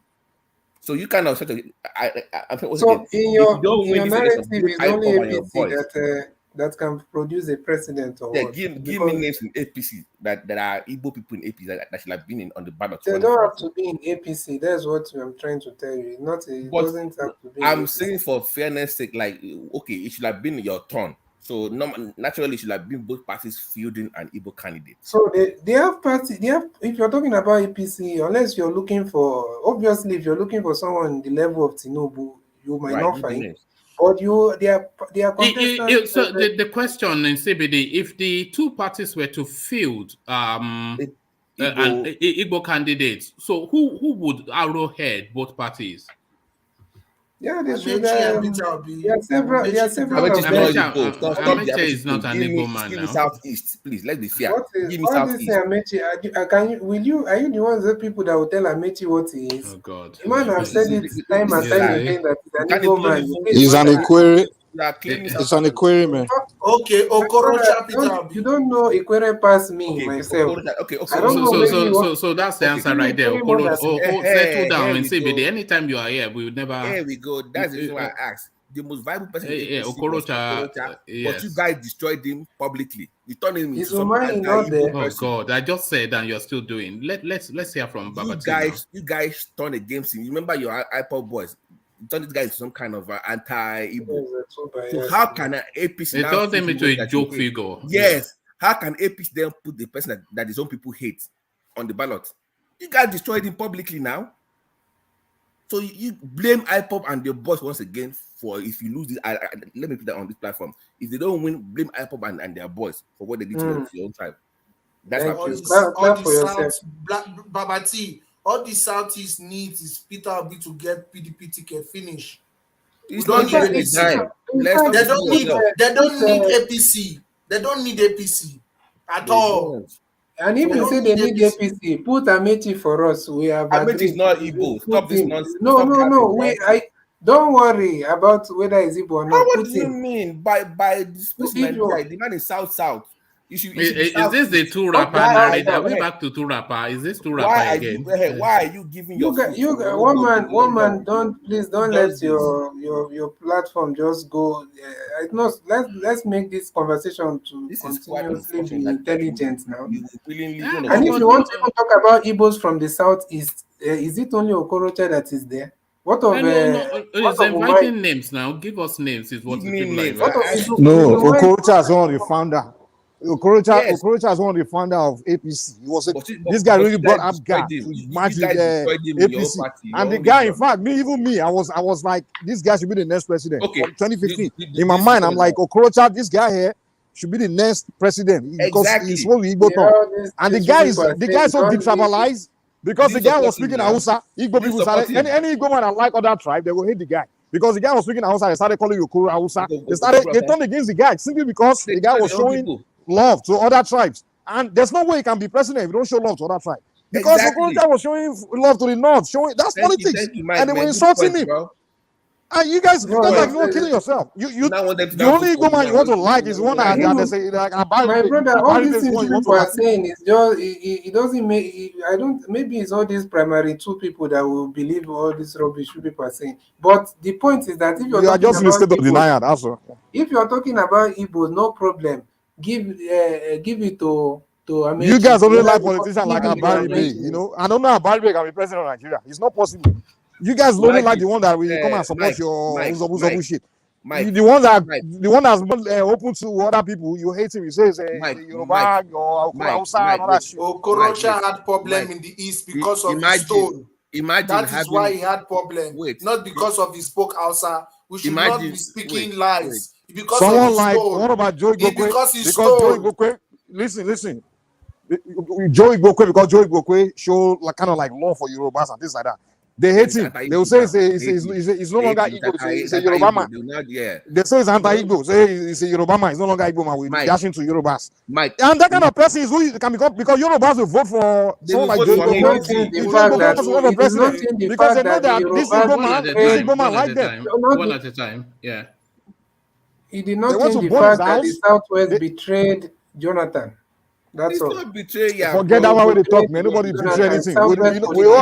We owe him money to be loyal to him. What's the betrayer there? So you're telling us that it's northern people. Didn't we know? Okay, let's assume the entire North voted for Buhari. Didn't we know that the North are going on their own before? So we should go and hold the North instead of holding our fellow Southern brothers. We should go and hold the North. You are missing the point in CBD. What we are telling you is your politician. Forget it. Why did Babati even go to? Is that what we are talking about? If you're talking about is it only APC that we can use to win the presidency? It does. You need presidency. You need either PDP or. Is it only APC? Listen. You stand a stronger chance. Listen. You stand a stronger chance of having Igbo president. If you have Igbo, they have two people now that won. You understand? You stand a stronger chance. Just like in 2019, they had a Buhari in the APC, Atiku in PDP. So that gave them strong. That was guaranteed not presidency. You guys ask Google in the comment section. Is telling you people the truth, and he's a Yoruba man. Rabbi, listen to me, guys. Imagine having to have an to say, okay, is the turn of Yoruba people. We now say because Saraki is Yoruba and is from Kwara, we now vote for him. Imagine that would never happen. You have to be from that space. That's not Yoruba. Even if it's Yoruba, forget about Yoruba vote for. No. I'm saying that we vote for him. Forget that propaganda. We vote for him like crazy. Really? Because you vote for him. Hold on. Okay, let me say something. So if you see what do you call AMAECHI as an Igbo man, but an Igbo man from South zone. So if you vote for him now and he completed his maybe maximum of 8 years, yes, and the power go to the north, and after that it comes down to the south. Would you from the east want to come and say, okay, you want to have it again? Would you want to contest it again? This southeast president. No, I say question. What were they calling it before they started calling it southeast president? Answer the question. Answer the question. Yes. Would you still be calling for southeastern presidency that, oh, we have not got it, it is our turn? Would you still come up with that narrative? Your question is clear. It was called Igbo presidency before. All of a sudden, it started calling it Southeast presidency. Southeast. They don't say Igbo president. That's what they're calling it now. Go by zone. It's by zone. It's by zone. It's not tribe. We Yoruba have tribe in Kogi State. Yoruba have tribe in Kwara State. But those two, they are northwest. I mean, they are not central. They are not southwest. They're not southwest. So I won't vote for Saraki because it's Yoruba. I'm like, no. If it's not from my side, I won't vote for him. You want us to believe you won't vote for Saraki if it's Saraki versus AMAECHI, you will not vote for Saraki. And the fact that AMAECHI is Ikwere. I'm saying the fact that AMAECHI is Ikwere. I said if it's the turn of the Southwest, I won't vote for Saraki because it's not from Southwest, although it's Yoruba. It's my point. Yes. So why is that very difficult to understand? It's your turn as Southeast. Why are you not campaigning for if it's the only person presented as the candidate from Yoruba heritage, you won't vote for him because it's not Southwest. So it's not Southwest. I don't get this, bro. I don't get what you're. It's not Southwest. So why do you want to? Ajani Koko, let me answer your question. If AMAECHI becomes the president and serves his 8 years, do you know what will happen after that 8 years? Do you know what will happen after that? The Southeast will come and tell you that they've not had a real Southeast, just that the way Yoruba is telling us. They will start calling him fake. They will say AMAECHI was a fake Igbo. So he wasn't a fake Igbo. Normal. You see one man doing it here. You see one man doing it here with OBJ. That's what they are going to come and say. You see that the way people are denying Shore that is not Yoruba is a joke. I will come to your place and deal with you over there. I will fly to your location. I will deal with you. I will fly over there. What is that? I don't know. This is the weirdest session we've had so far. So many just odd background noises. Yeah. On a more serious note, this thing is by region, it's by zone, not tribe necessarily. It just means that you're the majority in that zone, so you are more viable to get it in that zone. Truthfully, is by zone because it's not tribe. In CBD, you can't really claim Amechi in a Nigerian context because Amechi will be chopping South time. Yeah, now you understand. It's going to be chopping South time, and when it's time for South, we'll start hearing nonsense. You understand?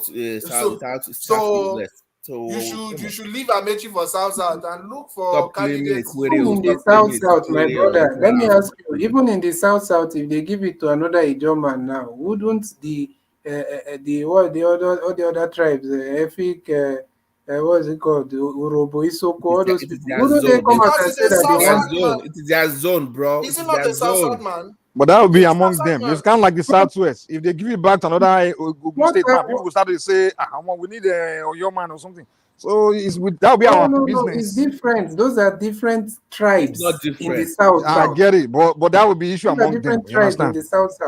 That's why I tell people like instead of advocating for Akwa Ibom man, they go there, they go fight for Igbo man to be president. Even when they were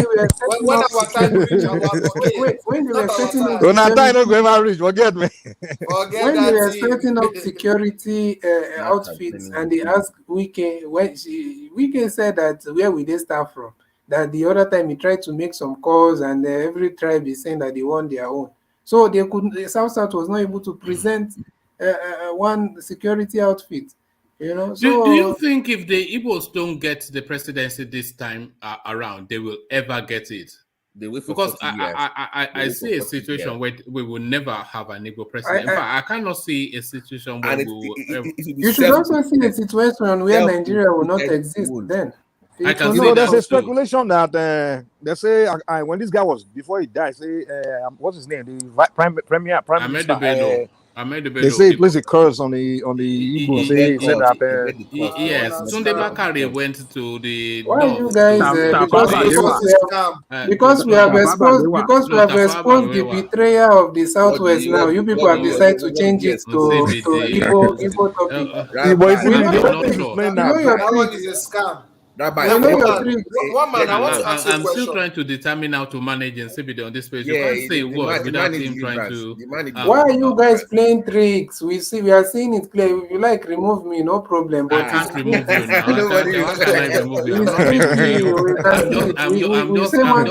you now.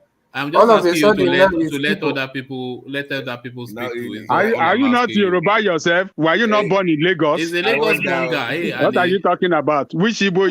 You be fake Igbo. You be Igbo. His diet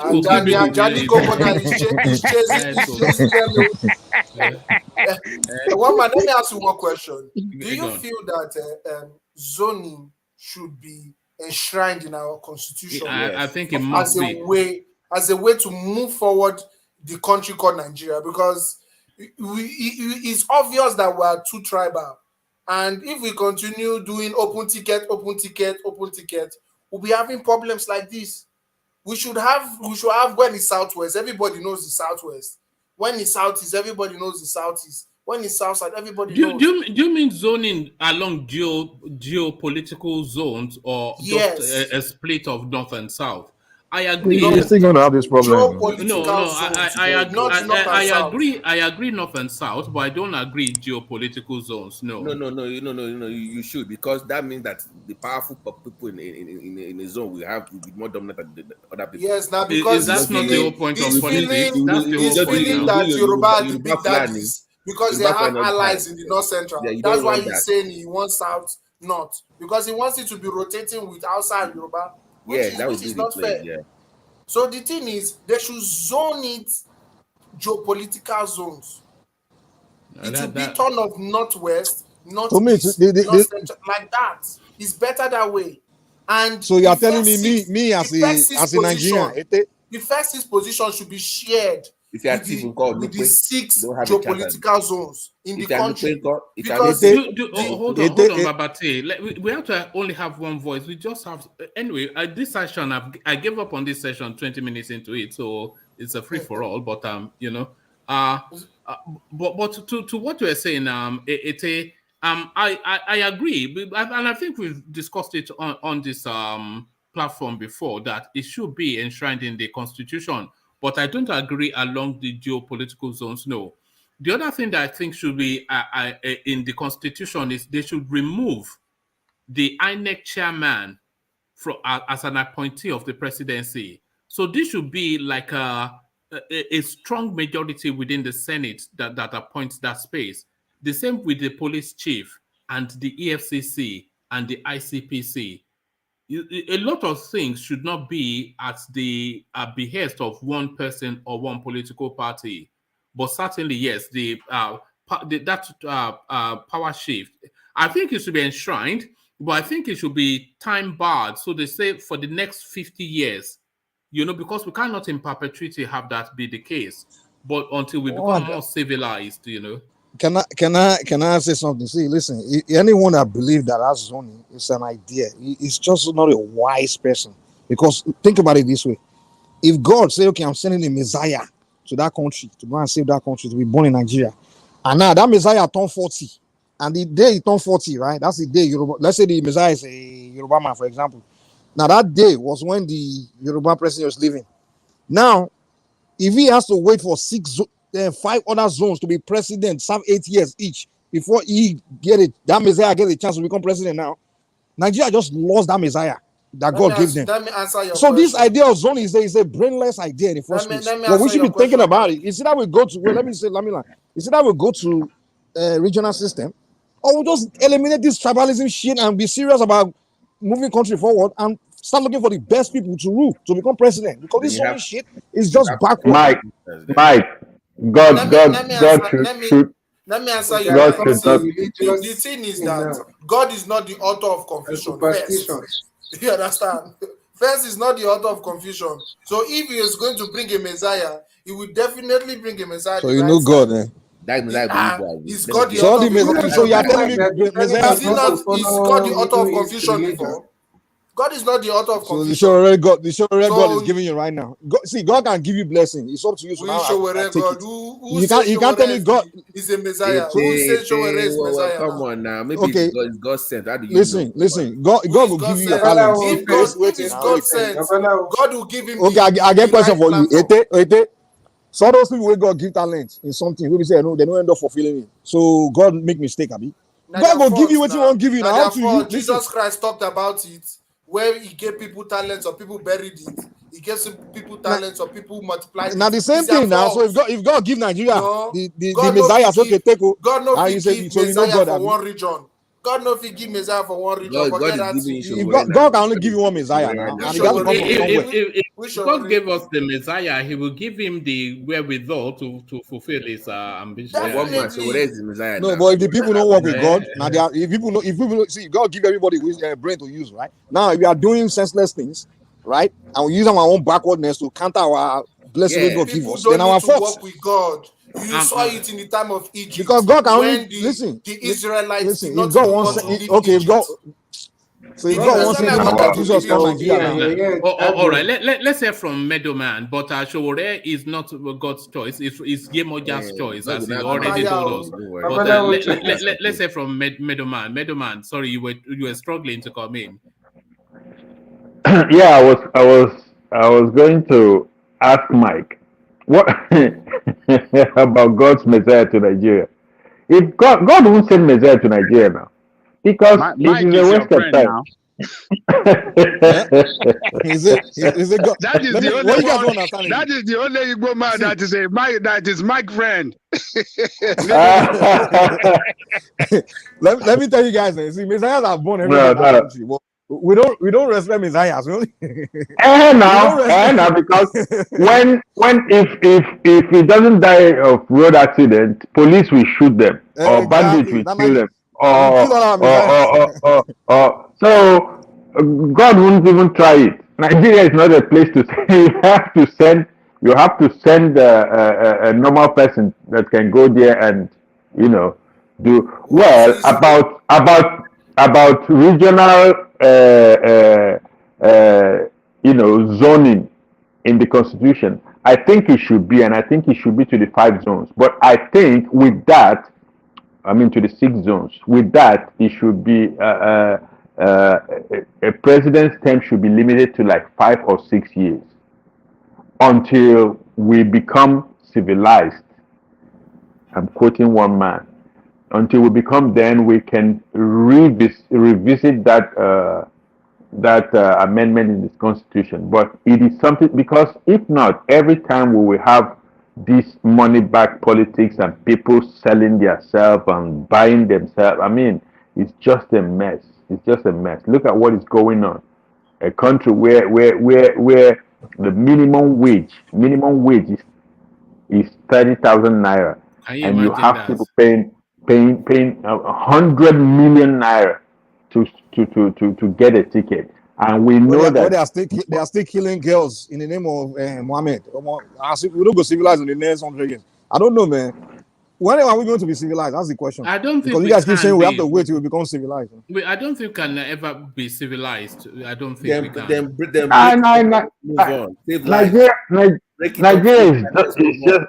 Nigeria is just that place.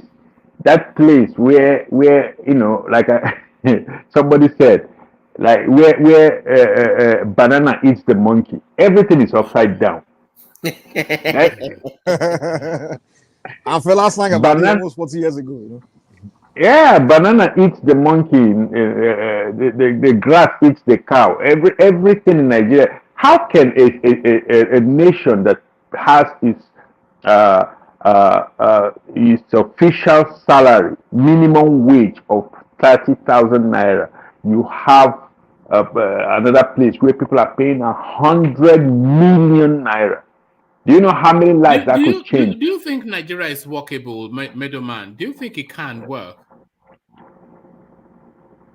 I will not say it can't work, but I don't see any indication that Nigeria will work. But I know it has potential to work. But I don't see that happening. That's just the thing, unfortunately. You know, I don't see it. I like you. I can see how it can work. But I don't see that it ever will, you know, because what are we now? We're going on 80 years as somewhat a country, and look at where we are. You can't just see. What about Southern Nigeria? What about Southern Nigeria? No, that can't work either. That can't work either.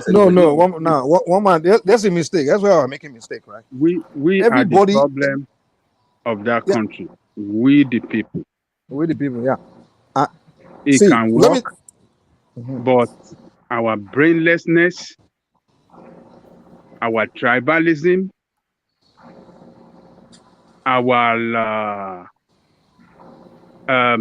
religious sentiment, these are all this nonsense that will not make it work.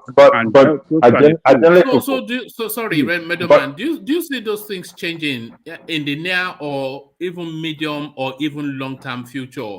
So that brainlessness, that ethnicity, that religious divide, that chasm in worldview, do you ever see that changing? No, it's not changing.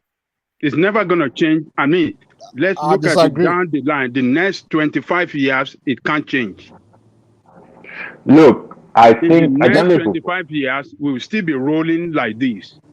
Because divisive elements are what the politicians use it, you know, to divide us the more and then perpetuate themselves in government and continue to make it work for only themselves and not for we the people. And we people are so dogmatic, we follow them, we think they are fighting for our cause, but rather they're fighting for themselves and only their family and their associates. Ajale Koko, do you know what accounts for that 25 years that you stated? If you look at the guys that did the Deborah thing in Sokoto State, if you look at that demography, both in age, culture, and religion, then you see why that 25 years is. So those boys, they'll be within the brackets of between 19 to no older than 24. I even saw like 7-year-old boy among them, like bunch of little boys, 10-year-old boys among them. They're so ingrained in that mindset, and they're not an anomaly to the space. They're not unusual. They are pretty much the normal mindset. So if Well, woman, somebody let me within the tell you what age the of problem is. hold on, then you can come in. If somebody within the age of 19 to about 23, they are that already indoctrinated, that tribal, that religiously bigoted, that extreme. So that's the 25 years now. So they are not then going to come to some realization if they can go, if they are extreme enough, because that's the most extreme anybody can be to do what they did. So if they are that far gone, there's nothing that is going to reverse those people to any form of normalcy. But Mike, yeah, come in. Okay, let me tell you what the problem is. I always tell my Yoruba people or my Southern people, like, you are the problem because you are waiting for Nigeria to advance before you advance. Now, let me tell you the solution. Let's say we Yorubas will focus on advancements, advancing ourselves, advancing our region, right? And we come up with a sophisticated way of advancement, and we start advancing like the Chinese or something like that. Guess what? The Northerners will look that place and say, whoa, you have a little England or little London in that area. What are they doing? What is their way? They will follow you. They will abandon whatever they are doing in their region. Like, okay, we have to be like these people. But unfortunately, the rest of us, we are not advancing. We are sitting back and waiting for the North to get it together. The thing is, when one group of people begin to advance, everybody else will follow. That's just what it is. Let me tell you. Even if it's one small tribe in Nigeria, they begin to advance among them. See, like technologically, everything, everybody will look up to them and start following them. Mike, let me tell you, to achieve that, the leaders, the political leaders. No, sorry, don't need politics to advance. I'm sorry. No, hold on. The political leaders have a leading role to play in that respect. You see, when you have the right leaders in place, hold on now. When you have the right leaders in place, in position of power, and they can, you know, they can, you know, manage both the human and resources well to the advantage, to the development of their society. You understand what I'm saying? You're talking about development, but I'm talking about advancement. Yes, advancement and development. Yes, it goes together. So when it's clear, if people on the other side can see that, look at advancement, look at development, look at everything going well in that place. What is the cause? You will see some of their leaders, good leaders that have the right mind, like our own leaders, we jump into the race and said, I will make my own place look like those people. I will give you free education. I will give you good health service. I will do this for you. And that is how you see development will spread around everything. It has happened before. You have a good point. Like I will lower time and things like that. During the Second Republic, when we were doing free education. Yeah. But here's the deal, East was not doing free education. The North was not doing it. But when they saw it successful in the West, Jimu Wabodo came to Lagos to meet with Jakonde. How did you do this thing? I want to do it in Anambra too. And they give him the template how to do it. And they went, the same thing, Rimi came. I said, how are you people doing this free education? And the same way they introduced it, they came to the West and come and look at the way we were doing all these things that was working, pipe-borne water, everything working good, good school and all the rest. And they were introducing it to their people. That is the way it was. The leaders have the most important and leading role to play in what you said there, Mike. But when you don't have good leaders, political leaders, even recently, like when what did you Lagos, say? Yeah, what did you say? What did you say in CBD? No, I'm saying pipe-borne water because I'm trying to wonder which part of the Southwest. Maybe it's in a different one. You think there was pipe-borne water everywhere? Is it not your Jaga Nigeria that you see borehole? It's in the villages that we used to have borehole. There was pipe-borne water all over the city. If you go to Abeokuta, you go to everywhere. We have pipe-borne water everywhere. All these corrupt people came and dismantled, and instead of investing more to improve more on this thing, they were siphoning all the money and everything packed up. It's bad leadership. even recently, like when Lagos state began doing the whole taxation system, all those things, other states began to look into it like, whoa, why is Lagos able to raise money? And some started copying Lagos now. But one other mistake I think we are making, Angelico, is this. We believe that for advancement to happen, we have to have political leader in place to make it happen. But we don't necessarily have to. They're philanthropists, they're individual technocrats, all those people. They can come together and start making this thing happen. No. Private You know, the political level. leader will create enabling environment for private investment to work it's and work not in better. Listen, but it's not in every case that you need political leaders to be involved. No. And in cases where listen. No, they have. Well, I gotta go. Listen now. See, listen. We are living in America here. People that have ideas, people that are advancing American society, they are not politicians. They are no member of. All they do is this. Once they have the idea, once they come up with it, and the area where they need politicians to help them create policy and things like that, what they do is they approach the politicians and give them show them what they will benefit from it, and let them know like, hey, we just need you. Listen, exactly. We just tell them like, listen, we have the ideas to advance this community, this area, this thing with this idea, and once we advance, you're gonna benefit from it too. In fact, we cut you. Sorry, this amount of taxation will come out of money. I mean, this amount of money will come, and you can tax us, and we'll pay you. So all you have to do is you come with the idea, and then you bring the politicians on board along with your idea. Well, we Nigerians, we are not. That's not where we are thinking. We are just waiting for the politicians to come up with the ideas and lead us. But when you come to America and you see the way they do things, you begin to find out that most of the things they do here, like Las Vegas, for example, those guys, it was not built by politicians. Like most of the things I see in America, is individual group of white guys just came together. Government created a enabling environment for those private organizations, Mike, what I don't know why Nigerians always do this. Yes. Mike, what you're suggesting has never happened. If you look at the countries of the world, throughout history, there has always been a leading mind, a visionary person. Those visionaries were not politicians. They were not politicians. Go and look every aspect of advancement in the Western world. We're not done by politics. We're not initiated by politicians. It's just one individual. That's why they always put them in history books. All those guys, none of them were politicians or any political shit. This guy hold on, Mike. Came up with ideas. Let me tell you. All the inventors, all the people breakthroughs they see in America and the West, were not done by politicians. Hold on, individuals. Mike. Hold on, a group of individuals or corporations. Political leadership created, put in place policies that make those private businesses, private ingenuity, and all these things to come to play. You see, it's the other way around. The idea have to come in place before the policy come in place. Those inventors you talk about, they came out of school. It was a system that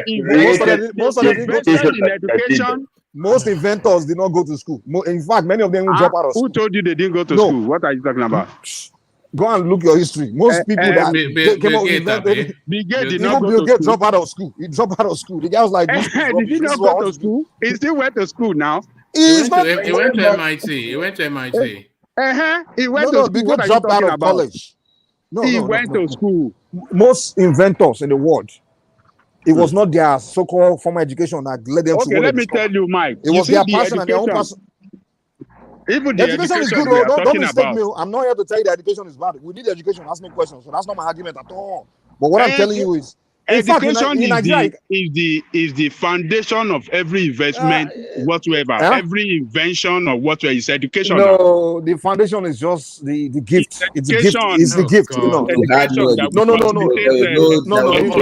I don't want to do this again, Mike. We had this conversation the last time, but let's just move from there. It's just ludicrous. Ludicrous. Okay, really? It's ludicrous. Yeah, so you have to go to college to become inventor, right? You have to have a background base in anything to be able to do anything. But I don't want to have this question. It's ludicrous. But wait. I don't disagree with acquisition. Well, I don't disagree with acquisition of knowledge. But if you are telling me that is a formal education that is necessary for you, it's high school, not education. It's high school, not education. What are you talking about, Mike? No, if you're saying formal education is the necessary tool to be able to do something, I don't necessarily knowledge agree because acquisition is education. it's education. It's education. We agree on knowledge acquisition. That on that base we agree, woman. So that way our misunderstanding can be cleared. Knowledge acquisition is essential. It's very important. But what I'm trying to say is that it's not formal education that's necessary. You understand? For example, you can educate yourself. You can just have passion about you maybe. can't self-educate now, can you? Woman, why can you not self-educate yourself? Can't you go to the library and pick up a science book and just get into it and discover? But you have to know how to read before you pick up a science book. Huh? This is what I'm saying is ludicrous, but let's just leave it, man. Hey, go to school, please. It's ludicrous, really. Okay, well, it will be ludicrous. When I say but I learned this from people that are more advanced than you. It's not something I taught myself. I'm going to ask you to leave. Okay, let me leave then. I mean, you're a ridiculous guy. It's too ridiculous for me. He thinks he's doing blue sky thinking, but it's just stupid. He thinks it's blue sky thinking, but it's just dumb. He just comes here to argue out of skill. He knows nothing about anything, and he just come up with this brainless something. You don't need knowledge to invent in healthcare, things. we call it WebMD, where people just look at something online and they start quoting diseases for you like they know they're the expert. It's just ludicrous, isn't it? It's just ludicrous. And you try to explain it to him, he will be arguing blindly. It's just it's too frustrating. He thinks he's doing blue. You want to know what blue sky thinking is? Go and find out. That's not blue sky thinking. That's ludicrous. But it's just too much. But let's get it back on board. In fact, I want to seek to start to round off here because that's just frustrated me somewhat. So, gentlemen, I want to seek to start to round off here to land on Janle Koko. But let's kick it off with Ego to land on Janle Koko. Ego, are you still with us? Yeah, I'm with you guys. I'm with you, one man. Yeah, well, we've not heard more from you. I saw you driving a little bit. Now I can hear you munching on suya, but you know, we're now at that. Then I was going home. I came home late, so. All right. It's just been a weird session, somewhat. It never really took off in the manner that I thought. But allow Mike in now. You know, Mike has always been a funny guy. No. I want. It's just going to frustrate the space. He'll be arguing about things he doesn't know about. He will tell you that you only need a brain you don't need a lab to do anything, as though people don't know that you need a brain for him. The argument is just ludicrous, and it doesn't. It's either he's not penetrating people, or people are not penetrating him, and then he'll start to tell you that he's doing blue sky thinking, which is beyond your level, with something just ludicrous, pedestrian nonsense. Is blue sky thinking, you know. But one man, why did you remove Janle Koko's friend now? Janle Koko's body. No, I want to round off, and he will continue to hammer some ludicrousness just to. It's just too ludicrous now. You don't need background knowledge to be an inventor. And you say that it's just nonsense, man. Janle Koko, brother. It's still nonsense. I try to accommodate all thoughts, but it's just we have to have a base level of something. I say, it's too blue sky thinking for you. It's just nonsense, But then, Middleman, why are you denying him now? Why are you denying your best friend? If you want to provoke one man, now so like me, because Mike no day again. He no day here now. You deny him. They say, I got to go. Once you have noticed about one man, once you Janle Koko, brother. All right. So sorry, CBD. What have I done? No, I'm saying if one thing I've noticed about you, if somebody just maybe use one wrong grammar to insult you like this, it's usually a problem.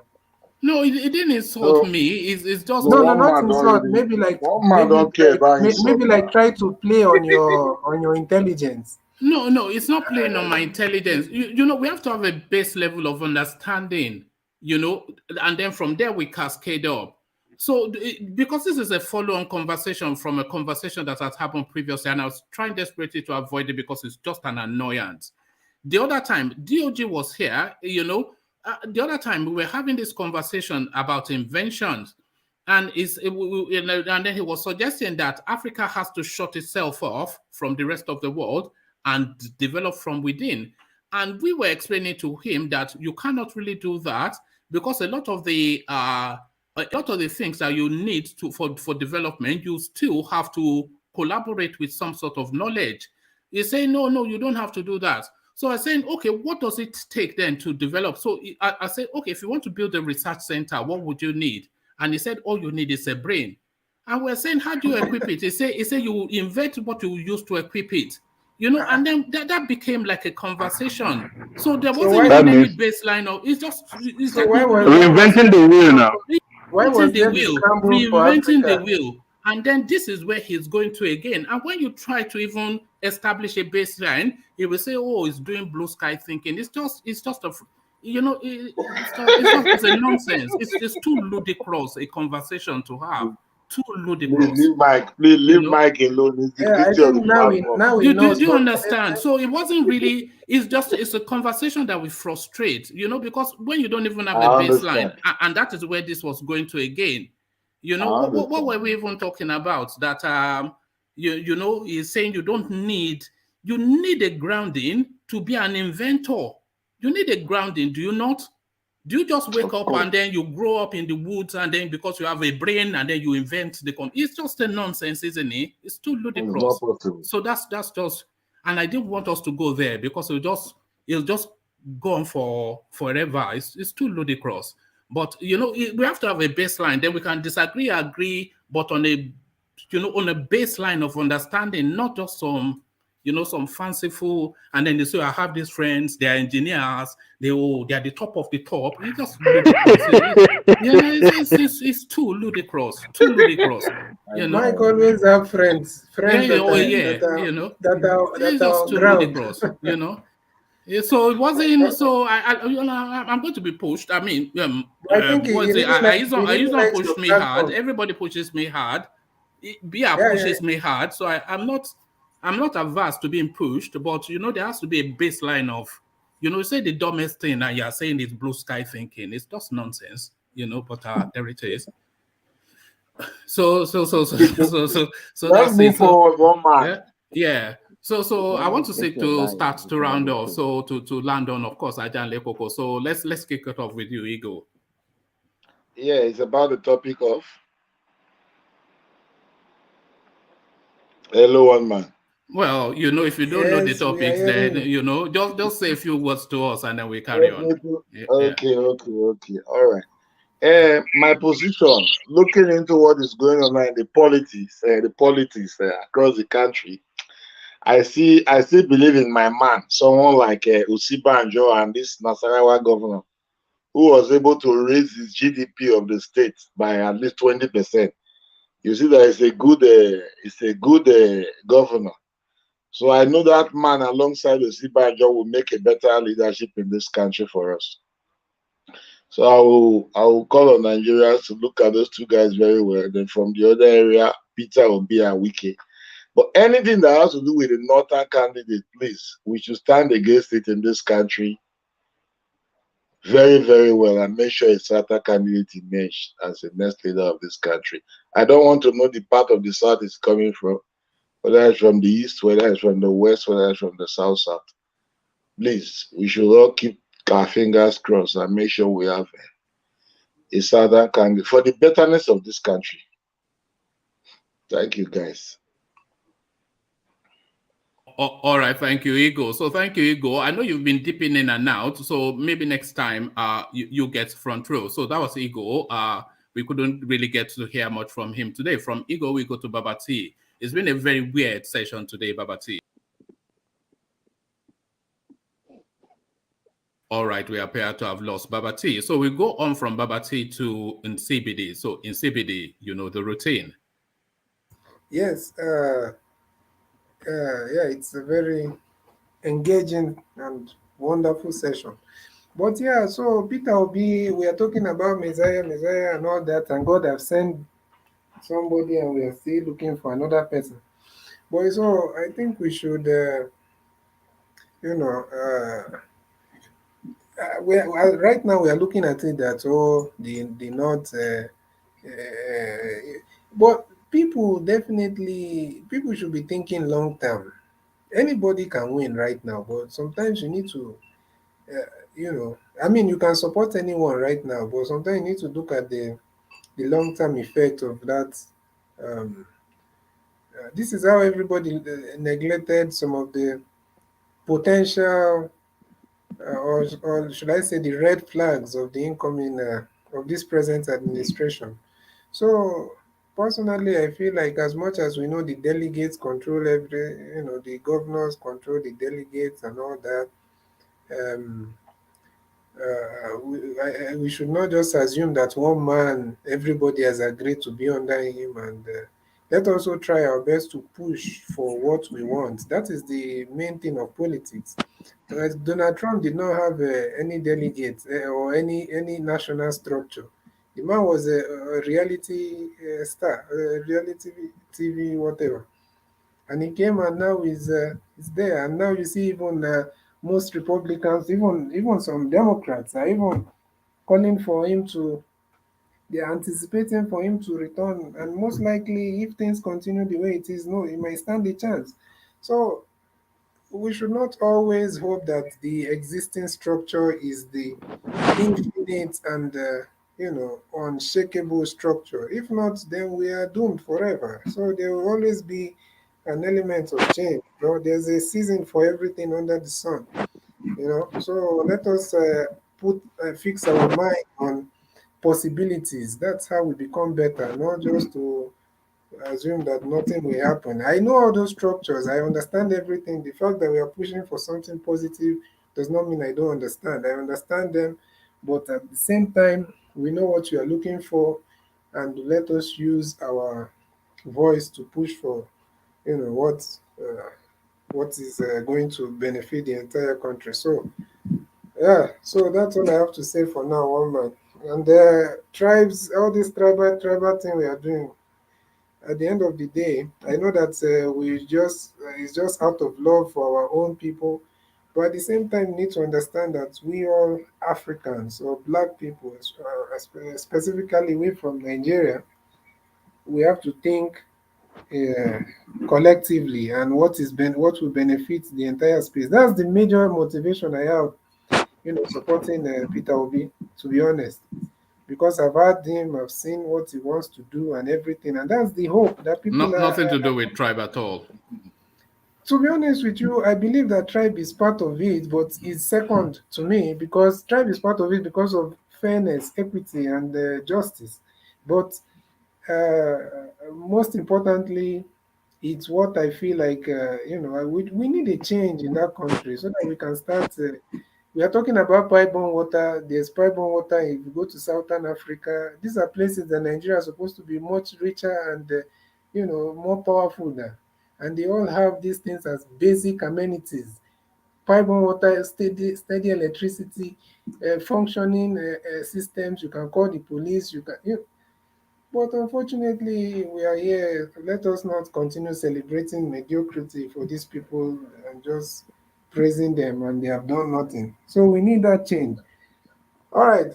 Thank you so much, Roman. There's a lot. Right. If I continue, we might stay up for another 30 minutes. Well, this is it. They're not stopping you. You're objecting to tribe. That's the most hilarious thing today. That we must stop tribalism.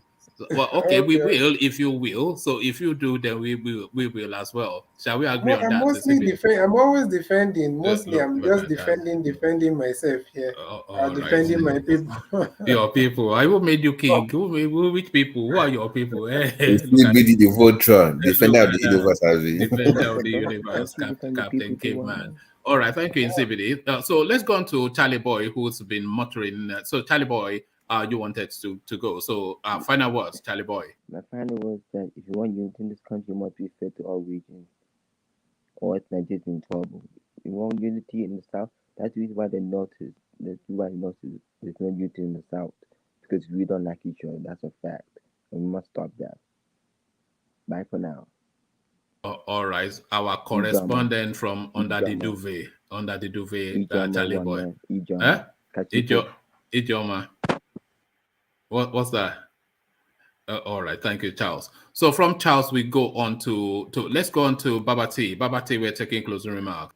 All right. Today was even I couldn't get anywhere then, but yeah, it was interesting. But I just listened for some part of it.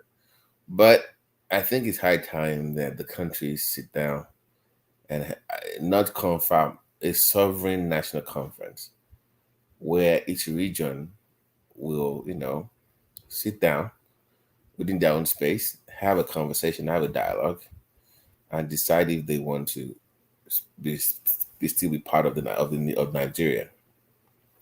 And whatever they decide, they should have the right to leave if they want to merge with other regions, or if they want to come up with a new constitution or whatever they decide. We should have the opportunity to do that, and it has to be a binding sovereign agreement, because the current situation in the country is not working clearly, and we cannot amend a building that has a faulty foundation. So we have to go to the drawing board as a people and sit down and decide what we are as Nigerians, and forge a new constitution where everybody does not feel, or some people don't feel, marginalized. A constitution that does not allow the dominance of any other tribe over another, where everybody feels that they're part of something special or something worth dying for. Nigeria is not worth dying for, and that's not the country, in my opinion. So hopefully we can sit down, dialogue, and have a fair understanding of each other and decide if we want to be together. That would be the way forward. And it has to be a sovereign country or a sovereign and binding agreement where everybody sits down and decide what they want and the way forward. That would be my own opinion. We cannot keep doing the same thing over and over again and expect a different result. We've been trying all these amendments for years and it has not worked. And we also have to understand that's the residue of the civil war that we're still dealing with. You cannot just sweep things under the carpet and you don't think that it will still emanate and come out. So we have not resolved that issue. And I hope I want Buhari will be the perfect person to call for a sovereign national conference. And let's sit down as a country and decide the way forward. Good night, everybody. God bless. All right. Thank you, Babati. So Babati is doubling, working, and joining us. So well done. They say men can multitask, but not Babati. He can multitask. But a man that can triple task, Meadowman, your words, closing remarks. Yeah, I'm here. Thank you, everybody. Those who are listening, those who participated.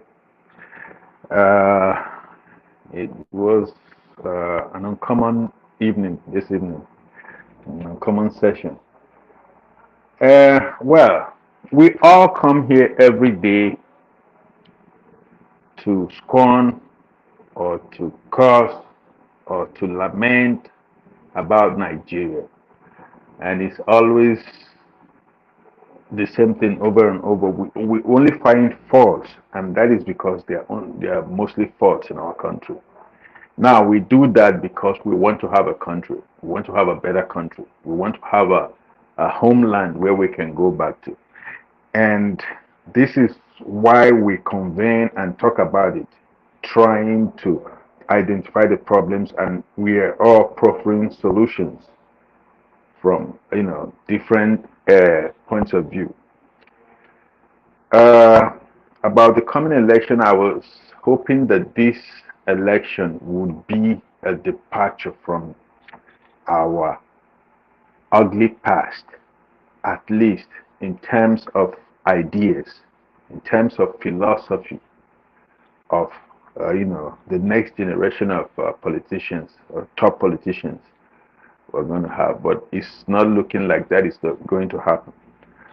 We have to contend with the fact that we're still going to have the same old cargoes, and that is what because these people keep coming back because we don't hold them accountable. They go there, they do whatever they do because they know we are not going to hold them accountable. And when they come back, when the time comes, they play the racial, the tribal card and the religious card, and we fall for it.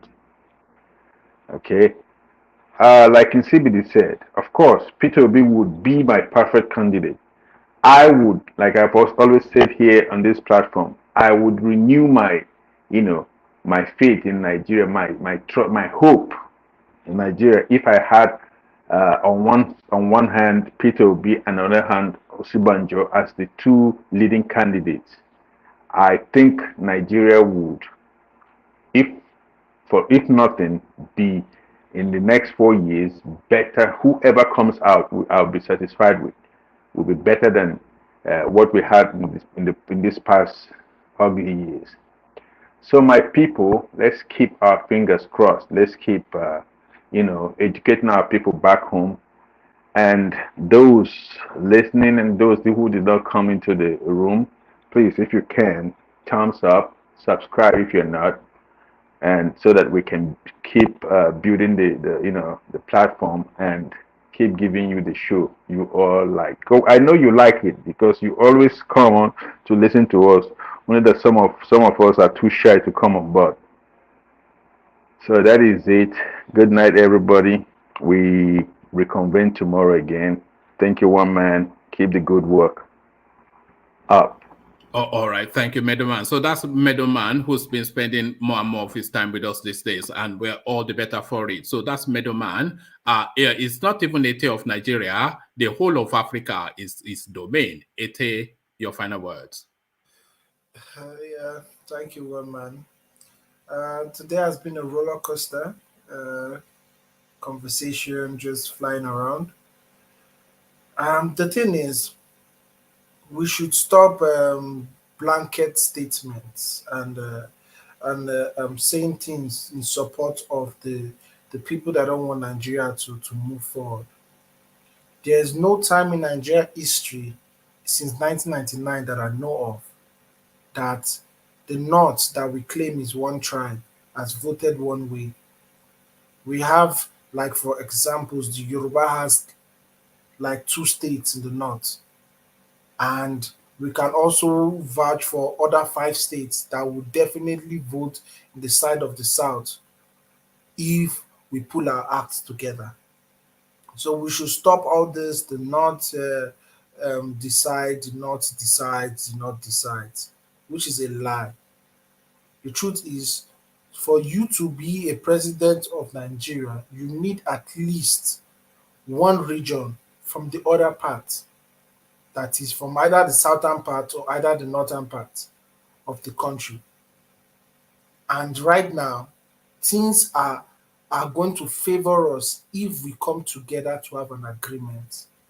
We Southerners, the Southern politicians, the Southern leaders, we need to come together and forget about this Yoruba, Igbo, South kind of politics. We need to come together and have a consensus to move Nigeria forward, and also come together to change some laws that favor some part of the country and not the other part of the country. Because if we don't do these things, Nigeria will just continue in the cycle of destruction and the cycle of complaining and the cycle of arguing and making noise.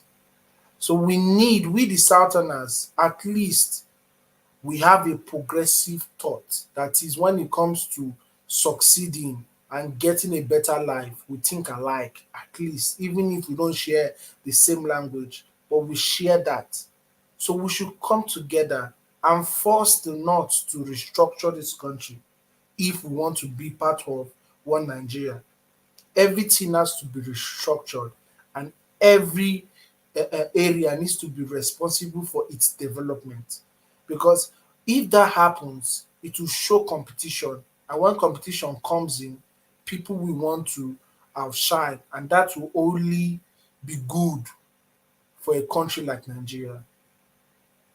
So we should take 2023 seriously and forget about all these kind of it has to be the North. Oh, the North has structure, the North has this. If APC and PDP doesn't give us a Southern president that is capable, not just any Southerner, a Southern president that is capable, We should all join forces to show them that we're not happy and bring out a church choice. It is possible. It happened in 2014, 2015, which was just a party that was just joined and they got power. So it's possible for us to do that. We still have our allies in the north, although people don't want to believe that we have allies in the north, but we have allies in the north. The Benues, the Kogi, the Kwaras, even the Taraba and Co. Those people are going to vote for development anytime, any day. So that is it for me today. Thank you. All right, well said. So that's Ete of Africa, articulate as ever. So that's Ete of Africa. So thank you, Ete. Hopefully we see you at the next session. So that was Ete. So from Ete, then the final word as ever, the mighty one, Ajanle Koko. Close things off for us. Ajanle Koko. Thank you, one man. I thank everybody that came on the platform today. Those that came on the that are contributors and those that are behind the scene chatting. Thank everybody. You see, Nigerian politics, rather Nigerian fraudulent political system, fraudulent political parties cannot yield any good result for the people of that country. It doesn't matter where you are, whether you are from the southwest, southeast, south, northeast, northwest, north central. The common people will never benefit anything from that country. The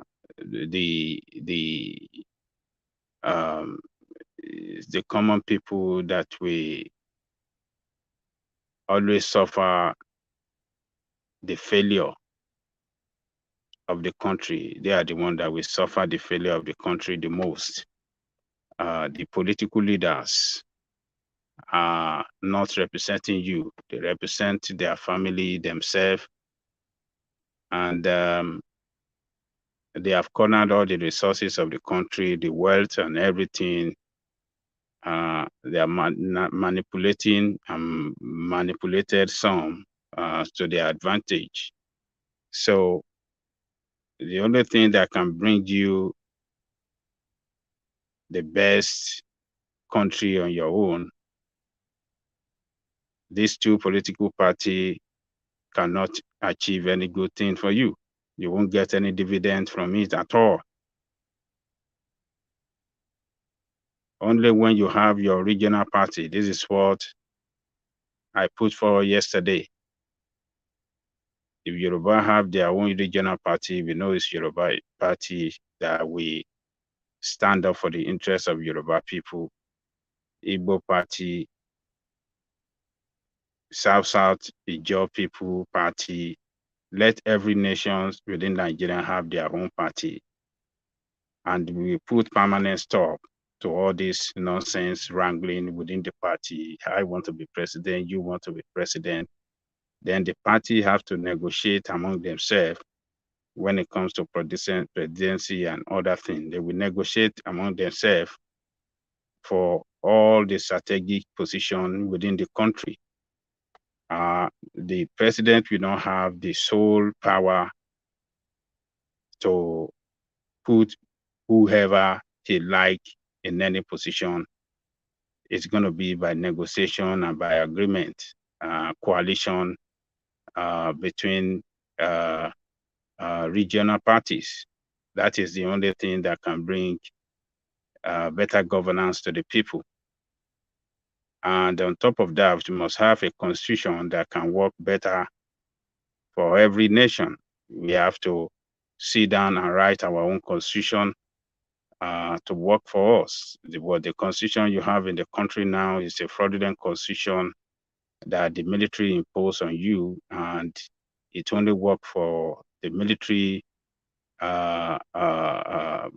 retired bigwigs and their political corrupt servants. So Until we have that, regional parties for each region, to work for each region and better constitution, that is the only, and we will align and work out, negotiate for national position among ourselves. That is the only way, that's the only thing that you can, that's the only thing that we can do that can make the politics work for the people. But as it is today, we all cluster within these corrupt two parties, and you see them buying from for 100 million, 50 million.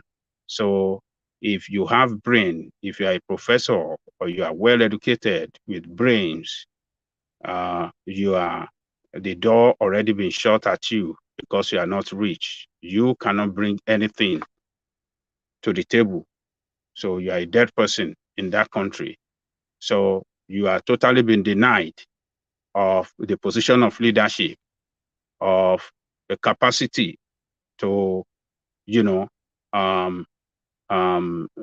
change the course of things in that country because you don't have money. So you are playing money politics. Only rich people can be in position of leadership in the country. This is where you are now. So that is why we have been calling on you people. We have to think right. We have to vote against these two parties, vote for different party, vote for Showore is my own candidate, AAC. Vote for any other party you like, that you don't see all these criminal politicians there. And then the problem will start to solve from there. Other than that, let me thank those of you behind the scene that be chatting all the way from the beginning to this end. From the brother Gomez, the chairman of Board of Trustee, one man went to Mo. I thank you so much. Alessandra Akashi, I thank you so much. My sister Bonksma, I thank you so much. I thank Ask Google. I thank Ortiz. I thank Laditi. I thank others back there. You are the strength of the platform. Come back tomorrow. Come and do your best again. And I thank those of you who are the listeners around the world. Please, thumbs up or like. That is what we need most from you. Thumbs up or you like this session. We want this YouTube algorithm to go far. We have to rescue that country. We have to take the country back. And the only way we can talk is when we share, we discuss about the country, and let's discuss and let's talk it out on the best way out. So, but I'm saying my own, I'm putting forward my own idea on how we can do it. You can come and join too, and it's an open platform. One man went to Mo, we let you in, and you can bring your own ideas, and the whole world will hear it. So I thank you all. And one man, you are the driver of the platform. I thank you greatly. You have done it the best today again. I believe tomorrow you will bring some good news for us tomorrow, and we will trash it out here. One man, the eagle. We'll see you tomorrow by God's grace. Thank you, one man. All right, thank you, Ajanle Koko. Excellently put. So you see why Ajanle Koko always runs off the show. Nobody quite knows how to do it just the way he knows how to do it. So that has been the session. It's been a very peculiar session. I have to concede that. It meandered somewhat, and it never really birthed in the way that I wanted it to birth. But it's still a session. When I'm doing the intro, sometimes I tell you that I bring you the talking points, and everything else is just down to however it comes. So however it comes is however it is digested. Sometimes you measure the maggi and the salt, but then when you put it in, the soup turns up however it turns up. So that has been the diet for today. It has been a session. It's been a curious one, but somewhat interesting in its own peculiar way. So you do get these peculiarities. We do 2 sessions every single day. So of course, every session always different. So tomorrow again, it'll be another round of sessions, almost certainly different. So all voices welcome, by the way. But you know, it's just we want to have a high octane sort of conversation, and somewhat when it gets pedestrianized, it somewhat, you know, it affects the flow somewhat. You know, I don't want to label that point too much, but sometimes it just affects the flow when it's being pedestrianized and you know, there's some sort of like a pedanticness to it, and then it's starting to sound somewhat labeled, and you know, a mute point is then the main point, you know, and you know, you don't want a mute point to be the main point. You know, a mute point is a mute point. You abandon it to go to the higher point. So that's the thing. But you know, an ever-evolving space, you know, but what do I know? I'm just some bald-headed guy that makes noise on the internet. So the noise continues tomorrow. Hopefully you come and partake in it some more. And as Ajanle Koko said, it's an open space. So if you are agreeing strongly or disagreeing strongly in the comments, just come on the screens and share your thoughts. You know, so have those thoughts challenged, and you challenge the thoughts that are subsisting. That is the whole point. You know, that is the whole point. You know, you see, everybody that you see on the screen on a regular basis, nobody is contractually obliged to be on the screens. All they just did was to click on the hyperlink that says StreamYard, and the first 10 that turns up are the 10 that you see on the screen. If 10 turns up, so that's just how it works. So if you hold views and you feel that you're able to present them in a way that you know that you are able to defend or yield, if you hear a superior argument, then all of that is welcome. You know, we want a robust, intelligent, but a civilized conversation. That is the plan. Oftentimes it works like that. Instances it doesn't, but that is the plan. A high-functioning, you know, robust conversation with knowledgeable people who are able to hold firmly to what they believe in, but yield quickly to superior logic. You know, that is the thing. You know, so as soon as somebody establishes to you that 1 + 1 is 2, then there's no point laboring anymore that it is not when you've already understood. So that's sort of a conversation we're looking to have, a high octane, high functioning, intelligence and knowledge-based sort of a space. That is the idea. You may well say that, where do I come in then? I just come in to come and open the doors and leave it to superior minds than myself, you know, to educate us all. So that is the whole point. At the usual protocols, if you have not already thumbed up the stream, then please do that. We've been seeing the impact in the numbers. So the thumbs up, the like button does work. And if you're not subscribed, then please do. We do this regularly twice a day. Round about 1:30 p.m. UK time is the first session, and round about 9:35 p.m. UK time is the second session. So you can set that to your diary and come and, you know, partake in the session. It can be the backdrop to whatever you are doing. You are cooking, you are cleaning the house, you are driving in the car. You know, on 2 occasions, people have come to tell us that they were on flights and listening to the session. People listen to the session regularly. The only thing I don't want you to do, please, when you are sitting on the toilet, don't listen to the sessions, because I don't want that image in my head. You know, but people listen, but by jest, of course. But people listen in whatever form and wherever form. You know, it's just it's a real thing.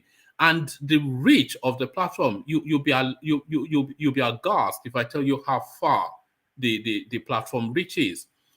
We've had people coming from Japan. We've got people in Afghanistan. We've got people in Dubai, all over Africa, the whole of Europe. You know, America, of course, you've heard all the Americans today. You know, Turkey, you know, where in the world, Sweden, you know, every single space we touch just from this portal, just some bald guy talking on some mid-market level laptop and just a bit of lighting. So that's the thing. But the organicness of the space is what actually propels it. It's a real delight.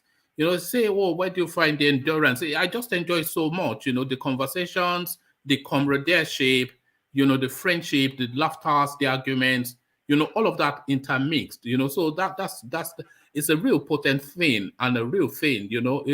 If you want to know how I actually came on this streaming, I used to have all these political discussions with my wife, and she got finding a bit too tedious. Say, okay, why don't you just go online and make noise there?